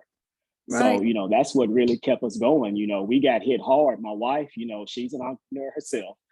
She's in the beauty industry and she got hit hard. I mean, right when the pandemic hit, the governor of Arkansas shut down all salons. So she couldn't go to work. And, you know, so it was on me. When I got that phone call, you know, it was a hard pill to swallow. But, you know, I just told her, look, I just got to go to work and hold us down until they release things. But yeah, it's, you know, if you can use your hands, get out there and learn it. You know, like I say, the world is wide open for it. Yeah. So kind of what are your next steps? What do you see yourself in the future? Where do you see yourself going? You know, my wife and I, we joke. On vacation, right? Well, yeah, you know, they like to go on vacation. And, you know, me is just me. I just having some downtime is, you know, it's good for me. But I tell her all the time that, you know, I think I'm ready to be a house dad. And, you know, she's like, no, you're not going to do that. You're not going to do that. But when I say house dad, what I mean is, you know, I want to, you know, put systems in place where I'm just not necessary to have to be there all the time. Automate some systems, you know, hire some people that, you know what I do, that can, you know, do the things without me being there. And that would free me up because there's always things around the house that I could be doing. So yeah, that's kind of where I'm looking for going forward to just kind of free me up from the day-to-day struggles where I can be home more and do the things that need to be done at home. And do you find that, you know, it helps to mentor people? Are you mentoring people in your job? Has that been able to do that? Well, that's kind of what I'm looking to go to right now. I'm trying to finish up I'm what you call a non-traditional student. I'm trying to finish up a bachelor's degree in construction management. And I want to go ahead and get my master's while I'm at it so I can the plan is to come back to the local university here and teach construction. Oh, great. So, and I've been talking to the department chair to kind of what I would like to do is not necessarily full-time teach, but kind of be like a recruiter for the program where I can go out to the local high schools and encourage them why they should get into this field. That's great. So add public speaking to the, you said earlier about the time banking. You're like a master. Now you just pop out. Oh yeah, I did this on my spare time. I became an electrician in the spare time. I'm also getting a degree. So like you're doing a lot. Yeah, well, like I say, it's been spread out over about 20 years. So I mean, that's how I I've had 20 years to spread that part out. But yeah, I'm trying to go ahead and finish that up. And then, once I have that under my belt, maybe try to use it to help others to, help myself also. And that sense of community and helping others, I mean, that's extremely important. It's important for all of us to do that. And I think, we've had, I don't know how much you've listened to today, but we've had people that have been in the business for just a couple of years, some people that have a brand new idea.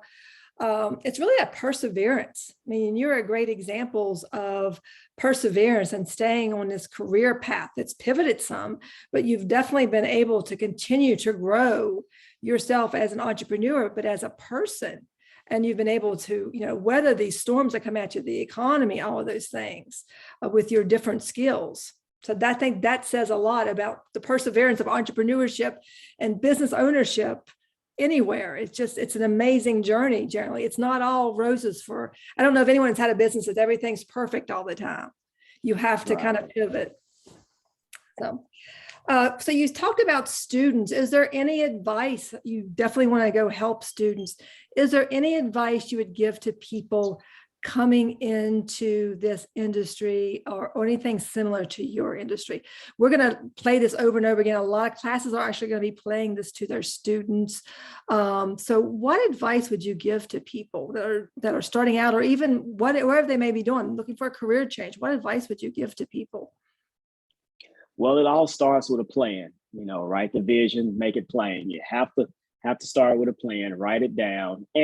And even if that plan changes over time, that's fine. Like I said, I started out trial and error. If one thing didn't work out for me, then I tried something else. Now, of course, there is a financial aspect of it. So I'll advise anyone that's thinking to get any kind of industry on their own, start out, save a little money, do the things that you have to do to take care of yourself, and then save some money, so you could weather the storm. Because a lot of times when you go to the banks don't want to give out loans if they don't know how you're going to pay them back. So, they want to see you, try to save a little money on your own. And then once you do that, just, educate yourself, network yourself, surround yourself with people that are trying to go and do what you're trying to do. Great advice. That networking seems to come up in every field today that we've spoken, everyone we've spoken to. It's that networking, making connections with, other businesses, other organizations. So that networking is an essential key. Well, it has been a pleasure to have you. Is there anything else, any other parting words you would like to give to our audience before you go? And Joe has jumped back on again. Yeah, well, I actually have a quick question, but go ahead and answer Tina's first, because I'm probably wrote those too. No, I'll just like I said before, just want to encourage everyone. If you're trying to do something, try it. Don't worry about the naysayers. We all fail at something. To me, I think that's the best education that you can teach yourself is trial and error. Learn from your mistakes and try not to make the same mistakes twice. Yeah. We all fail at something. If we would all just realize that, like we all need to realize that in everyday life, and we learn from our mistakes and go on, especially in entrepreneurship. We all fail at something. There's not a predetermined plan for us. So yeah, and in the entrepreneurial circles, if you're doing it right, we call it validated learning experiences, right? It's not failure. Failure is an option. You have to go ahead, and especially if you're working on stuff that you've never done before. Everybody's oftentimes, part of the problem with traditional pedagogy in school is that we teach there's a right answer, right? But we know that with entrepreneurship, there isn't necessarily a straight path or a right answer. So I am actually curious, because I worked at Verizon for a little while too before I became an entrepreneur. Being a systems engineer at Verizon's a pretty good gig, not necessarily giving you the flexibility. I'm curious about what happened there. Well, I didn't talk a whole lot about Verizon, but I do have to give credit where credit is due. Their whole motto was change, accepting change, and don't get left behind. So just look at the technology industry. I mean, I was in the telecommunication side, which is, technology. You can't do anything without being connected, Wi-Fi or cellular and all that. So that's where I really was rooted and grounded in that philosophy. So I do have to give a little credit where credit is due. Verizon, they paved the path. Like I said, I started my business part-time. I mean, back in 2005. I started Verizon in 1994. So I was working fresh out of high school, went to work at Verizon, saw that there was a need to, to do something else or to better my own self. So I was like, okay, well, in my spare time, let me try to find something and hold on to that, what I have. But I have no ill qualms from Verizon. It was just time. I mean, I spent 23 years there. It's kind of like the military, I don't know if they still have it, but it used to be 20 and out, and get that retirement package or whatever and find something else to do. At least that's what, my brother did. Maybe we can change Verizon's slogan, start at Verizon, become an entrepreneur, right? Something like that. or anything that doesn't necessarily have to be in there. Just, find something stable that you can, take care of yourself. That's right. Then on your downtime, on your own personal time, educate yourself on if that's not what you want to do for the rest of your life, educate yourself and try it while you have a steady stream of income, at least be able to take care of yourself and then, try stepping out on faith. That's right. I have a term for that called cash stacking, where you begin to look at multiple income streams and you start, so it becomes a pancake. You start with this one and then you go ahead and stack it. Rhoda, I don't know if you jump back in here. Do you have a couple of questions or something? I did. So one, I want to say, I love the comments about failure because the truth is failure doesn't become a failure until you decide not to learn from the experience. That's when it turns into a failure. And I also love the amount of perseverance that I hear in your entire story. And so if you could just talk for a minute about how you encourage yourself along the way, because, Right. So there was a social media interview going around. There's a hip hop artist that goes by the name of Dame Dash. I don't know if y'all are familiar with Beyonce and Jay-Z. Well, Dame Dash was Jay-Z's business partners back in the day. And they were doing an interview on him, and he kept saying he'll never have a boss. He'll never have a boss. I'm going to teach my kids entrepreneurship. My kids will never have a boss. And I'm sitting here thinking to myself, great message, but the delivery is totally wrong. I mean, because think about it. To start any entrepreneurship journey, how are you going to finance it? There's only three ways. Either you have an inheritance, savings from a job, which means you probably had a boss, or illegally. So it's like, which path are you going to go down? So that's just like I say, there's a struggle sometimes. So you have to encourage yourself to stay on that path because it does get greater later. Mm-hmm. Great stuff. Well, I would encourage you to stick around. We're going to have Mother Teresa's former assistant. Little known fact, she's actually a huge hip hop fan. And she's going to tell us how she became a social entrepreneur and is now helping to rebuild a rural place out in California, and also how she's established entrepreneurial ventures in Haiti and some other countries. And so she and I were chatting, and I was asking her a variety of questions about her experience with Mother Teresa and some of the work that she was doing, and it came to light. So your background is just fascinating, and I think the message that you provide is just so valuable for so many people to hear. And the opportunity, for too long we've said that the path that people need to take are these white collar jobs and the reality is that there's so many opportunities in so many different areas. And it's part of the reason that we reestablished National Entrepreneurship Week, to say, listen, you know what, there's a lot of different ways to go ahead and make money. And the reality is that you can have the best tech company in the world, but let me tell you something, if that toilet starts overflowing and you don't have an entrepreneur plumber in the neighborhood, people are not going to be coming to work, right? So at the end of the day, we need all types of entrepreneurs. I can't thank you enough, for sharing your journey today. It's exciting to see the path that you're on. We're really, really appreciative of that. Any last parting comments, Rhoda or Tina? Just thank you so much, Randall. It has been a joy. I really appreciate your time. And a thank you to Communities Unlimited, who made the introduction, another great organization that we work with. So thank them for making the introduction. But Randall, great story. Really, truly appreciate it. Very inspirational. A lot of sound bites in this. Yeah, shout out to Communities Unlimited. Yeah, they have been a godsend. I mean, they really helped me along the way during my entrepreneurship journey. You know what? I'm sorry. I'm just going to go ahead. I need to lean into that. I want to know why. Like, just tell me, 2 seconds. Just take 2 seconds. What is it? Because I've heard amazing things about them. I know that we know the folks over there, but I want to hear straight from your what's going on over there. Well, I'll tell you this. If you want to start anything, don't let fear step in the way. Because number one, I'm gonna give you a piece of encouragement. There's a program out there for everything. State program, federal program. You just take your pick. Do your research. Do your homework. For me, I got on with the Arkansas Economic Division for entrepreneurs, and that's how I got set up with Communities Unlimited. I think they're getting into lending now. They may have always been into it, but I use their management consulting services.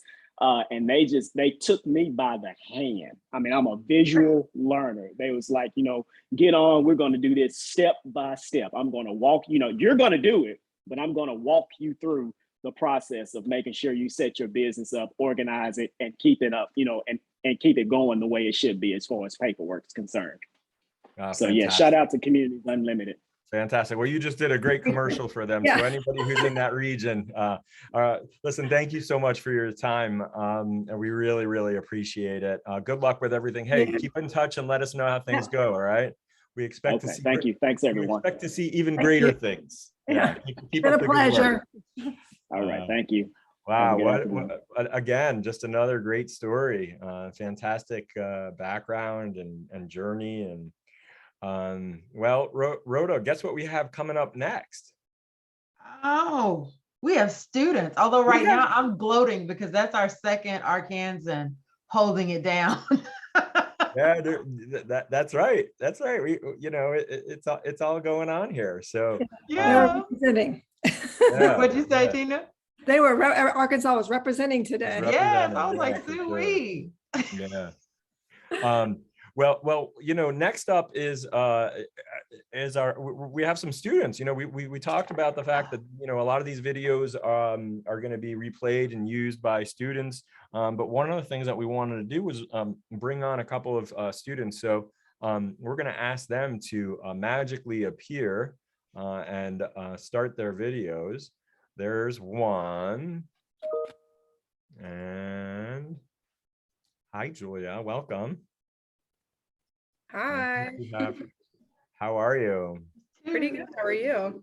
I'm doing great. So we're going to be doing this jointly conversation. So first of all, thank you for joining us. Why don't we go ahead and start with your background, and I'm going to actually turn it over to Rhoda to lead our conversation. I'll jump in as necessary or as appropriate. So Rhoda, take us away.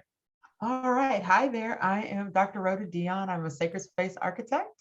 I help successful professional women and entrepreneurs guide the flow of energy where they live, work, and play. And I'm on a mission to normalize the struggle of being human. Curiously, a mission that developed because I used to be a math teacher.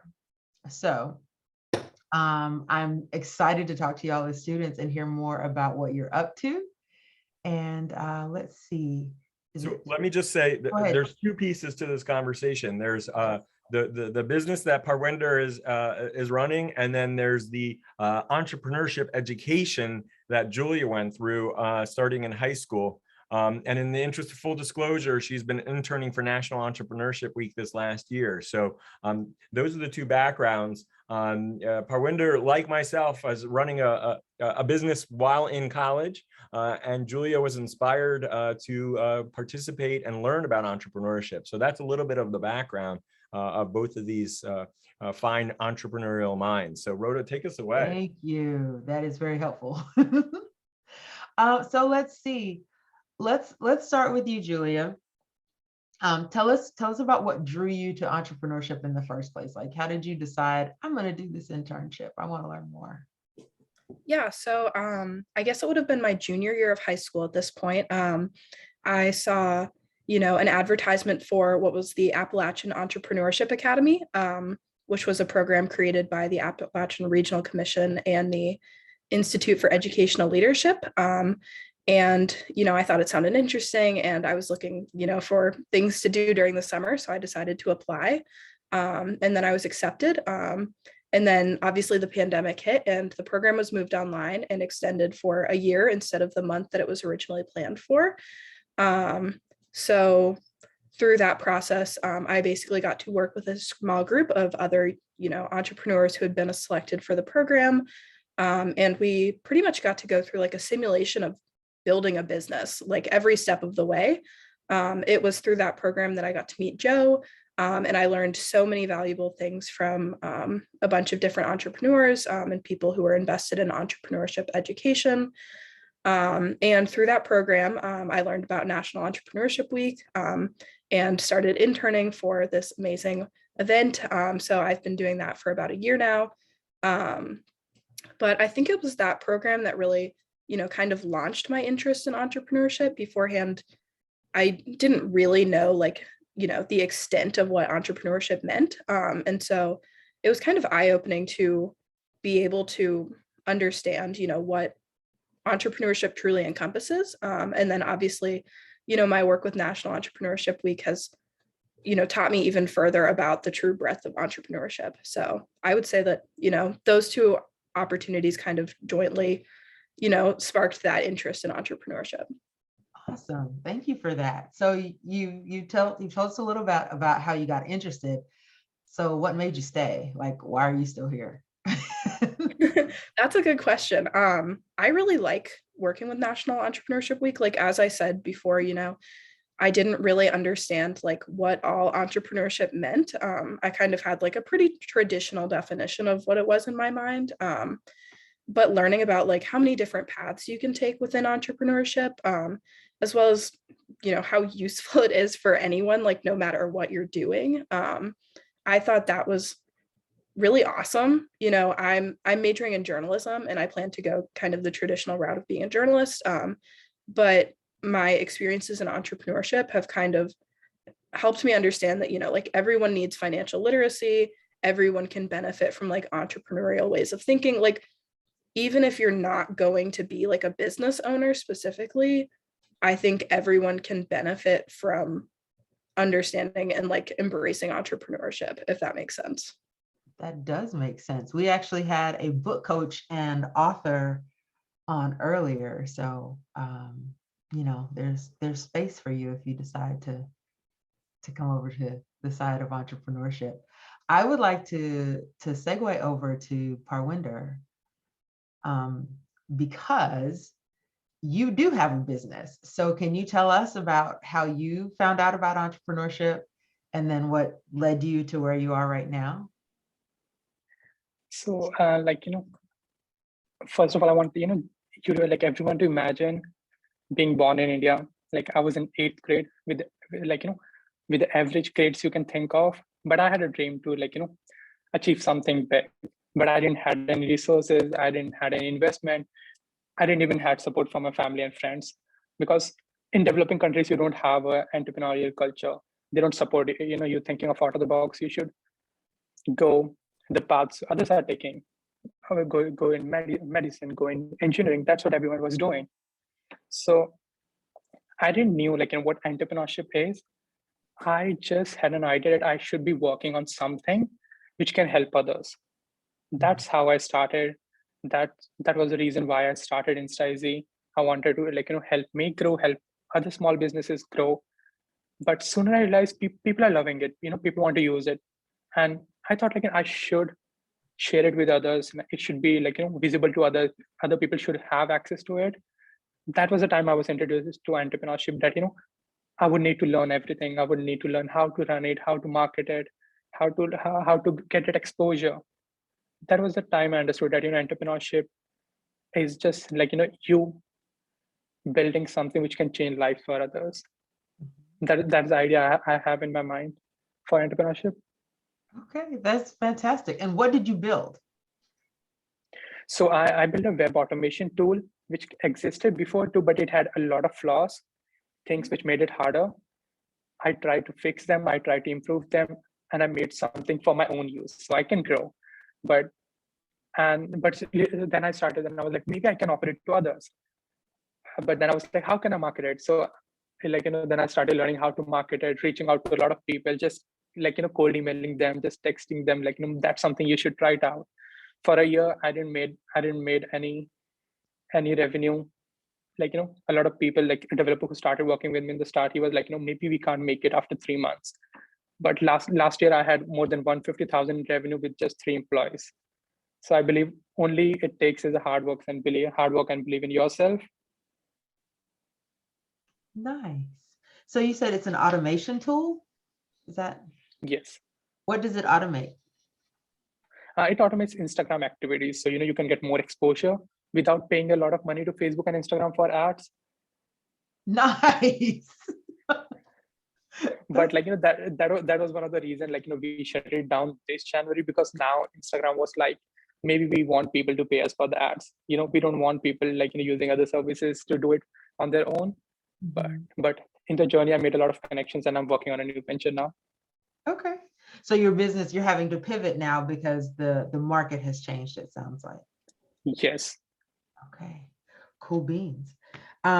So you are in school. Yes. Yes. How are you freshman. balancing? What is that? I'm a freshman. You're a freshman. How are you balancing that? That's like serious. How are you balancing being a freshman in college and navigating your business at the same time? So how I started was as soon as I reached here, I was I need to research classes, which I can do, which won't be that hard, which will allow me to work on other things. That was the first step I took. I find out classes, which I can do, which won't be which won't have a lot of weight on my on my timings. In India, you can't choose classes, but in US you have a list and you can choose any one of them you want to do.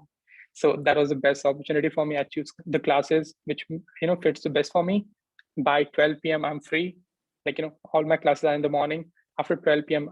I just spend next 4 hours working on something which was left yesterday, which I should be working in the night. For that 4 hours, it's mostly about planning what I'm going to do in the night and completing if I have any homework. Then I just rest for rest from 4 to 6. That's the resting period. Then I have dinner, and then from 7 to till the time I'm awake, I just keep working on the business I have. That's the same cycle I have every day. Awesome. Let's see. Let's talk about the biggest challenge. What would you say, Joe? I saw you pop in. Do you have a question? No, well, so first of all, I just want to lean into this sort of schedule that you had, because I too started my first business when I was in college. It was a video production company. And so, I want to go ahead and applaud you by recognizing, one, how much work it is to manage, the variety of different things. You're building a business, you're going to school, people are saying, hey, let's go out, let's have a good time. You're a freshman, all these sorts of things. And so, what you're doing, actually, I want to just acknowledge that and honor that, because it's actually a lot of work to be able to go ahead and, keep on top of things, but also, making sure that you're doing well in school. I think, Rhoda, you were kind of leading into this conversation about one of the things that I had within school, within one of the challenges was, organizing my schedule. Now, the video production at the time was very different. We didn't have phones, and it was all done via VHS tapes that you stick into a machine. And I had these big, heavy camera that I had to lug around. And a lot of what I did was have to look at my schedule and figure out what schedule would work as a result of my business. Now, I don't know if that's something that you've considered at all when you're looking at your schedule. But I think, Rhoda, you were about to go ahead and ask a question about the challenge. So go ahead and ask that. Well, I want to echo your comment, though, that it is really a balance. I chose to tutor when I was in college because I suffer from long-term exposure to mathematics. And And so, it's a great gig. I advise any student, if you're good at math, stick with it. You can make some serious money when you get to college. And it's easy to schedule that. So for me, I always had to think about doing things in the evening because I often work with families. But to Joe's point, Parwinder, like, how do you think about your schedule? What are some of the challenges of balancing school and the business that you've faced so far? Like I would say, like, one of the hardest obstacles you have is how much energy you have. You start a day, you have a lot of energy, but you have classes, and then you have 5 business call schedule on different timings, and a lot of time it happens my calls are like late in the night till like at 9 because I can't do it in the morning. So I think one of the hardest obstacles is having that energy throughout the day, being keeping yourself happy, having that mindset that yeah, you can do it, you will tend to have really less stress because all the time you have everything scheduled and you have to work like a machine, when you're starting a business you have to be always stop on the schedule you have, make sure you follow that schedule. So I think so it's really hard when you have everything scheduled, max you have is 30 minutes or an hour of break, but then you have a call again, then you have calls at night, and then you still need to work on the stuff. It's really hard. So I think managing that energy is the hardest stuff. And I think that's what makes people entrepreneur, because we understand that every day we have a certain amount of energy too, not just money. Energy, and every day energy is limited too, and we need to use it accordingly. Yeah, and being able to go ahead, one of the things that you learn as an entrepreneur in college is allocation of time and resources that are, where a lot of people, when I was in college, people would come back after class, they'd sit down, hang out and watch Oprah. And I was busy, editing tapes and, doing this and doing that. I'm curious, Julie, I want to go over to you for a second, because you've learned a lot of entrepreneurial skills over the course of the last several years. And I'm curious, as a part of those learning experience, those learning journeys, what have you learned that you feel like has been helpful? Because your path is not necessarily going to be an entrepreneur, at least not yet. I suspect at some point it might. But I'm curious as to what are the entrepreneurial skills that you've learned along the way, and how have maybe you've been applying those? Yeah, that's a great question. I would say, as I mentioned, I'm planning to go kind of towards a journalism route. And I would say that one of the huge assets of my entrepreneurial skills that I've picked up is kind of like the communications and marketing angle. Because I know at Ohio University, where I study, with a journalism degree, you can kind of take 2 routes, which is like news and information or strategic communications. I'm currently studying news and information, but through my understanding of communication and marketing, I feel like I've gotten kind of a more holistic experience because I understand kind of the strategic communications angle. And so I feel like that's been really beneficial. I would also say, like financial literacy is huge, and having kind of that entrepreneurial spirit, because I know that, freelancing is super common in journalism. And if I, want to go down that route, I'm going to have to know, how to be smart financially and how to navigate, these circumstances, and how to, plan for myself accordingly in a profession that, isn't as traditional as like a paycheck every 2 weeks. And so I feel like having all of these like understandings and that knowledge is going to be super helpful, even if I'm not planning like, immediately to start a business. I feel like it's going to make me a more well-rounded journalist, and I'm going to be able to navigate situations with a lot more comfort. I think that's a great it's a great segue into, as you talk about the financial aspects of things. What do you mean by that, as part of a skill set that you've learned through your entrepreneurial education? Because one of the things that I think is super important is the fact that over time, there's a skill set that we need, and the pandemic has showed us, right? And having an entrepreneurial mindset allows us to, bob and weave and move around. But that series of looking at it from a financial planning perspective, talk a little bit about that skill set that you found, like you've that you've gained from this? Yeah, so I feel like I have a good understanding of like how important it is to be financially literate through entrepreneurship. I understand the value of like knowing how to navigate situations in which like, money is important. So I feel like in my future, if I'm freelancing, I will feel more comfortable, being able to budget and things like that, and understanding, how to plan in smart ways, financially. If I don't have a steady income because I'm working on a project to project basis, I also just feel like, with the entrepreneurial spirit of kind of brainstorming and like, having all of these different ideas for alternative paths and new ideas that you can take on, I feel like that's a super important asset for me, because, part of being a journalist is pitching new ideas and being able to, come up with things that haven't been explored or are untapped at that point. And so I feel like, I don't know if I'm answering your question, but I think those two things are aspects that I've found really helpful. Yeah, and well, it's I know I think that is helpful. Rhoda, do you have a question?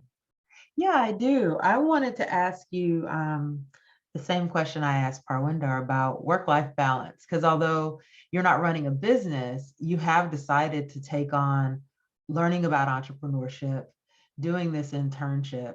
So, essentially you have a business. The money is you're not getting cash for it, but you're getting experience instead. So you're in school, you're doing all these extracurricular activities. How do you think about work-life balance as well? So I think Parwinder and I are similar in that most of my classes are in the morning or early afternoon. But I try to, have my classes and like academic obligations earlier in the day so that I know what I have to do. And then I can kind of sit down and, sort everything out so that I can delegate my time appropriately.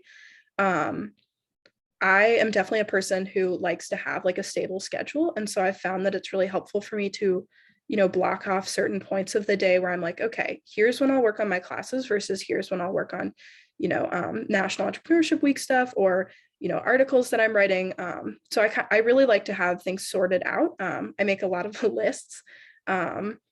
I like to be very organized with my time. And so I feel like, being conscious of what is due when and things like that is really helpful for my work-life balance. And then also, knowing my limits, knowing when like, okay, I've had enough for the day. Like if I continue to sit here, I'm not going to get anything done. And so I think that like knowing when to take breaks is incredibly important for my work-life balance because, I can keep working and working on things. But if I'm not in a headspace where I'm going to get anything done, like it's not going to solve anything. Oh, that's a fantastic answer. Can you tell us a little bit more about how you delegate for students who might not know exactly what to think about when they're delegating? Yeah. So I'm a big calendar person. If I don't like see when a project is due, like it's going to fly under my radar. So I use Google Calendar constantly, and I'm a big fan of planners. I feel like everyone says that, but it's really helpful in not only being able to see what all I have like on my list for the day, but also being able to compartmentalize it. Like this is what's due for my classes versus this is what I have to do for National eShip Week versus like, here's the article I have to write. And so it really helps to kind of break things down and make it feel more manageable. And I feel like it's also a lot easier to kind of, decide what gets done when I can see like how things relate to each other, if that makes sense. That does. That's great. Now you've said twice you're writing articles. Are you writing them for someone? I write them for a student publication on campus. I'm a music journalist, and so it's not related to entrepreneurship, but I write a lot about music for one of our on-campus publications. So I spend a fair amount of my time doing that as well. So you are an entrepreneur. I guess so, yeah. That's awesome. Joe, do you have other questions? Yeah. So Parwinder, you're over at Ohio State as well, right? Is that, did I get the school right? OSU? Ohio University, not the Ohio State. Yeah. All right. you're working on this, you're on this journey, but you're also, a lot of your family is not here. And so you're really kind of thrust into a situation where you have to go ahead and kind of rely on yourself. And we've heard from a number of different entrepreneurs that entrepreneurial spirit is just rolling up your sleeves and really, jumping in there. I'm curious though, like, what was the one thing that you thought about to say, hey, this is a business that I want to start? Because when we had a chance to speak a little bit earlier, you kind of talked a little bit about the journey where all of a sudden you couldn't afford a certain aspect of the technology. And so you started to develop that on your own. And so I'm just curious, like, how did it grow from this sort of seedling idea? Because I think what happens, Parwinder, is that a lot of people your age, how old are you? I'm 19 right now. You're 19 years old. So a lot of folks your age who maybe are thinking about being entrepreneurs don't necessarily know what to do, or they don't have ideas for businesses. So how did you come up with this as a business idea? And then two, tell us a little bit about your customers, like who's buying your stuff? Sure. So, how everything started, when I started my journey in India, one of the hardest obstacle I had was to get access to internet. We don't have, we didn't had a lot of access to internet before. It was really expensive, and it was really less, when it comes to, how much we are paying for. So one of the, that was one of the first obstacles. To get over it, I started working, in a repair shop. I was fixing computers. So that was one of the first things I started doing. I was getting them, a little bit of money, which I could use in the future, and I was getting access to the internet. So I started learning more, not about entrepreneurship, learning more about, something I was passionate about. That was programming. So I always believe, entrepreneurship should be combined with something else. As Julia is, she's a journalist, but she's entrepreneurship, she's interested in entrepreneurship too. So it was programming for me. I started programming. So that was. So, I'm sorry, I need to interrupt for a second. So you say that you start something you're passionate about. You started learning programming. How'd you learn it? YouTube, Google and YouTube is. So you taught yourself. So you taught yourself. Okay.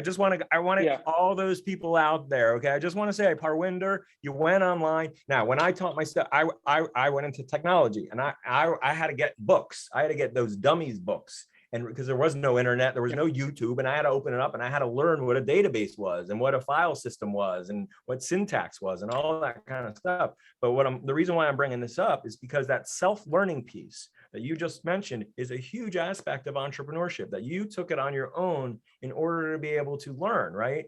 And you did that through YouTube and said, I want to go ahead and learn this. So I'm sorry to interrupt, but it's a really, really important point, especially for anybody who's listening, whether they're an entrepreneur or they're a student. The opportunity to be able to learn really relies at your feet and your ability to go ahead and learn this stuff yourself. So go ahead, please continue. Oh, wait. I also wanted to point out that you were strategic about where you went to begin to make money, because you said you started in computer repair, right? Yep. So even in going to get money to fund your business, you chose to get a job in a place where you would learn something about the thing you cared about as an entrepreneur, which is also big when you're getting started and don't have a lot of resources. Carry on. That's true. And I believe in today's world, you can learn, from anyone and everywhere. Everything is just a click away. And I think a lot of programmers only think what makes them program is their ability to search on Google. They know that whatever question they have, they can search it off, and they can learn it. So as soon as, but then I had a life lesson that then I was maybe I can't learn it. Maybe I can't learn everything. So the money I had, I gave it to someone. I hired someone to do it, but that person didn't have the vision I had. That project didn't it went good, and now I didn't have any money left. That was a point in my life when I thought maybe I should be learning everything. I should be trying everything on my own first. And if I'm starting a venture, I should be the person who already knows, how it goes. So that was the point I started learning everything I'm doing, from programming to marketing and everything. But then I tried a lot of stuff. Instantly, was not the first project I did. I did a lot of, I had a lot of failures. I was trying a lot of things. I made few of the apps, but on my journey, I was just learning all the way. Like, I was just learning from the like obstacles I have. I was learning, to the failures I have. And in the way, like, I started getting recognition for what I was doing. I was like achieving something, and my parents started believing on me more. They were like, yeah, you can like, start spending more time on yourself now. So like, then I had like, then I was using a tool. Like it's called Javi. It's same automation tool, just like, it's on your computer. You need to run it 24/7, and it's really rigid. You can't like, customize it and like, make it work easily. So I was like, maybe I should develop something which solves this problem. That was how I started Insta. Then I learned like, as an entrepreneur, you like, you improve something which is already out there, and we can improve anything. Like, whatever we have, like, whatever we can see, we can improve it. So that was how I started Insta, and that's how I'm going right now. If I'm starting a venture, it should be about like, improving something which already exists, rather than like, spending years and finding something new. I will try to improve something. I'm not the person who plans a lot. I'm the person like, who will learn, who will execute, and who will keep improving. Like, I'm not a planning person. I won't plan like, what I should be doing. I just go for it and see like, where I'm going wrong, like, what's going wrong. And then just, keep improving it. But like, when you see things upside, like, where you want to like, go, nothing will make sense. Nothing made sense to me.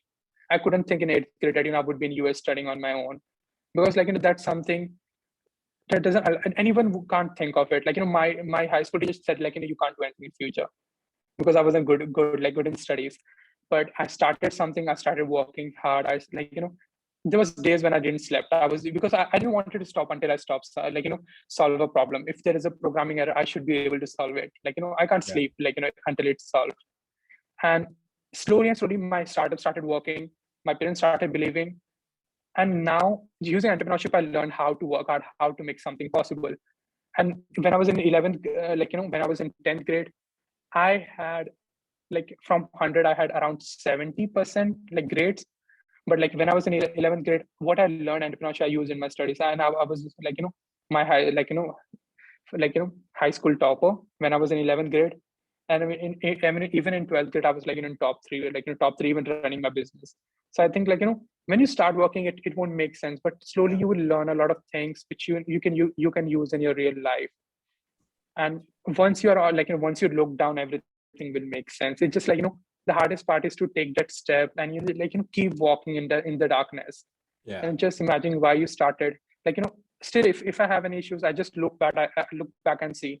I see like, my parents never imagined I can do this. No one can imagine I would be able to do it. And even if I fail today, nothing matters, because I don't have anything to lose. I can just keep going, keep trying. And even if I fall, I reach way more than like, what any would have expected. Yeah. Listen, Parwinder, I hate to do this, so we're going to have you come back, because we have another person coming on, and Julia, we do have to cut this short. Both of your stories are inspirational, and it really shows the power of entrepreneurship and the ability to be able to roll up your sleeves and get stuff done. If you don't mind me sharing, and the response to this question can be no, but your business in terms of income that it brings in, if you're comfortable sharing the number of figures that it brings in, would you be comfortable sharing just in terms of generalities, how many figures that it brings in on a regular basis for you? Sure. So when I started, it was first year $500. Like, second year, like just give me some time. I'm trying to like, convert the Indian rupees into USD. So it takes me somewhere. So the second year was more $2,500. Then it was around 10,000, and 2020 was around I would say like $25,000. But 2021 went really good. Like, we had 150,000 revenue. So like, and whatever the profit I'm making right now, I'm using it to pay my college tuition I have. So like, that's one of the reason I keep going, because I know that, if I keep working, I keep growing, I will have the resources. I will be able to afford my education in the US. I will keep learning. Yeah. Well, listen, I hate to cut you off, because you are an inspiration to me and to everybody else who's going to be listening to you. And I hate to do this because we are crunched for time here, but thank you both. Julia, your journey and your educational experience and how entrepreneurship is and what you've learned for that, and Parwinder, your experience as an entrepreneur. Thank you both for participating today. It's certainly inspiration, and we really appreciate you guys sharing your story. So thank you guys very much. We appreciate it. Good luck with everything, and keep us posted. Keep us posted and let us know how things go. Wow, what an inspirational journey. I mean, how fantastic, right, Sue? Just absolutely incredible journey. And I know you're on mute right now, so whenever you take yourself off, feel okay, free. sorry. Yep, that's that okay. Was incredible. Yeah, certainly amazing, right? For you as an educator, like this is the real deal, right? Yep. Very much. It gives you so much hope listening to these young people who have this incredible capacity and drive and desire to keep moving forward. Yeah, just amazing, absolutely amazing. Well, speaking of amazing, your background is absolutely incredible. You are an amazing social entrepreneur, and it's really interesting because what we hear from a lot of students these days is that they're really fascinated and interested in social entrepreneurship. And so, first of all, I want to welcome you and thank you for joining us today. Please, Sue, tell me a little bit more about your journey. You part of your initial journey, and as you got out of school, you began working with Mother Theresa in a couple of different capacities. What was that like? How did you get started? And then we're going to explore how you went from there into sort of social entrepreneurship. So, but just start from the beginning for us. Sure. So I joined the Missionaries of Charity in 1981 in December. I was drawn specifically, first, I was definitely not, if you would have asked my classmates, I certainly, and told them I was going to be a nun, that would not have resonated. But I had a very powerful spiritual experience at 19, and then really tried to pursue how to fill that. And from how I was raised and what I knew, I brought that experience down, and it felt right to move into religious life. So I joined mostly because I was really interested in being able to serve the poorest of the poor, and I was really longing for a deep spiritual life. So of course, all of those things are in your mind, and then you join. And for people to understand, you didn't, as an American, you joined an order that was steeped in the Indian culture. Wearing the sari and doing a lot of different pieces that were based in that culture. So that was very different and definitely unique for me. But as I continued in the order, there's many steps to it. But doing the work was what filled me and what I loved the most, I would say. And then having moved up to, working directly with Mother Theresa and being involved and watching her in action, piggybacking off what the young man said right at the end of, you just keep doing things because they make sense and they're right. And for him, it sounds like one of his goals is to be able, his desire to be educated.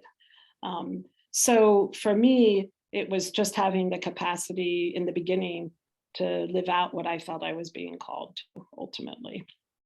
And then as I moved forward, having more responsibilities and being exposed to more things, the dance was very different. So opening the first AIDS, helping to open the first AIDS hospice in Greenwich Village was very powerful. It was very scary. That was in 1983, all the myths that were around that, and being just thrown into it. Just talk about that for a second, right? How did that come about? Because in many respects, you're starting something from scratch. It's almost like the pandemic, and you're starting something from scratch, where there's a lot of unknowns. Walk us through that journey. How did that unfold? Well, it was Mother Teresa was famous when she when she wanted you to do things that maybe you could perceive as being a little challenging. She would always say, Jesus has a gift for you.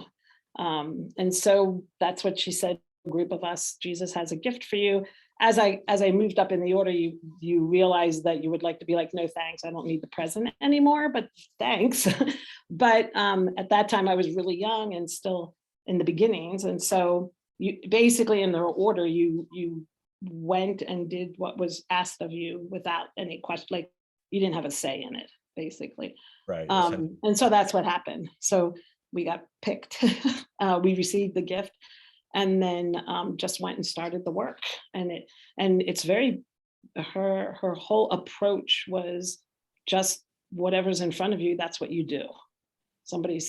People are sick. I mean, I don't know how many people that are on here remember back then, but people were being left on the street. Hospitals wouldn't take folks who had AIDS. It was really, and for a good 10 to 12 years that happened, because I ended up working at the AIDS hospice, or being the superior at the AIDS hospice in San Francisco. And so it was really hard, and you were just doing what was in front of you, taking care of folks and giving a place to sleep and to be taken care of in the process of their dying process. Her work specifically, lots of people, she had the capacity to kind of get around laws and things on some levels, because she was doing things that nobody else wanted to do. And so as long as she was taking care and pulling people off the streets, et cetera, certain things people just wouldn't look at in depth. So yeah, that was my very first hardcore experience with death, and it was a lot of deaths in a very short amount of time. And so you were surrounded by it. And so, yeah, so that was pretty much the beginning, and then just constantly moving forward with lots of different experiences. Well, and I remember some of the things that you've talked about. You had experience where you were in Yemen, and tell us a little bit more about that experience where you were, if I remember. Well, correctly. I think the key is these experiences are like, we had these experiences everywhere, right? You just had experiences where you were constantly, and you weren't conscious of it, which was super interesting, but you were constantly in situations that had the potential of not surviving. But because you were so focused on the work you were doing and the needs and meeting the needs, that's what kept you moving forward without, it's kind of like taking all the noise. All the noise disappears when you're laser focused on the jobs that you need to have done. So both when you think of the work in Yemen and in Beirut and in Haiti, all of those were situations where you were surrounded by either war or an uprising for an overthrow of the government, or in Yemen specifically, Christians being massacred. And again, your whole focus is on what you're doing, right? And it's not about, although I will say, and it definitely crosses your mind that this could happen, death is at your door, the risk is there. And we've had sisters who that has happened to, in Sri Lanka specifically. Yeah. So for me, it's really about what drives you and how you quiet all the noise around you in the process of dealing with the situations you find yourself in. And I want to lean into one of the situations that you found yourself in, which was in Beirut. There's a story you told me once about your experience, with an orphanage.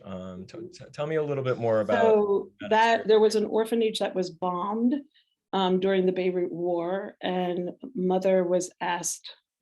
I'm not actually sure whether she was asked or she offered, but to come in. It was an orphanage filled with about 32 spastic children. And all the people who were working there fled. And so these children were left alone. And so the goal was to go in and bring the children from one side to our house on the other side.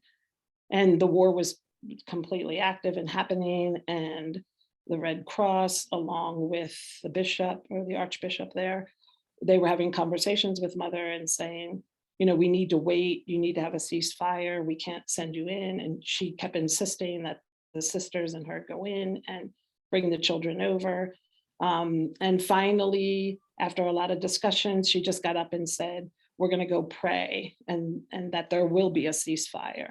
And the gentleman who was operating as the head of the Red Cross said, well, when there's a ceasefire, and she said, no, there will be. So he said, well, if there's a ceasefire, I personally will escort you over to bring those children. And so everybody went back and did adoration and prayed, and there was a ceasefire, and people went in and we brought the children across.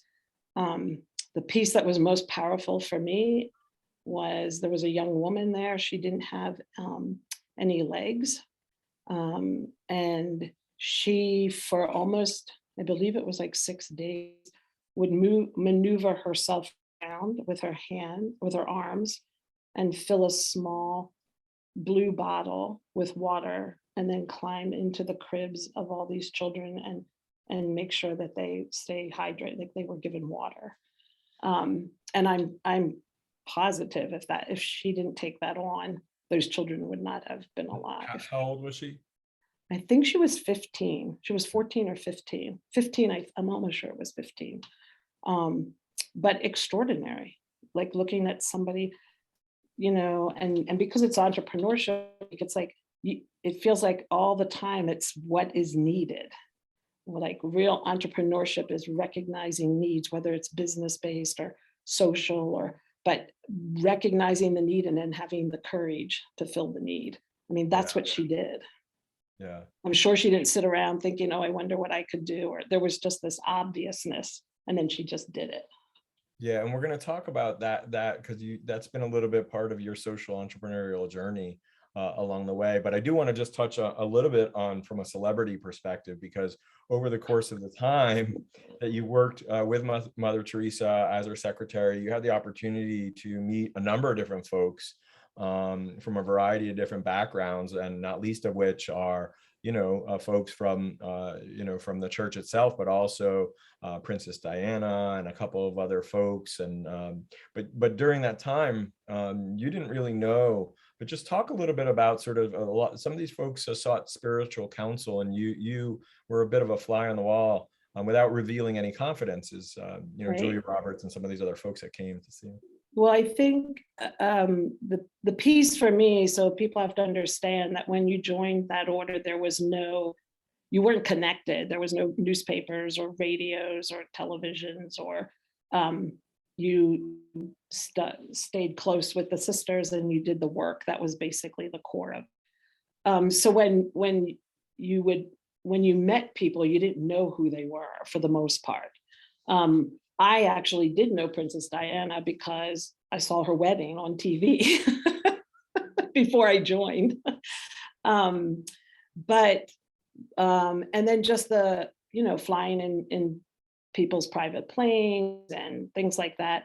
So I think the biggest piece that I walked away from in my life with those experiences, people reaching out, like, you know, specifically asking Mother Theresa for advice and things that they were challenged with on a personal level. And I think what I walked away with was really deeply understanding how it really doesn't matter what strata, what area you're in life. Everybody's suffering the same things and are challenged by the same things. They're just dressed up differently. And then it's a perception of what that is.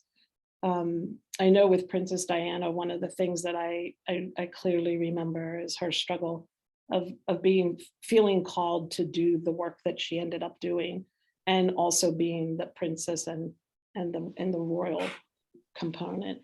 And I remember mother saying, like, whatever, as long as you don't put yourself in certain places, if you find yourself in those places, then you have to trust that's where God wants you, and to do the best in both, like for her, to do the best when you're in her hardcore mission of the mind, right?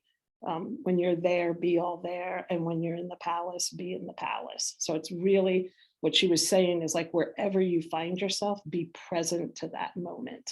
And that's where your energy goes, and that's where your work goes. And then when you move out of that, be present to the next moment. And that for me personally, I carry every day.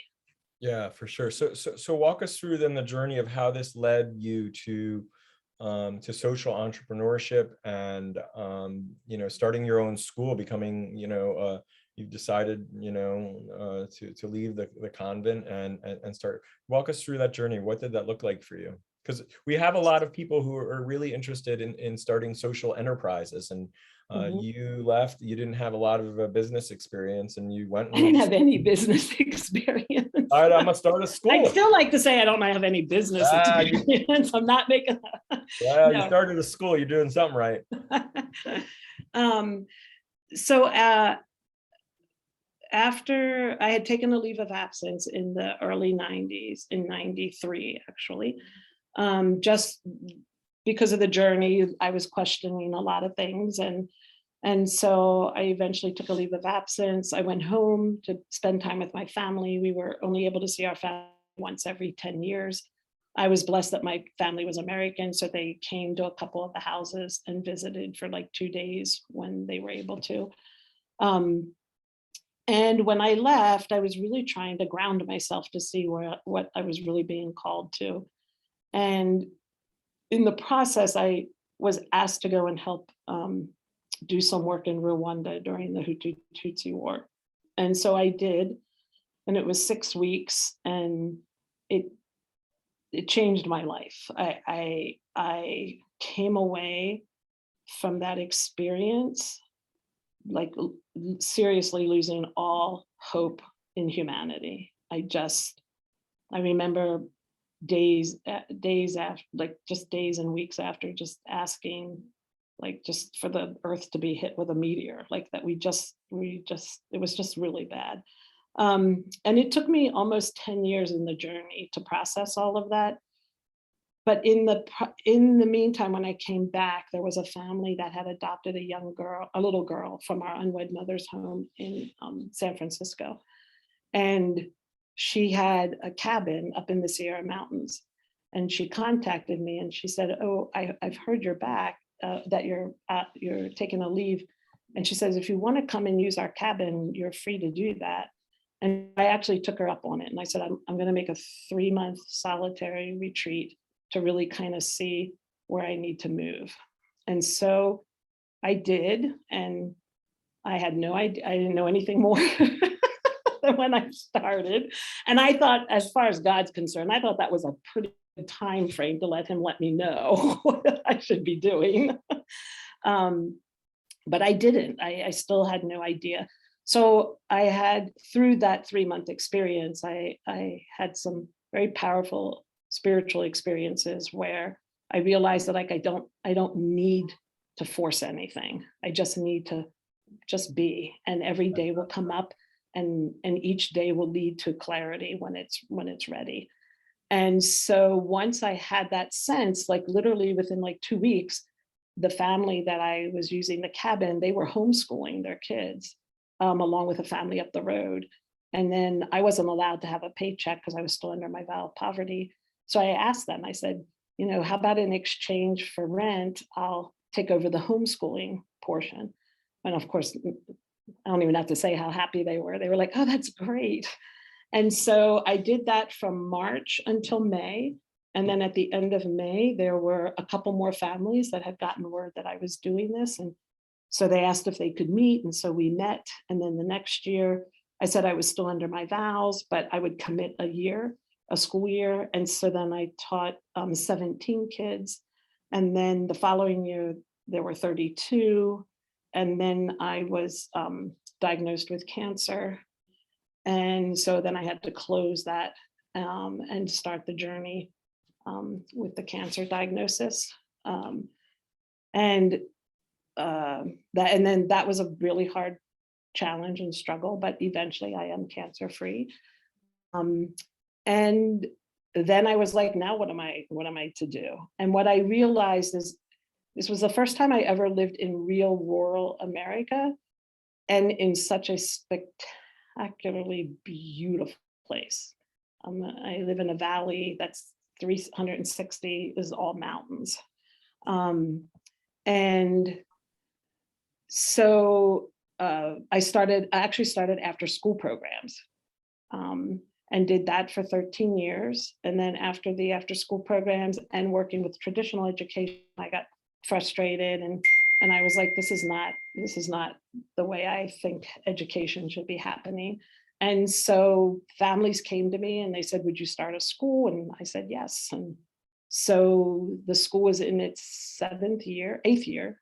One of my past students actually took over the school. It's thriving, it's incredible. And that led to Rural, the program that I developed to start taking kids outside of rural America into other global rural areas so that they could be exposed to a larger world, but simultaneously to the same things that they struggle with, so do other rural communities.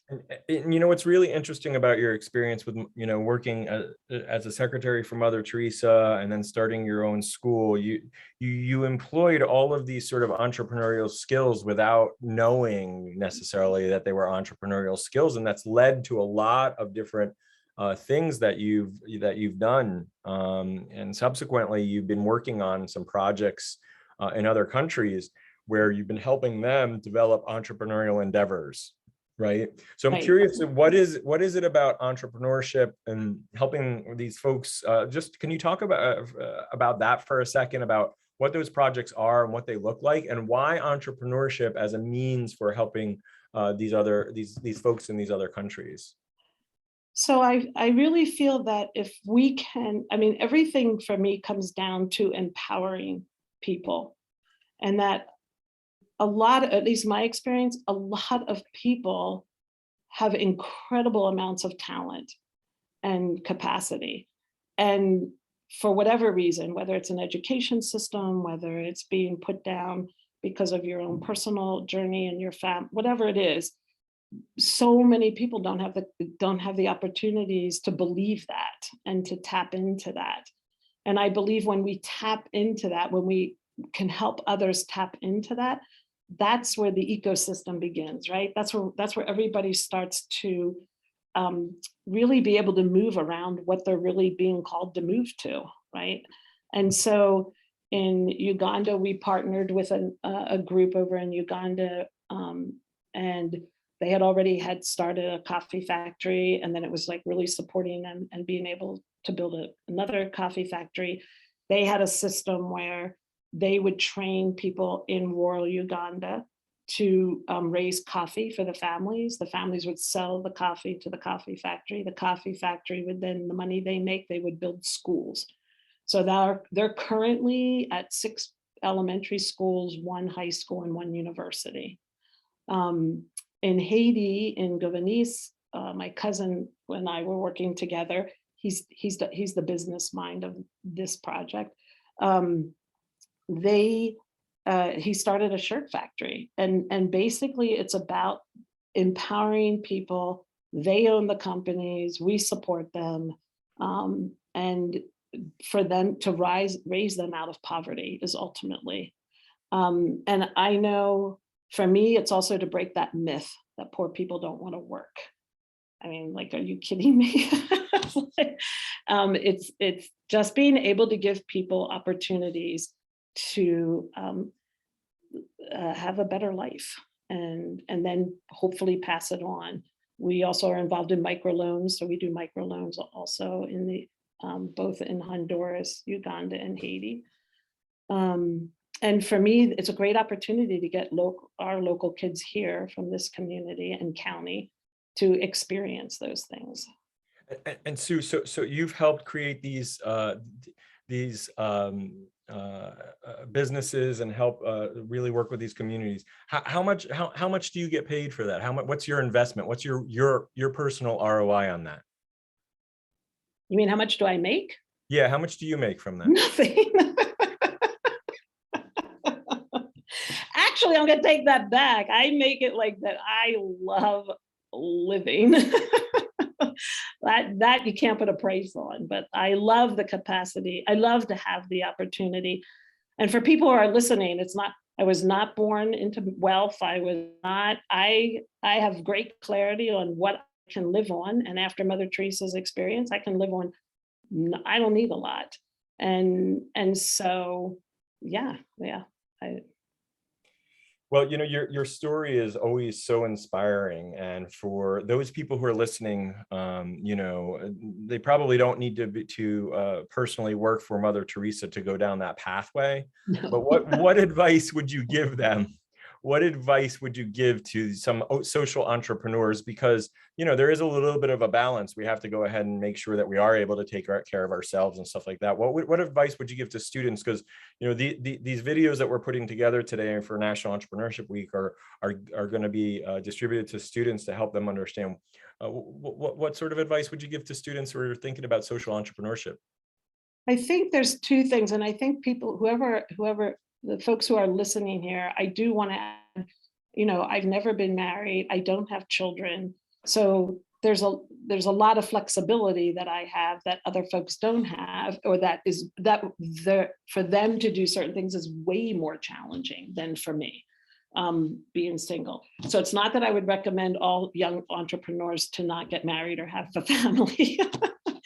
But what I would say to them is to make sure that when you're looking at social entrepreneurship, it has to come from within. It's not something I'm going to do this in order to get this. I'm doing this because I feel moved to do it. And I have an idea or some innovative ways that I think it could be done. But to recognize with social entrepreneurship that it really is about reaching the other, like helping the other. I just got off I was talking to a producer and just before this, and I was saying, in lieu of the fight that we just had and trying to bring the community back, I said, one of the things that struck me so much in the last 3 months of this process is the painfulness of recognizing as a society how we've become so siloed in how we live and how we've lost our connectedness to one another. Yeah. And for me, with social entrepreneurship moving into the future, I feel like that if a lens can be put on that, on how with the work everyone does, we are breaking down those silos and really looking at a larger place and bringing back what used to be that spirit of caring for one another, and regardless of where everybody is. Well, Sue, listen, I hate to do this because we could go on for hours, but our time is up. You are an inspiration to me and to everybody who is listening. The work that you do, for those of you that are listening, Sue is now actually in California where there's wildfires and is working to help those families reestablish those communities and build back those communities. And so, Sue, it is absolutely an inspiration to have you join us for National Entrepreneurship Week and share a journey of social entrepreneurship. Thank you so much for your inspirational story. Thank you also. And do me a favor, let's get together again and come back again, and we can do a deeper dive next time. How about that? Sounds great. Blessings to everybody out there. Thanks. Thank you so much, Sue. Bye. Wow, what a powerful story. Just a fantastic journey that Sue shared with us on having worked for Mother Teresa, having met royalty, having worked with all these famous folks in a variety of different capacities, right, Rhoda? I mean, just absolutely an amazing story to be able to share as we, begin to head towards the end of our journey here together. You know, I really enjoyed just hearing her journey of starting right where she was and then impacting what she could, and then seeing that grow and unfold over time. It's beautiful. Yeah. Well, speaking of amazing people, I am absolutely beyond excited. I don't know if what the word would be to go ahead and introduce our next guest, Kyira Goldin. Absolutely one of my favorite people. Not just because you're a founder, but the type of person that you are and the type of way that you comport yourself. You know, we heard from Mother Teresa's secretary and how she's a social entrepreneur, and you built this business called Hint. And the way that you treat employees and all of that stuff. I don't want to go ahead and give everything away. But first of all, I want to thank you for joining us for National Entrepreneurship Week. It has been a fantastic journey so far. We're recording these videos to share them with students and to help them understand the journey of entrepreneurship. And I am absolutely a huge fan. And you've managed to go ahead and do what I would say is the impossible. You've built a business around selling flavored water, and it's a globally recognized brand. I mean, it's just amazing. You're also a recognized author. You're an inspiration. You're a mother. I mean, you've done all these amazing things. So first of all, welcome. Thank you. It's so nice to see you too. And thanks for the great intro. Yeah. Follow anyone who is associated with Mother Teresa though. Like, you didn't tell me that when we said this. Well, I was afraid you'd say no. If I told you that, I was afraid you'd say no. Yeah, but you know, her journey is so inspirational, but as is yours, you know, and having read your book, but also knowing you and knowing your journey. So Kyira Goldin is the founder of Hint, best known for Hint Water, the leading unsweetened water. Listen, you've received numerous and well-deserved accolades, whether it's from Ernst & Young Entrepreneur of the Year, the Badass 50, Fast Company's Most Creative Entrepreneurs, all of them well-deserved.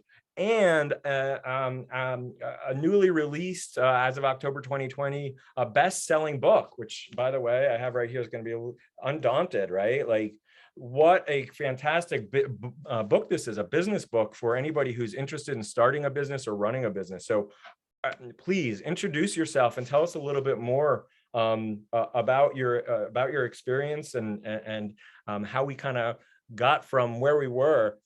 Actually, where I'd like to start with really is a little bit about in the book, you talk about your experience working in working in a Mexican restaurant and how that's led to long ago. How that led to like where you are now. So Joe, you're just hungry right now. That's what it is, right? Listen, I've been sitting here all day, so I got a bag of trail mix sitting here just in case. There you go. Well, I mean, the Mexican restaurant Teepee is in Phoenix, Arizona. I still think it's one of the best, but I was working in a Mexican restaurant when I was a little bit in high school, the same one, and also when I was going to Arizona State University. And one of the stories that I share in the book that you're referring to is, you know, that question that people, when they know you're in school, they always ask me, so what are you going to do when you graduate? You know, they didn't really just ask that question. And this guy used to come into the restaurant all the time, and he asked me, knew that I was getting ready to graduate, and I did what I think was totally appropriate. I said I wasn't sure, but I said, so what do you do? And so many people don't take the opportunity to actually ask questions. And I asked a question that day, not really knowing where we were going to go with it. But that actually led me to not only get an interview with his company, which I never took the job offer that I received, but he had worked for Anheuser-Busch doing product placement on movie sets. And I thought, clearly, I knew what Anheuser-Busch was and knew that it was the beer company, but I thought, that's so interesting that you put beer on movie sets. I mean, there's actually a team of people that figure out what movies they want to be associated with. And as I started talking to him and sharing that story with more and more people, I kept going and I kept asking people. And anyway, it was a 5-state experience, because as I started opening my mouth and asking people more about what they had been working on, some entrepreneurs, some in larger companies, I felt like I was learning so much more than maybe I had ever learned before. And that really helped me to figure out not only how to ask questions and how to interview better, but also what the heck I wanted to do with my life. And so when I landed in New York City, I ended up, I won't spoil the whole story, but I ended up getting a job in media. I wanted to work at Fortune magazine. I loved Fortune. I was a minor in finance. I never got the job there, but I ended up working at Time magazine in a little department called circulation. And I started out as an executive assistant working in the Time and Life building. And as I started to get through that role, what I noticed was that I was learning a ton, but within that company, there were many people who had a different education than I did. And I thought, I can either allow that to bother me, or I can figure out where I can find the people that I want to hang out with. So I want to lean into that for just a second, because one of the things that we hear quite often from entrepreneurs is that sometimes there's an insecurity about their background and their education, you know, and that it may like hold them back. Or can you just talk just for a second about that piece and that feeling? Because the reason why I restarted National Entrepreneurship Week after we both rolled off of NACE was because I felt like the stories of these challenges, that the biases that get in the way of people, really are things that are stopping blocks. And I hear this all the time in the teaching. And so that education, because people like me, you know, look, I wasn't the best student. I really wasn't. And I was fortunate that I had a mom who was an educator. But for a lot of entrepreneurs, I hear the same thing. And I don't have a degree, I don't have the education. And so what you're about to talk about, I think, is about being intentional about getting your own education. So just please share a little bit more information on that.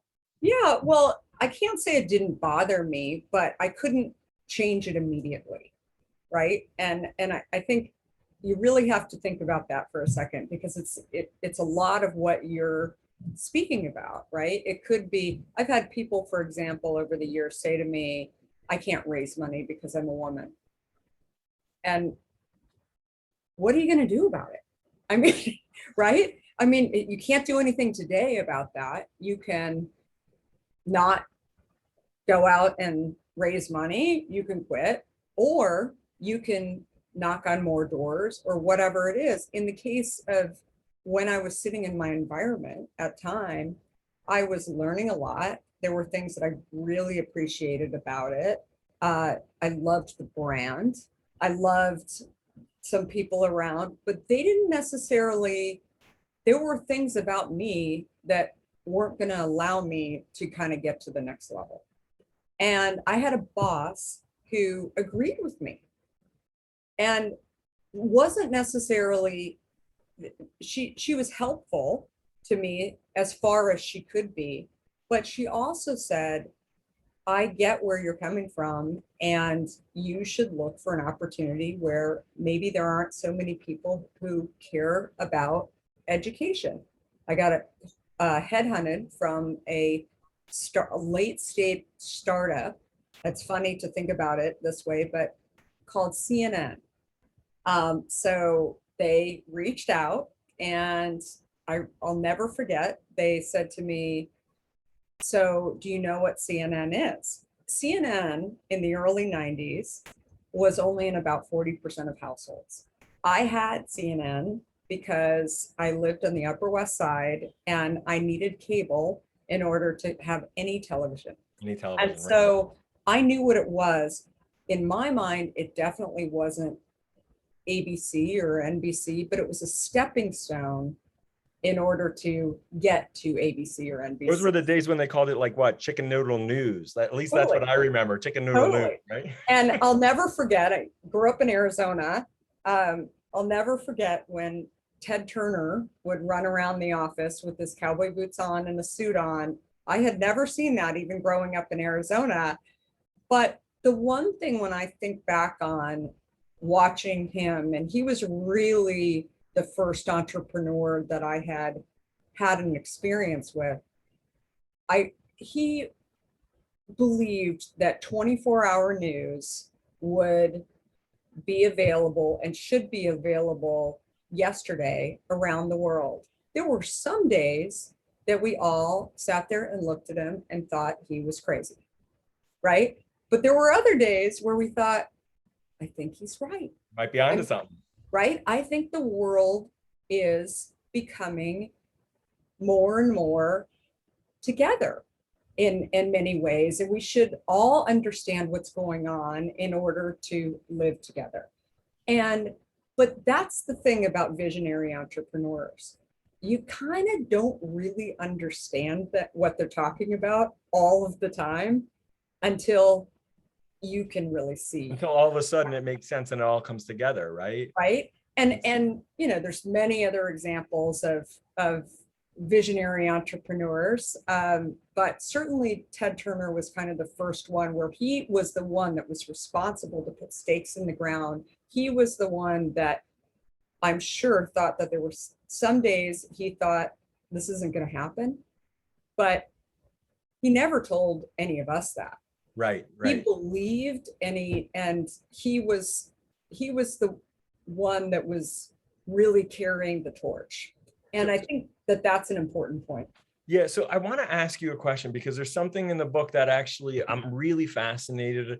The work that you did is something that I think gets lost sometimes in conversations about entrepreneurship, and that's your background in sales. Mm-hmm. You know, it's really interesting. Right after you were going to have Norm Lewis, who was a famous Broadway actor and performer, and I don't want to give away too much, but he actually also started out in sales as well, right? And so I want to lean into that piece because that sales piece, when we were talking with students earlier, they were on here earlier, and this notion of selling, how much of that experience of selling, because some of the things that you talk about in the book is like, you know what, I no longer had any fear of talking to people. I started to reduce that fear. How did that sales piece come into play? Because that's something that I don't think we necessarily value all the time. People think of like a used car salesman, right? Yeah, you know, it's interesting. It's sort of like entrepreneurship. I remember even growing up that, I mean, maybe Ron Popeil, who, you know, did all kinds of amazing, you know, different entrepreneurial ventures, but being an entrepreneur was not sort of what it is today, right? And I think the same with sales. I mean, the best salespeople can actually tell a story, right? And engage you, and it's a back and forth between the two. So when you think about sales, it's not really about, you know, you use the used car salesman analogy. Maybe it's about price, but it's actually about figuring out, it's a negotiation, right? It's figuring out what the other needs are on the other side of the table. And so I think having that experience makes you much more able to do the things that you need to do as an entrepreneur. I mean, just as an example, when building out my company Hint, you know, I laugh because who is going to want to come work for me when I had never had any experience in the beverage industry? I was not only starting a new company called Hint, that was a flavored water company, but it was an unsweetened flavored water company. So we not only started a category, but also a company. Which is crazy, right? Like you just think about this, right? Which is why I just love this whole story, and I love you about this whole story, because you're like, I've got an idea. We're going to sell flavored unsweetened water. And part of it is you were like drinking a lot of Diet Coke and you were like, okay, I need to get healthier. I need to be on a healthier plane, right? So this having the ability to actually tell a story, it first started, I guess, when I went into Whole Foods and I looked for this product and it wasn't there. I wanted it for myself. And I wanted an unsweetened flavored water so I could get off of drinking diet soda. And so I went in looking for the product and quickly learned that it wasn't on the shelf in San Francisco. Then I looked in New York, I looked everywhere for a year and it wasn't there. So I knew that I had stumbled upon something. But as I tried to describe it to people, they would say, well, isn't hint just like vitamin water? And I'd say, no.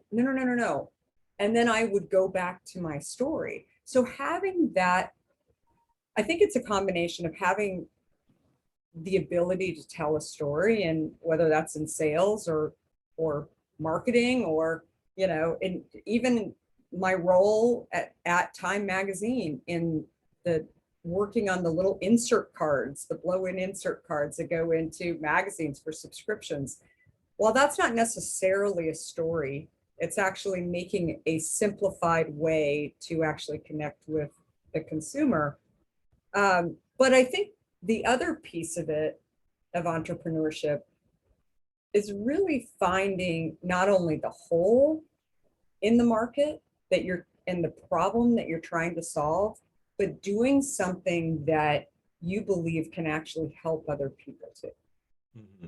Because that's a powerful thing. That is a story that is not only relatable to people then when you're talking to them, but also what I think is so fascinating is I will share a story about how I started Hint, and people will change the story.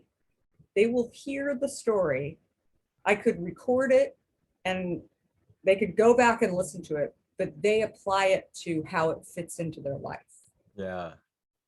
And I think like that is when you know that you have a product that can be sticky and can scale in some way when people are forming it to figure out how it fits into their life. Yeah, well, and what's interesting about this whole story piece, and I've thought about this quite a bit, right? Like, you look at like humanity, right? In the very beginning, the only way that we were able to pass on customs and ideas was through these stories. So we're actually kind of wired that way in order to be able to accept stories. But these stories are so important because it's not just about, I'm going to go ahead and build a company. You're talking to suppliers, potential suppliers. You're talking to potential employees, to potential investors, right? And you have to be able to effectively communicate that story, which is kind of leans us back over into this sales piece, right? A good story helps bring people on board. When you share that, it brings them along in a journey and say, hey, listen, I want to be a part of that. I want some small part of that journey.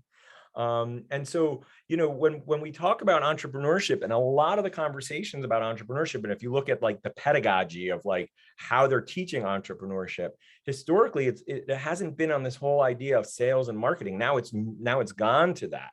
It's moved to that.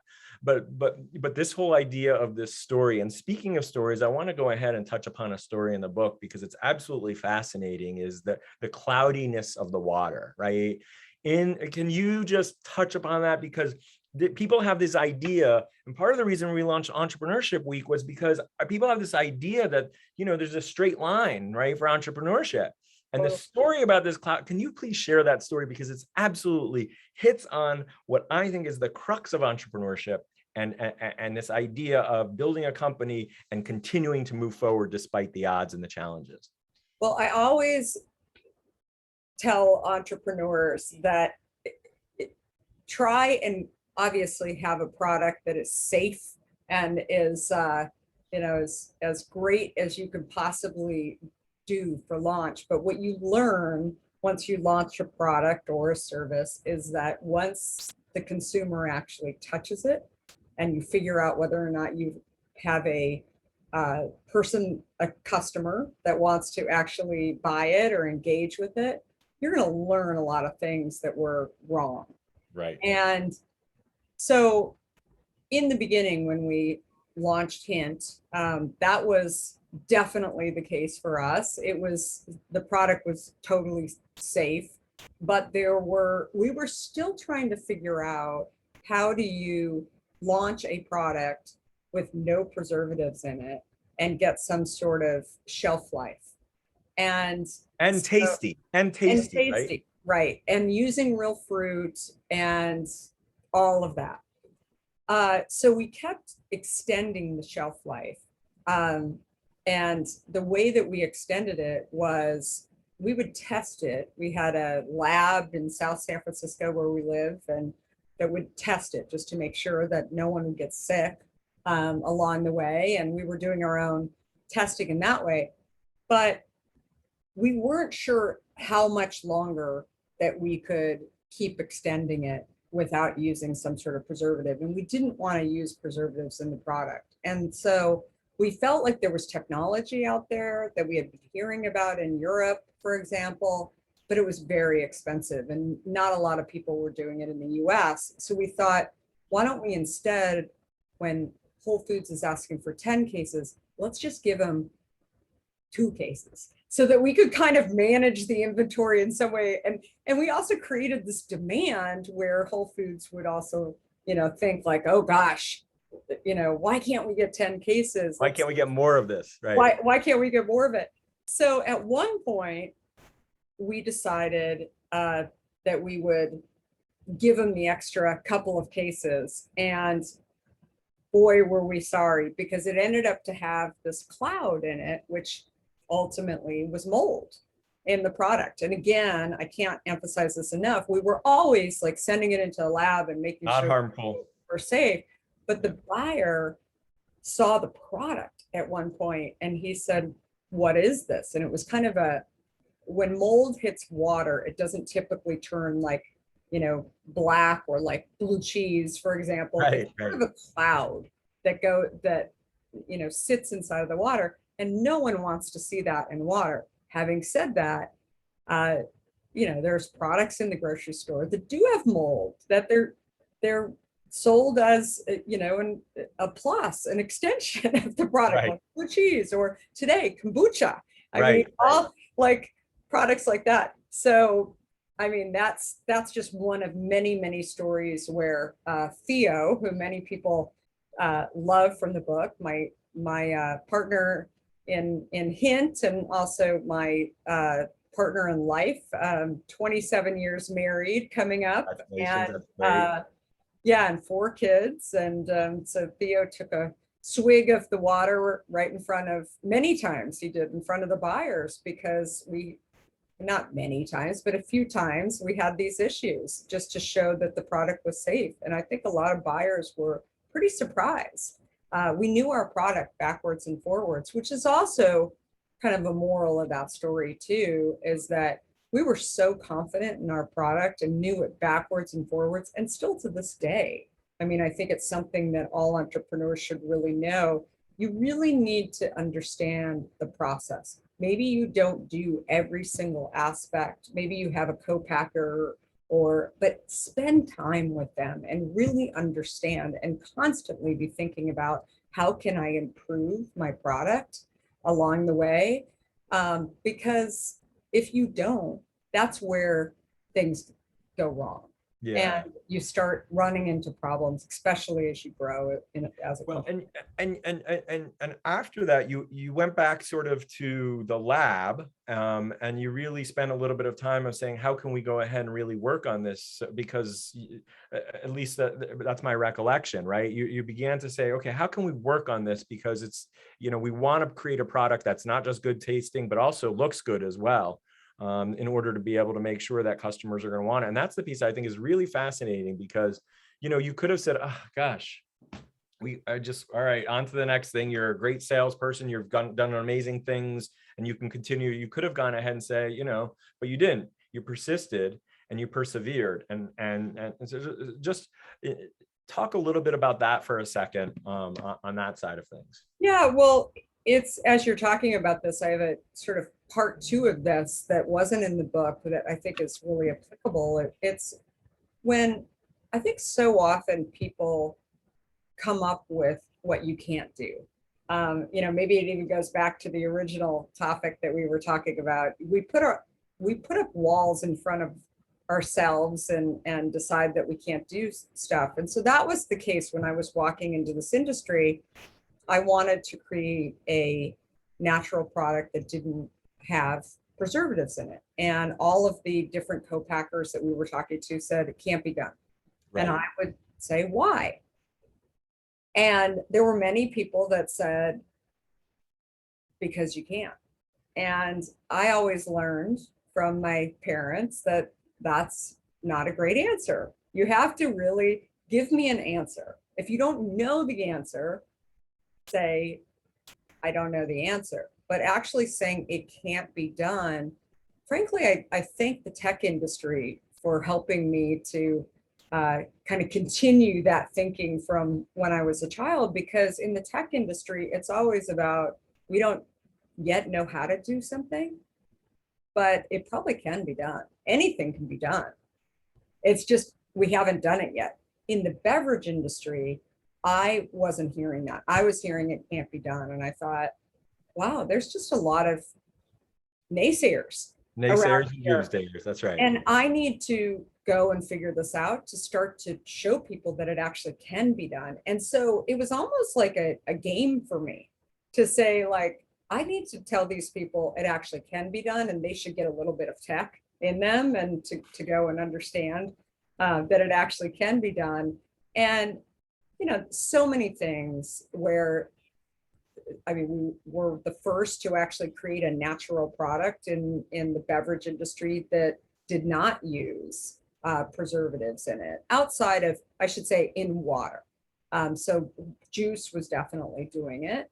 But I also saw that in our category, in our industry, because they're run on different lines, all of that stuff, nobody was doing it. But bringing in a little bit of questions and asking the question, not being afraid to ask the question why, but also doing the research. Because what I found too is when I started to ask questions that people weren't typically asking when they would go and try and talk to these bottlers, they wanted to engage in the process too. They weren't proud that they were running a plant with millions of bottles running in it, but they didn't know the answers. And all of a sudden I was asking questions that they were like, oh, that's a really good question. I don't know the answer, but if you figure that out, come back and tell me. And so I would continue the dialogue. And then those are the people who want to work with you. Right. Because the curiosity, right, that an entrepreneur has, if you can bring that curiosity into other people's lives, other partners' lives, they suddenly want to work with you as well. Yeah. You know, it's really interesting about what's really interesting about your story is I think Norm has just joined us, I think. Hello. Hello. Can you hear me? Yeah. We're just hear you. What's happening? All right. I just muted Norm. Tina, if you could go ahead and just touch base with Norm. So Kara, you know, it's really interesting, your story and the challenges that you face, but also I'm not going to give away the book, but I do like the book it's absolutely a fascinating story, and the lessons that you impart there, you've now become a teacher for so many people, and an inspiration with all of you know, the social media that you put out there, and just how positive things are. Where do you go from here? Two things. Where do you go from here? And then what advice would you give to the students that might be listening to our conversation about their own journey? So where do you go from here? And then some advice to the students that are going to see this video. Yeah, I think, look, the world needs more creators. And that's the way that we all grow. And so I'm a huge believer in entrepreneurism, and I think if you have an idea and it can actually help in some way and help people to get off of sugar and sweeteners, change the way that things are done in some way and actually help people, then you should try and figure it out. And I think that entrepreneurship can be very scary. It can be very hard. It's where I get, somewhat frustrated is when I think we've glamorized the role of being an entrepreneur, maybe a little too far, because it really is it's long hours, it's a lot of doubts, it's a lot of no's, but once you start to get over those hurdles, once you start to see yourself making progress and continuing to raise the bar in some way, it's a very fulfilling thing to be doing. So I think first get the idea and then understand whether or not your idea is something that more than you would be interested in and could actually solve a problem for people in some way. And that is the core thing. And then go out and do it. Well, Kyira, listen, I can't thank you enough. I told you this at the very beginning. I am a super fan of yours, your journey, the book. You're an award-winning, you're an author, you're a best-selling author. Will you do me a favor? Will you come back and will you share more of these experiences with us? Because your journey is just such an inspiration to so many people, and where you've come and where you've gone and where you're going. Thank you so much for taking the time today. And we'd love to have you back to share more. Hint is a multi-million-dollar company. She went headfirst into an industry that said, no, there's no room for this. There's no space for this. Now go into any Whole Foods, go into any Target across the United States, you can find Hint water. So I just want to go ahead and thank you. Thank you for that. And also thank you for sharing your story today. We'll be in touch soon and let's revisit. We'll do a deeper dive next time. Yeah, and I'd love for people to reach out to me on social at Kyira Goldin. I'm all over all kinds of platforms. So definitely I'd love to hear from you. That's great. We'll put it on our Twitter account. We'll have folks reach out to you. And thank you so much for joining us today. Thank you. We'll see you soon. All right. We'll talk to you soon. Thanks, everyone. Well, wow, right? Right, Rhoda? Like it just from one to the next, it getting just better and better. Right? It just continues to get better and better and better. And what a fantastic lesson we heard from, it's been just an exciting day. And now we're going to go listen to, it's been an exciting journey all throughout the day.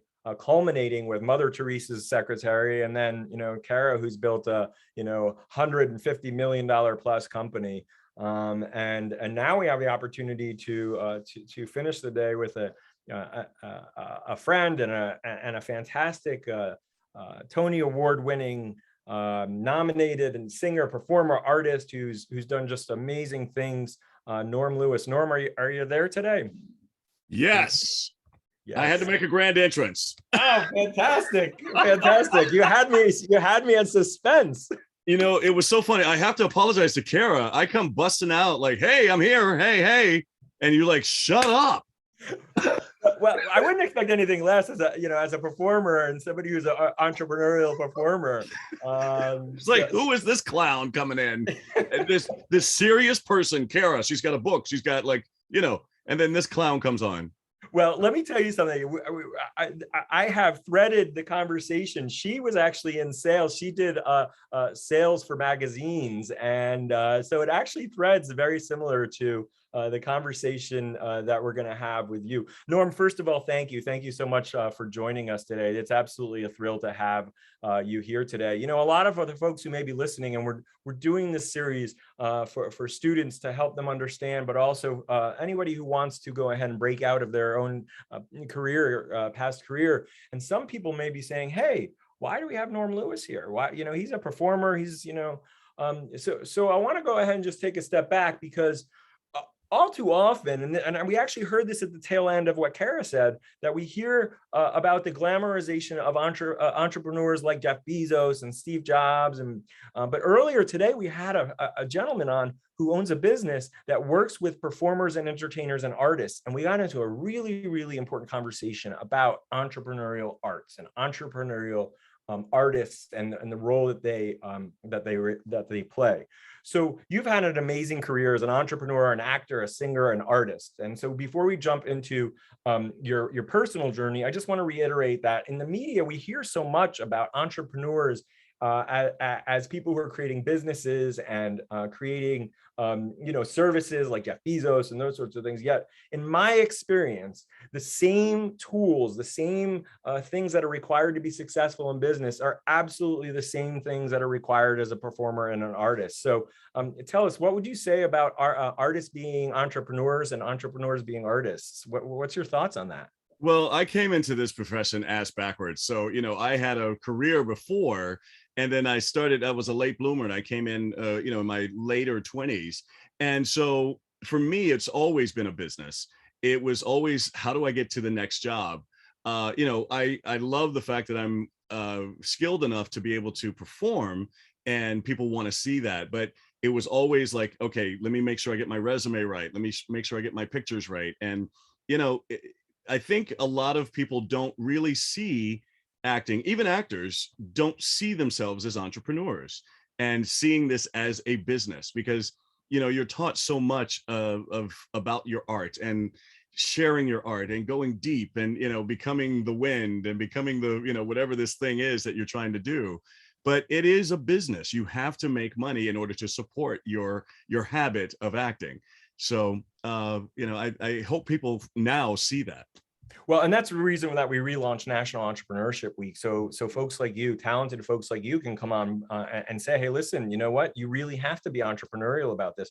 But it's also altogether fitting for you to be here today because your father was an entrepreneur and your mom was an educator. And those are two things that we've been talking about all day today, the importance of lifelong learning. Let's take a step back before the performance. Start a little bit earlier. Your father was an entrepreneur. Your mother was an educator. Talk about those early experiences and growing up and how that may have motivated you to kind of go in the direction that you did. My father, as long as I've been alive, I knew him as someone who owned his own business. He first started out having a dry cleaners. And, he was the dry cleaners in our neighborhood, and people loved Mr. Lewis and coming to get their clothes cleaned and pressed and all that stuff. My mom was a teacher. And so she always had steady money. Dad, money would ebb and flow because that's what entrepreneurs have to go through. Finally, he, got his masonry license, and he decided to become a construction worker. And so he started his own construction business. And that was a lot more money. And a lot of times he would make a bunch of money. And then there were sometimes, the seasons were pretty bad, or he would get outbidded. And so there was, not a lot of money. But like I said, mom always had that steady cash. But what they did collectively was the fact that she had that money, she would invest in him building a house. So they actually invested in a lot of properties and rented them out. Sold some, rehabbed. This is way back before it became popular. And so at what age did he make that transition to go into that as a field? I'm curious. Like I said, early in my life, I remember him as a cleaners, having a cleaners. I would say he was probably in his 40s. Yeah. And how old were you? I was around I would say around 8 or 9. Okay, so pretty formative time when he went and made that transition, because my father had been a jeweler, and then he had a transition. The jewelry business in the 1980s changed, and he ended up having to go into insurance. And so my dad was actually an inspiration for me to be an entrepreneur. And so I'm curious, how did you seeing him as an entrepreneur, did it have an impact from the perspective of, following your dreams and going after the things that you wanted? Well, it was, I was a pretty spoiled kid, not saying a spoiled brat, but I got, because of, the the advances or the advantages that they allowed me. I got to play tennis as a kid and things like that, but I still had that entrepreneurial spirit. So I wanted to also work, even though I wasn't an entrepreneur, but I did work at like a restaurant and wanted to make my own money. I knew that it was, I had to have my own money in order to get things. And even if I did chores around the house, they would pay me extra money to do certain things and stuff. So that was kind of it. And then when I went off to college, I majored in business because I knew I wanted to be in that world. And so after college or during college, you didn't go straight into performing and being an artist, right? No. So where did you end up after you decided, all right, from schooling? Where'd you end up after that? Well, it's a long story, but my father got hurt in an accident. One of his jobs, there was a roof that caved in on him. That's a whole nother story. We can have a whole nother discussion about that. But I had to stay home from college in order to help him. So I started doing the books. I started taking him around to certain jobs because he still had different men working on different jobs, construction work around town. And I would pay them, so I got a chance to do all those kinds of things. From that, I decided to continue college, when he got better, continue college in my hometown. And I started working for a newspaper. I got into the production department first, and that basically, it was not glamorized at all. It was just putting the paper together, coupons and the sports section and all that stuff. Then about a year or so later, I got to work. There was a position opening in marketing. So I got to work in the marketing department. And then because I was kind of known, I would fly around the company. There was another position that opened up 6 months later in advertising. And the supervisor liked my personality. She said, you need to be in this section. So I applied and I got in, and that's where I was for about 2.5 to 3 years doing that. And what aspects of, like, how maybe did some of those experiences kind of help you learn, what did you learn from those experiences? Put it that way. Well, I first started out in telephone sales, and I had to, be on the phone, people calling in and asking for certain lines to be put in, to sell some antiques or to sell, to find a housekeeper or something like that. But then I worked my way up to telemarketing, and then got into outside sales.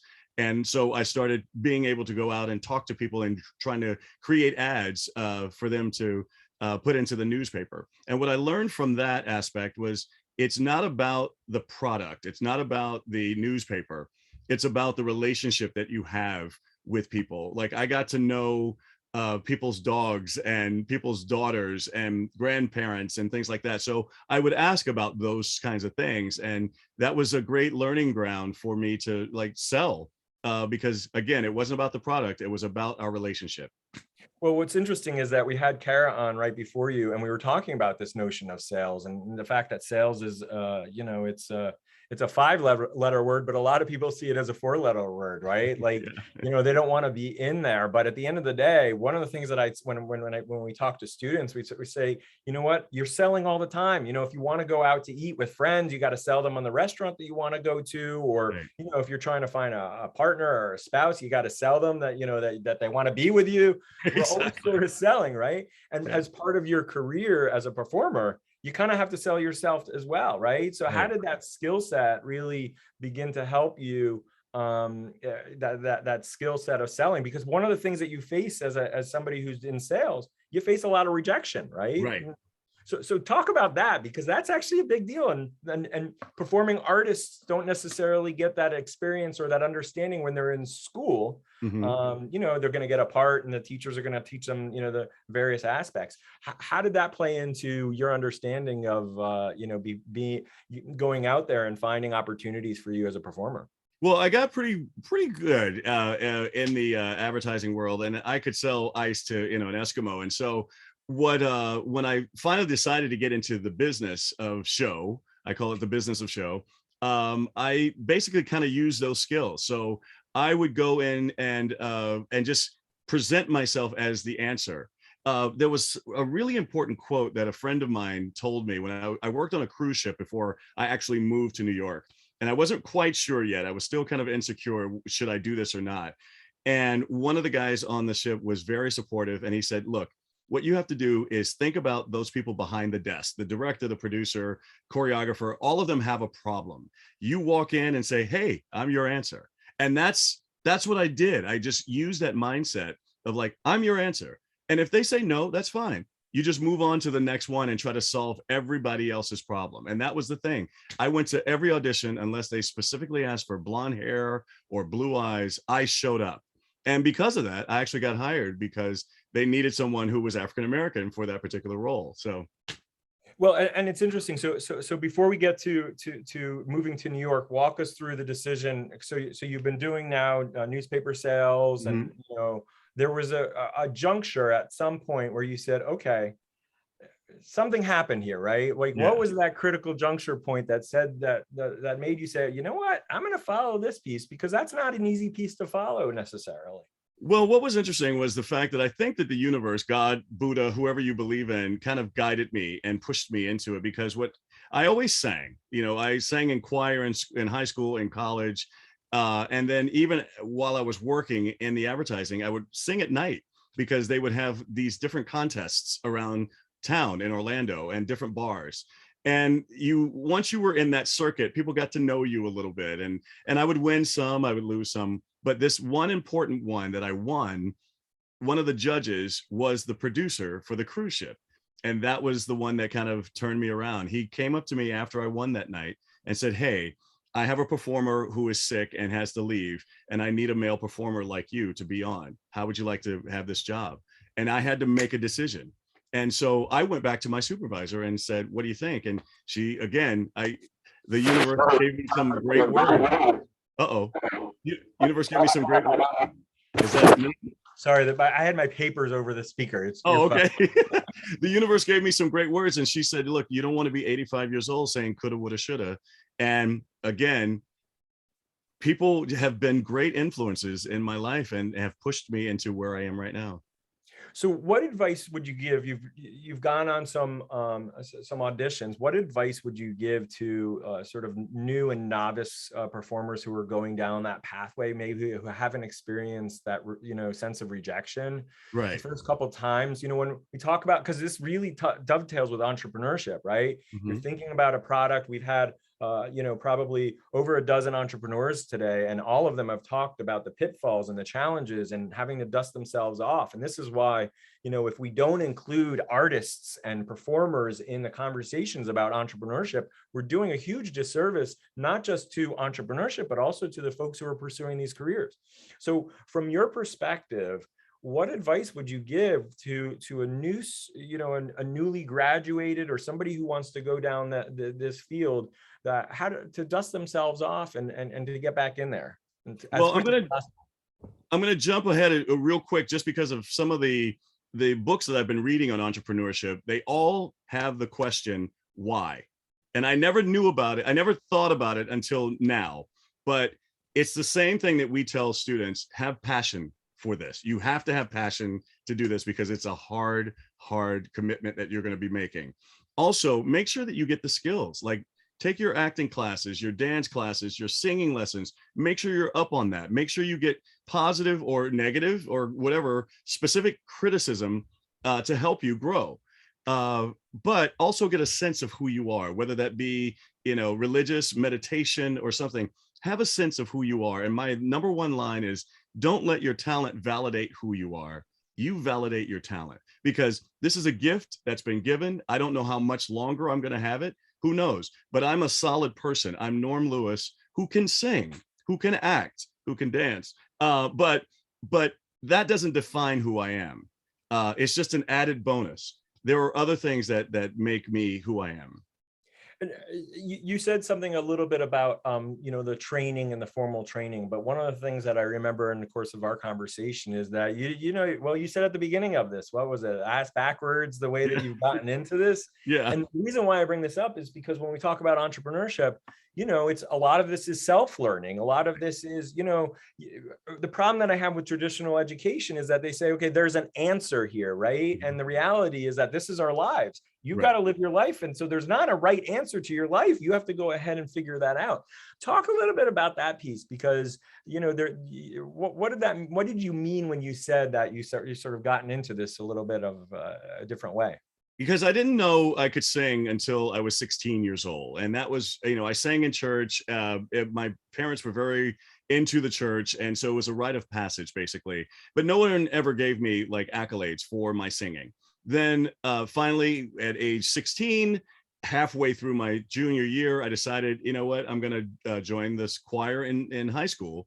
And that's when I first started getting those accolades. Then going on to college, people kept saying nice things, but I didn't think I was professional. I just loved singing. So I majored in business, but I sang on the side.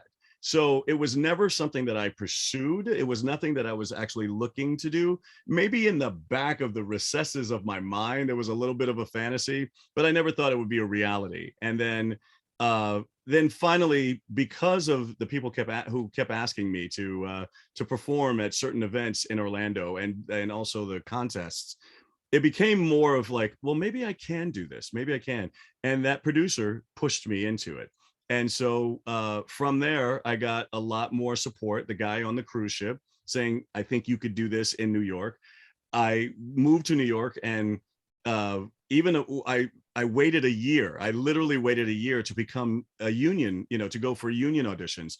I did everything non-union because I thought being in equity and, you know, our union, I thought that was Shangri-La. You know, I thought that was like for the bigger people. And then I found out after a year, no, it's, you know, I'm worthy enough to do this. So I just kept learning. I kept learning. And like you said, there's no set formula to this. You just have to figure it out as you go. Well, and that's why it dovetails so much with a lot of the stories that we've heard today from the entrepreneurs, because a lot of them were in other careers, and they decided it wasn't satisfying, or they didn't enjoy it anymore, or in some cases the pandemic hit and they had to go ahead and really reconsider, reconsider things. For over the course of this time, what would you say has been the biggest obstacle that you faced? And it sounds like it might have been a little bit of you holding yourself back in the beginning to not necessarily believing, but I'm curious as to what you think might have been the biggest obstacle that you faced. Well, I got lucky because every audition that I went into, I had positive feedback. I didn't get every job, but I did get a lot of the jobs that I went for. So I just said, whatever you want me to do, I'm coming in, I'm your answer. I'm the guy you want to hire. The biggest obstacle was making sure I had enough money to pay my bills. And so I immediately, when I got to New York, I signed up with a company called Norel Temporary Company. And I would get jobs as a receptionist or word processing. Back in the day, it was word processing. Yeah. And then I got a job at waiting on tables, bartending. I was catering. So I was always trying to find that job that would give me the freedom to make sure that I could have to audition during the day. So that was, for me, that was not an obstacle per se, but it was a challenge. And just making sure that I paid my bills. And did you have a network when you landed in New York? Did you have a network of people that you knew, or you were starting totally from scratch? Totally from scratch. I had a slight few people that I kind of knew from the cruise ship, but I couldn't rely on them. So I was totally alone. And then finally you become friendly with people. This business is a very family oriented sort of thing. It's like, hey, I saw you at this audition. So you built up a crew of people that you got to know. And it's interesting because when we talk about, and I teach entrepreneurship, I talk about the fact that your network is your net worth, and that's kind of what you're hitting on right there. And this is the reason why, we have to include artists and performers in these conversations about entrepreneurship, because your network, the more people you know, the more opportunities there are. People are going to be talking about you and say, hey, listen, I got the guy for this role, this guy, Norm, you got to go ahead and hear him.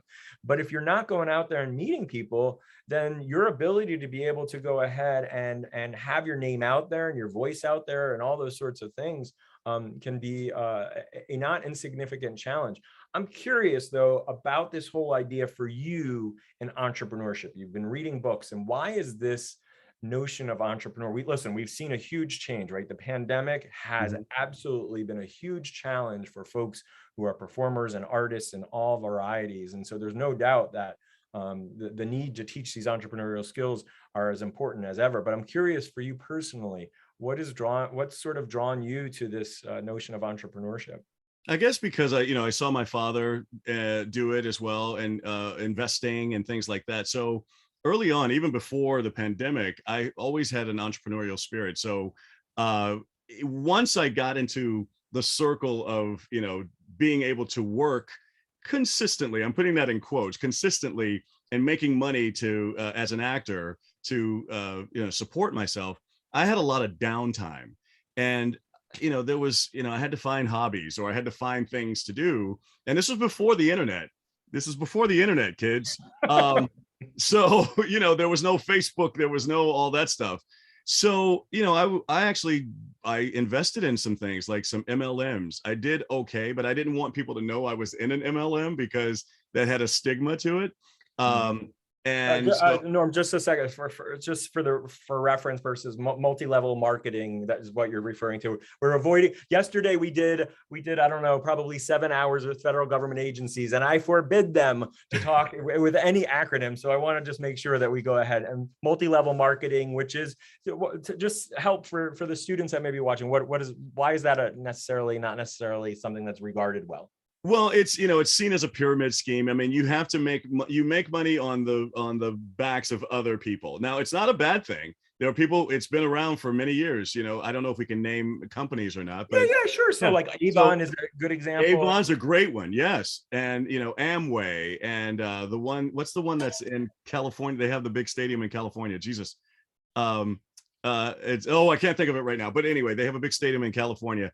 And then there's Primerica. I actually thought Primerica was going to be the one that I was going to take off, because it had that, it was about insurance, and it had respect behind it. No, it was a dud for me, because I just didn't want to sell to my family and my close friends, and I didn't want to be known as that guy. So I didn't do that well with those. But I ended up getting my real estate license after making some really good money while I was on Broadway. I bought a place, and the woman who was my broker said, "Hey, you got a great personality. You could do this. You could sell homes." And I said, "Okay." So I went and got my license in a week, and she and I was her assistant for a few years. Even when I was on Broadway, I would sell during the day and go do my Broadway show at night. Just because I just wanted to make money. I wanted to invest in other things. And it gave you also the flexibility to be able to, your career and performing and real estate it was nice because you had some flexibility in both, right? Right. You take those pieces. And so where do you see sort of this entrepreneurial journey heading for you? We're almost up here from a time perspective. I mean, I don't know if I can stay. So. Oh, okay. All right. Yeah. Great. But I'm going to ask Tina and Rhoda may want to go ahead and ask some of the additional questions. But as you begin to see your journey here from where do you see things going for you? Where do you feel like you want to head from an entrepreneurial journey perspective? Well, my first love is performing, so I will never ever give up. Singing, dancing, acting, on stage or on film. I just shot something in Vancouver. I can't say what it is, but I just shot something in Vancouver. I've done concerts. In fact, you came to one of my concerts. That love that you get from the audience, that live visceral reaction is amazing. So I will never give that up. That will always be my thing. But, with this vast frontier of the internet, there's so many opportunities out there. And in fact, I have a store, not to plug my store, but I have a store on my website that sells some items. And so that's going pretty well. I've invested in a couple of other companies that I know that will do well in the digital marketing agency. And I've invested in some real estate ideas. And so it's going to be ongoing. It's a lot easier now because I can do this all from here, right? In my library. Yeah. Will you grab one of those books, by the way? Yeah. This one right here is a great one. No. How dare you? How dare you? How dare you? But And I've read all these books. No, so as you go down this, one of the things that you're talking about is actually something that we talk about with regards to, you never know when things are going to change. You never know when things are going to change. You never know what's going to come and what's going to go. And the pandemic's a really good example of this. And so doing something, what I call cash stacking, where you begin to look at different income streams, right? How do you go ahead and, God forbid something should happen, how your voice goes or something like that. How do you make sure that you replace that, or at least have that as something else? And I think that you've really hit on that. This is Rhoda. Rhoda. Hi. She is a fantastic mathematician, but also a musician as well. Oh, wow. And she has been doing the interviews with me all day, and just doing a phenomenal job. Rhoda, did you have a question? I do, because I live in that whole healing space of what we do with our humanity. And I loved what you said earlier, Norm, about knowing that you're not your craft. Right. And that you are something separate from that. And I'm wondering if you can talk to us a little bit about how you decided and how you distinguished yourself from the art and that process of saying, okay, this is who I am. This is how I define myself. Could you talk a little bit about that? Yeah, that's a great question. I remember when I first got here, it was all about the competition. It was all about like getting in there and making sure the voice was good and the dancing and the acting was good. And then I had a couple of people who kind of put me into, not a negative way, but they said something that really hit me. One of my best friends, I went back home after being here for a couple of years, and he and I and a couple of friends were hanging out, and he's like, Norm, you know what? He said, you're a great singer and all that stuff. He said, but you know what your biggest talent is? He said, everybody loves you. Like, you're a nice guy. And I said, oh, wow. He said, yeah, people like you make people gravitate towards you. So it's not like it's a talent, but it's just something. I like people. I like to talk. I like to find out about who you are. So that hit me. And then someone else said recently, they said, yeah, every time I go somewhere and I mention your name, they're like, oh, he's such a nice guy. And for me, it's about my reputation. Like, I could be the best singer in the world. I could have the highest voice or the lowest voice or whatever, but if nobody wants to work with me, I won't get hired. So it's about my reputation. That makes more sense to me, and that's more valuable to me than anything. Yeah, I think that's a really good point. And we see that all the time in entrepreneurship. The likability factor is a huge important piece to this, in terms of entrepreneurship. Rhoda, were you going to ask a follow-up? Yeah, I'm gonna dig a little bit more. Because I think knowing yourself separate from what you do, like you're not defined by what you do, is also important as an entrepreneur and just as a human being. Like, if you're defined by your work and then you lose your job, like, we got to come see about you. Right. Because it's going to be devastating psychologically. And so, for the entrepreneurs who are out there and building that resilience muscle to deal with the times when things don't work out, failure happens, we have to start over. Like, how do you pick yourself up? How did you encourage yourself in the early stages? What does it look like now that you're a seasoned professional? Yes. I think it has a lot to do with my spirituality. And I think that really, what the foundation of that is something that has helped me through all of my, my process as being an actor, process of just being a human being. But there have been times I've been depressed, or, I remember being on stage one time during a show. I did a show called Porgy and Bess with one of the queen herself, Audra McDonald. And sometimes you're not 100%, your voice is like, ugh. And you go, okay, I think I can make it through tonight. Well, I couldn't. And I started off okay, and it progressively got worse. By the time before the first act ended, my voice was like this. Wow. And that was the only sound I could get out. And I couldn't put the understudy on because I literally had to finish the scene. So I'm doing a duet with Audra McDonald like this. This is all I could do. So this is a gift that's only temporary. I'm the house that it's been put into, and I try to take care of it. But who knows how much longer I'll have it. I hope I have it till, end of time. But there are other things that I can do. And so it's my spirituality. I said all that to say it's my spirituality.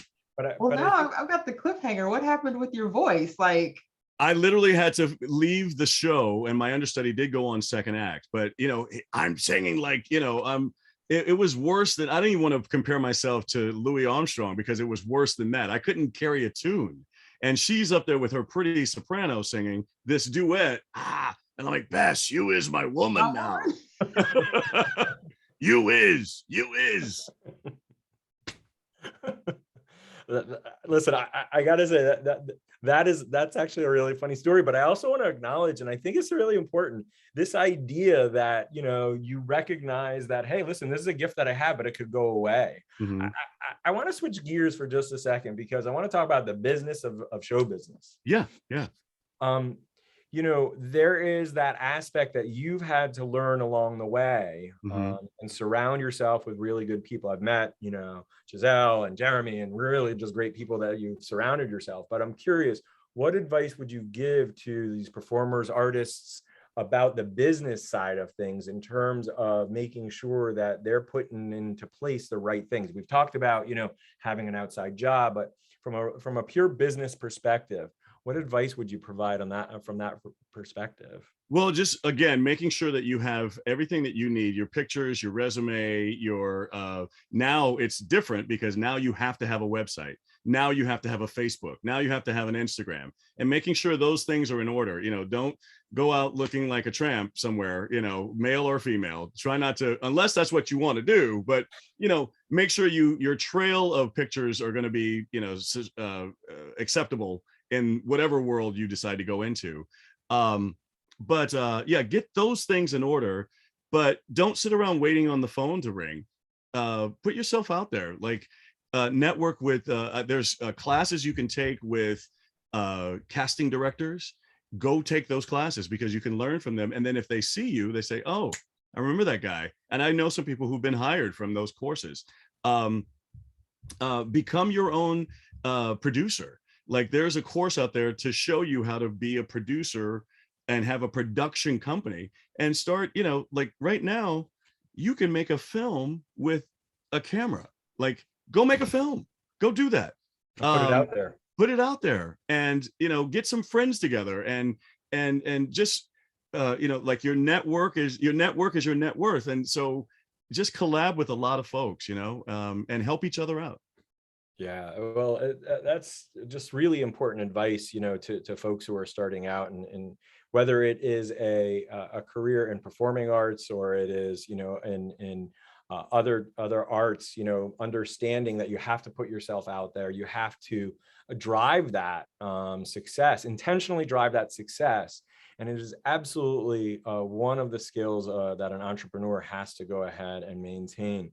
Rhoda, do you have any more questions? I'm going to ask one final question, but if you have any other questions. I have one more. In that whole space of getting yourself together as a new artist, mm-hmm. Sometimes you hear folks say, "Oh, I'm afraid someone's going to steal my idea," or "How do I protect my music or my things?" What do you have to say to new folks starting out about thinking about those things going forward? Good question. Yeah, that's a great question. I mean, I don't know all the legalese with a lot of that stuff, as far as trademarks or copywriting or anything like that. I mean, I think that's something you would have to, you can go to LegalZoom and find that out. With the internet, there's so many ways and possibilities to learn. It's the University of YouTube. That's what I say. Get a YouTube channel and put your stuff out there. Let people see it and just take the chance. I mean, because otherwise it's just going to be stuck in a box somewhere and you'll never get it out. So if someone steals it, fine, go for it. Try to write something else. Let's just get yourself out there because time is too short. I just lost a couple of people last week who I've known all my life. And, one of the biggest things that people have is regret, so just do it. Just do it. Just do it. And that is such great entrepreneurial advice, to really put yourself out there. That's what we've been hearing all day from all these different entrepreneurs that make some shifts. So the last question that I have is a little bit of future casting. Yesterday, we had an event that talked about the future of entrepreneurship in the metaverse. and with virtual reality. And I know that you had the opportunity recently to experience that. Yeah. I'm just curious, based on, your limited experience, what your thoughts are about that as a potential opportunity. As we're talking about the metaverse and virtual reality and augmented reality. And yesterday we had the chief innovation officer at the Small Business Administration. We had one of the executives from the Aspen Institute, and we had the CEO and the president of the XR/VR Association. And we were talking about this, and it was a beautiful event. We had close to 30 people, a couple people from different countries, and it was a beautiful tapestry, right? And in an instant, you were able to go ahead and have a conversation with all these folks who were geographically dispersed all over the place. Now, you've had the opportunity to experience this a little bit. I'm just curious as to what your impression is of that technology and where you might see it going from a performing arts perspective and also from an entrepreneurial perspective.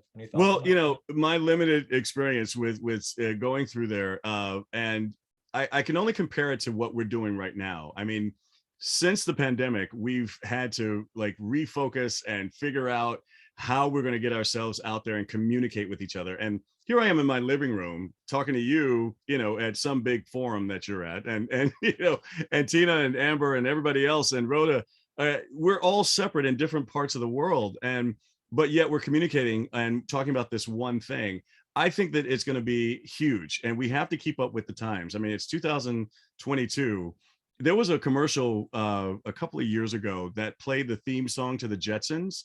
And I think it was American Express or something, but it was talking about the things that have come to fruition that the Jetsons were talking about. And it's like, oh God, we are doing that. We don't have flying cars yet. But we have Rosie, right? But we got Rosie. Yeah. And it's funny because, and you can, we can talk on the television. We can, see each other. That's our new telephone. So, and, we got these things that if I leave home without this, I literally turn around and I come home and I get it because I can't live with it. This is, my world. So I think that the metaverse is going to be huge. It's going to allow people to see live performances, in that world, in that space that could not normally see it. Like, I could be performing my Christmas show here in New York at this famous place called Feinstein's 54 Below, but someone in Australia could, say, you know what, I want to go see Norm tonight. So bam, I'll put these things on and I'll go and hang out with Norm and the crowd. And so I can't wait to see what the future is going to hold for that. Yeah, or there's an opportunity for you to have Audra McDonald come over to your house, and you can go ahead and redo redo it live and charge people for that to be as a part of that. That's true. I can I can give those people their money worth that I did for that night. I know that they wanted their money back, but well, listen, thank you so much for spending this time with us. Norm, we're super grateful. The entrepreneurial journey of artists oftentimes does not get the recognition. And part of the reason that we relaunched National Entrepreneurship Week was to really elevate the experiences of all entrepreneurs, whether folks are plumbers or HVAC people, or we just heard from a whole range of beautiful folks. One person doing, home contracting and just a wonderful range. And we wanted to go ahead and also elevate the artist and the performers so that they can view themselves as entrepreneurs and understand that the struggles that they have are actually pretty common, whether you're going ahead and becoming a performer or you're trying to build, a multi-million-dollar business like our friend Kyira, who previously spoke to us. So any last parting wisdom or words that you'd like to share with all the folks who'll be watching this? Well, if this, this pandemic has taught us anything, it is the fact that we need multiple streams of income. And right now, like I said before, there's a vast frontier of opportunities that is out there on the internet. Whether, I know about a woman who teaches people how to knit. Now you can learn how to knit easily on YouTube or whatever, but she's a millionaire because she has a personality and she teaches people how to knit. So there's money to be made. And as an artist, you need money to support your habit of being an artist. So why not, instead of scrolling through Facebook and looking at cat videos, learn something, You know, it's all about learning. And I think I read something recently that the people who live longest are the ones who keep learning. Like, I think nuns are one of the ones of the group of people who continue to live longer because they're always reading, they're always learning. So yeah. Well, that segues with Sue Weber, who we had on previously, who was Mother Teresa's executive assistant, and shared with us all the stories. And now she's working out in California and helping to revitalize a town out there. And so I think there's probably a lot of truth to that. Well, listen, thank you so much for your time and your energy. We really appreciate it. I also want to give a big shout out to Amber and to Jennifer and to Bill and to Tina and to Rhoda. And thank you so much for all of your energy for National Entrepreneurship Week. Today, we spent the day with a whole host of entrepreneurs that ran the gamut to elevate all of the voices of entrepreneurship. Norm, you are a mensch. And we absolutely appreciate you joining us today and sharing it, and hopefully inspiring the next generation of performers and entrepreneurs to be able to go ahead and follow their dreams and their passion, but also be practical about it, right? But also I'm honored. Thank you so much for asking me. This is a great thing, and thank you. Yeah, thank you very much. Well, we'll talk soon. It's good to see you. Thank you so much. Rhoda, anything else? Bye, Norm. Thank you. Bye, Norm. Thank you. I am full. This has been an amazing day. Just, Where's Tina? I don't know. Where's Tina? My word for 2022 is 2022 is epic. And I feel like this epic. Listen, I just want to thank you. I don't know if Amber is still around or Jennifer, but what an amazing, hi, Jennifer. Listen, all of the folks who have been working in the background, producing and helping make things happen. What an amazing day for us to be able to uplift, right, Amber? Like, when we started this, never would we have thought that we'd be able to uplift so many voices of entrepreneurship. And I am supremely grateful to be able to work with you and all of the other folks who've helped make this happen, and all of the folks from all of the agencies. Do any of you have anything else that you want to share? You guys have been quiet all day today, besides some texts. Jennifer or Amber, anything you want to share? No, I just think it's been a great day and such variety. I mean, you have everything from, students to veteran entrepreneurs that, just as Norm said, really didn't even consider himself an entrepreneur for a long time. So I love hearing him saying, I was reading a book about entrepreneurship, and I was like, You are an entrepreneur. Yeah. Amber, anything? Yeah, I would echo that. Like, the stories were so powerful. I know Jen and I were texting all day, like, can you believe that? I'm like, that's crazy. So yeah, I just think it provided a lot of stories for people that really needed represented, and I'm grateful for the opportunity. Yeah, absolutely. I think it was important because I think people will see themselves represented today in some way, shape, or form. Somehow, whether it's geographic location, whatever it may be, what they're doing, they're going to see themselves in these entrepreneurs, that they can do it as well. So I think it was very inspiring. It was great to hear from everyone. I think everyone was excited to be here and to share their journey. I think that's always a thrill when people can share their journey, because you don't always get to hear about the positive things and share that journey. And demystifying that journey as well. Absolutely. Yeah. Rhoda, anything else from your perspective? I just want to echo Tina's comments, just the thread of humanity that was present throughout all of the interviews today. It was really amazing. And it made me think of Eli, and in their entrepreneurial mindset facilitator training, they often talk about the importance of people seeing examples of folks who are coming from similar positions or worse in order to be able to dream into something. And I really feel like our cross-section today gave lots of people opportunities and places to dream. So yeah, I'm really grateful for the work that has been done to pull this group together. Yeah. Thank you, Rhoda. Yeah, well, thank you. And also thank you to all those people who have stayed on throughout the day. That is our program for today. So thank you very much for participating and for listening and for joining on the journey. For all those folks who have been listening on Zoom and on Facebook. We really appreciate it. And we will continue our journey tomorrow, our last day, which is Funding Friday, a variety of conversations about how to obtain funding for a business, from bootstrapping to your business to banking and lending to getting outside investors. Thank you all very much. Have a good evening, and we will talk soon. Thank you all. Thank you. Bye. Thank you.